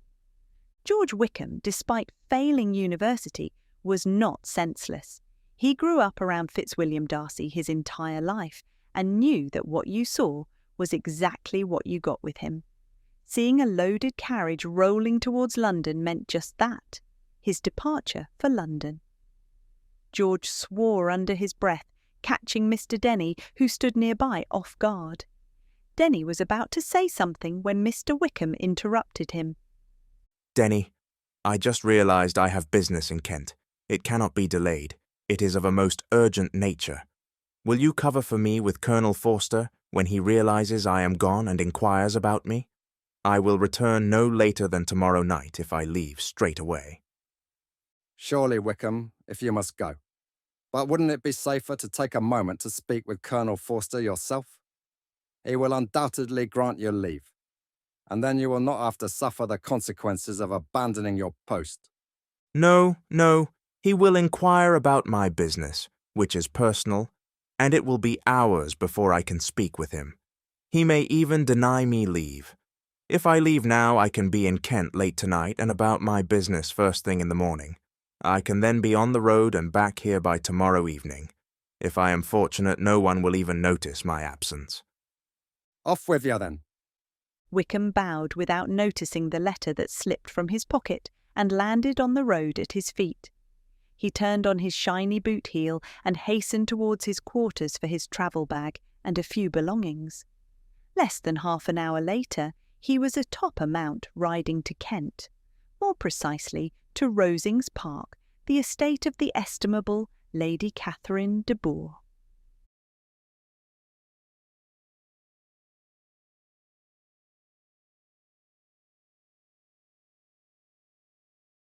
Chapter 20. The Darcy-Wickham History. Elizabeth promptly recoiled in her seat upon coming face to face with George Wickham. The look she saw on his face made her glad for her departure. Perhaps her father and Mr Darcy were correct in assuming he would try something against her. Instinct made Elizabeth reach for Georgiana's hand and clasp it on the bench between them. They were to be sisters, and they may as well act like sisters and calm one another when they were distressed. Elizabeth knew there had been a falling out between Mr Wickham and the Darcys, though she knew not what. Whatever caused distress to Georgiana, Elizabeth immediately felt the urge to offer solace. Recognising the need for Elizabeth's awareness, Mr Darcy resolved to disclose everything. He wanted to make sure she could protect herself if he was not nearby. The knowledge would give her power. Georgie, dear, I think we should tell Elizabeth everything. As a member of our family, she needs to know. Georgiana looked distressed, but Mr Darcy continued. I know it pains you, Georgiana, but she needs to know. She must know what she is up against so she can keep herself safe. I would not want Elizabeth endangered because of ignorance. Dearest, you know what that is like, do you not? Georgiana nodded slightly, and both she and Darcy looked at Elizabeth. Elizabeth, what I am about to say may distress you, but we have been handling Mr. Wickham for years, and you are safe. For years, I felt it was my duty to keep everything to myself and handle him alone, but my thoughtlessness made Georgiana susceptible to harm. We now remain safe, both of us, because we keep each other informed and aware of all interactions with the man. I ask you to do the same. Elizabeth nodded her agreement, and he began his tale. Mr. Wickham is a respectable man's son, a man who managed Pemberley for many years. The elder Mr. Wickham's good conduct in the discharge of his trust naturally inclined my father to be of service to him and to his son George Wickham, who is my father's godson. My father's kindness was, therefore, liberally bestowed. Moreover, my father supported him at school and afterwards at Cambridge, a most important assistance, as his own father, always poor from the extravagance of his wife, would have been unable to give him a gentleman's education. My father was not only fond of George Wickham's society, whose manners were always engaging, he also had the highest opinion of him, and hoping the church would be his profession, intended to provide for him in it. As for me, it is many years since I first began to think very differently about him. The vicious propensities, the want of principle, which he was careful to guard from the knowledge of his best friend, could not escape the observation of a young man of nearly the same age as himself, and who had opportunities of seeing him in unguarded moments, which my father could not have. My excellent father died about 5 years ago. His attachment to George Wickham was to the last so steady that in his will he particularly recommended it to me to promote his advancement in the best manner his profession might allow, and if he took orders, desired that a valuable family living might be his as soon as it became vacant. There was also a legacy of £1,000. Wickham's own father did not long survive mine, and within half a year from these events Mr. Wickham wrote to inform me that having finally resolved against taking orders, he hoped I should not think it unreasonable for him to expect some more immediate pecuniary advantage in lieu of the preferment by which he could not be benefited. He added he had some intention of studying law, and I must know the interest of £1,000 would be insufficient support therein. I rather wished than believed him to be sincere. At any rate, I was perfectly ready to accede to his proposal. I knew Mr. Wickham ought not to be a clergyman. The business was therefore soon settled. He resigned all claim to assistance in the church, were it possible that he could ever be in a situation to receive it, and accepted in return £3,000. All connection between us seemed now dissolved. I thought too ill of him to invite him to Pemberley or admit his society in town. In town, I believe, he chiefly lived, but his studying the law was a mere pretence, and being now free from all restraint, his life was a life of idleness and dissipation.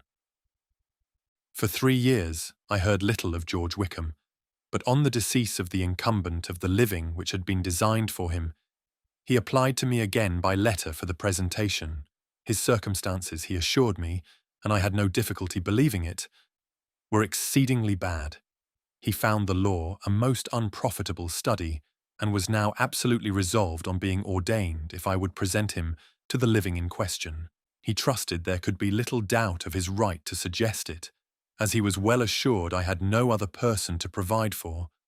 I could not have forgotten my revered father's intentions. You will hardly blame me for refusing to comply with this entreaty, or for resisting every repetition to it. His resentment was in proportion to the distress of his circumstances, and he was doubtless as violent in his abuse of me to others as in his reproaches to me. After this period, every appearance of acquaintance was dropped. How he lived, I know not, but last summer he again most painfully intruded on my notice. Georgiana was fully crying, and Elizabeth gripped her hand for support throughout the recitation. It was clear something more dreadful was coming. She could tell by Georgiana's beginning to shake as the recitation progressed, and by the concerned look on Mr Darcy's face. I must now mention a circumstance which Georgiana and I wish to forget, and in which no obligation less than the present should induce her or me to unfold to any human being. As you know, Georgiana is more than 10 years my junior, and after our parents' death, has been under my and our cousin, Colonel Fitzwilliam's, guardianship. About 8 months ago, Georgiana was taken from school and an establishment formed for her in London. Last summer she went with the lady who presided over it, a Mrs Young, to Ramsgate. Despite Georgiana's distress, she interrupted, "Brother, let me tell it. It was my foolishness, and it is mine to tell. I must let Lizzie know this myself." Georgiana turned on the seat towards Elizabeth, grasped her hands for support, and began. "Mrs Young and I travelled there on a Monday. We spent Tuesday and Wednesday morning unpacking and resting. Then, after tea on Wednesday, we took a walk along the seashore. The weather was lovely, and I was thrilled to be there for my holiday. This was my first trip without William, and I wanted to show him my maturity and prove my independence. While walking along the seashore, we saw a group coming towards us. We let them pass, and just as we began walking again, I heard my name called, 'Miss Darcy, is that you?' I looked upon the man who spoke, and there before me stood Mr Wickham. I knew nothing of his past with my brother. I only remembered him as a kind and loving person, one my father loved and who was almost another brother to me. Little did I know that he and Mrs Young formed designs against me. Mr Wickham and Mrs Young had a prior acquaintance, which my brother knew nothing about. She encouraged us to walk together when we met that day, which we did for almost an hour. She then prompted me to ask him for tea the following day, which I did, and which he accepted. She continued to promote him to me the next week, encouraging us to walk and talk together, and telling me all of her nicest impressions of him when he was not there. Mrs Young knew about my fear of coming out. I am dreadfully shy and do not want all the attention pushed upon me. She told me if I already had a suitor, my coming out could be a smaller affair, and then, a few days later, began to say it could be done away with altogether if I was already engaged. Between his attentions and her persuasion, I thought myself in love with him, and I am afraid to admit it, but I agreed to an elopement. I dearly wanted to tell William, but she told me he would insist I have a proper coming out, allowing my aunts to plan it as a grand affair. My fear of the event overpowered me, and I did not tell him. Georgiana took a deep breath and looked at Elizabeth.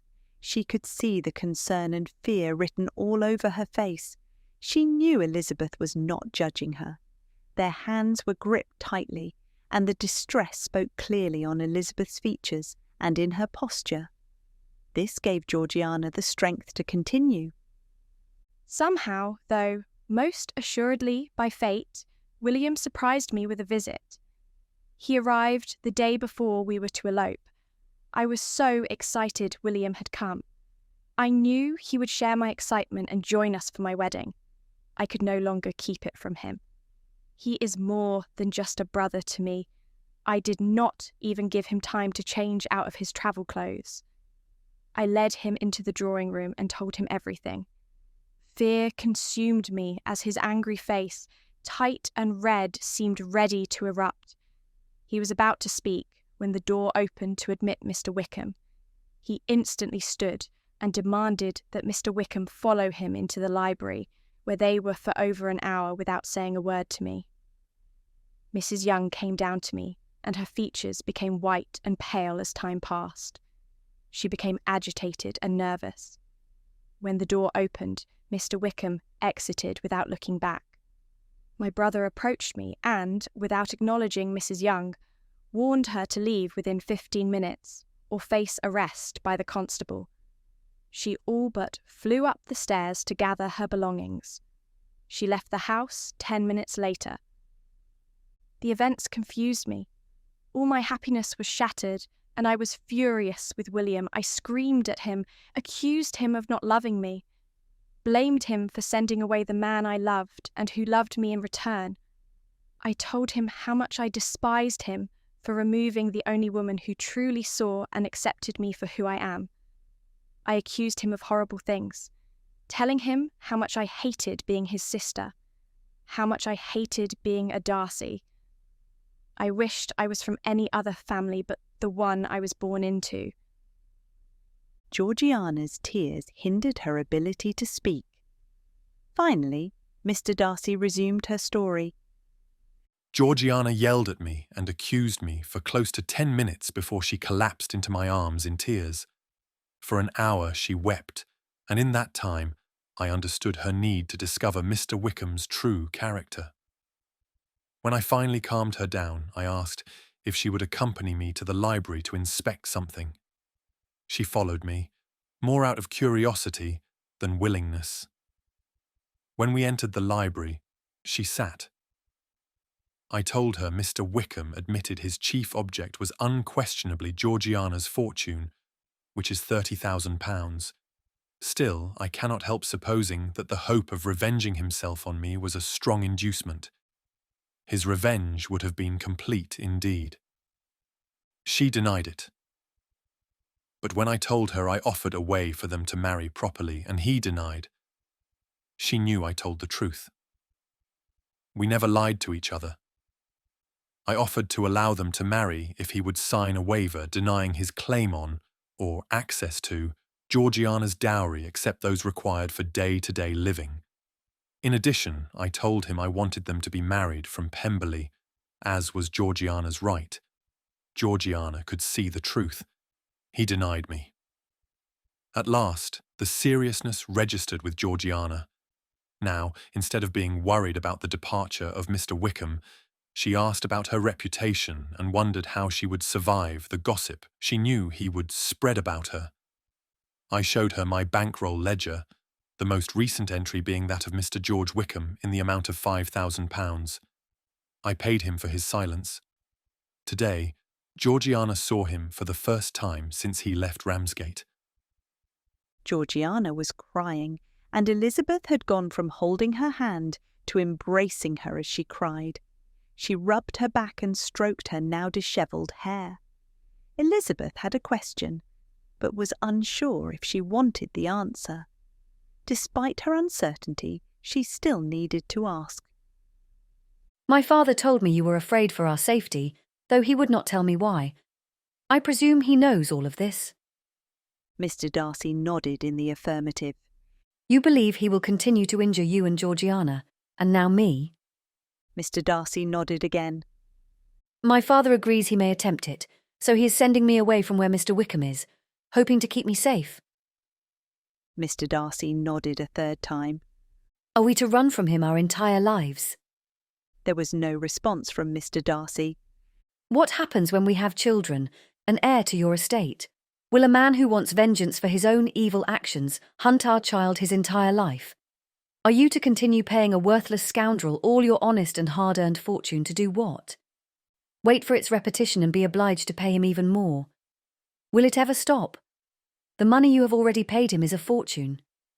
Maybe not for you, but it is for the rest of us. Georgiana stopped crying and was sitting up, looking in awe at Elizabeth.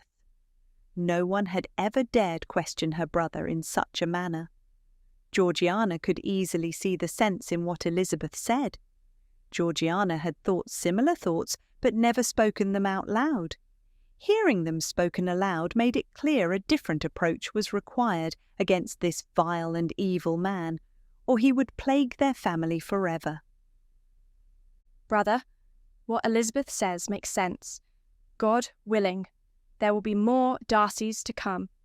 I don't want my nephews and nieces living in fear like us. We must act somehow. Georgiana, do you know what you are saying? If his lying tongue flagged, your reputation would be ruined. I can endure anything for me, but not for you. I paid him to keep you safe, dearest, and I will do it again for you, Elizabeth, or any future Darcys. Do you understand? Yes, I do. Elizabeth is right. We must do something. If it risks knowledge of my folly to become commonly known, then so be it. We must not live in fear, changing our lives because of him. I am not worried. Some day I will find an honourable man to love me as Elizabeth found you. I know there is a man somewhere who will not blanch at my past. I will then know I have found a man truly worthy of my love. Very well, Georgiana. We will wait for an opportunity. If he tries to interfere with us again, we will use proper methods to make sure it is finished forever. They all agreed with a glance. That was the end, for now. The conversation wore Georgiana out.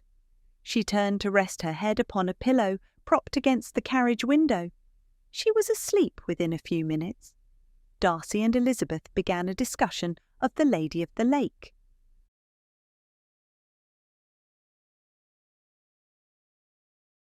Please continue listening to the end of Longbourn's Unexpected Matchmaker in the second and final video.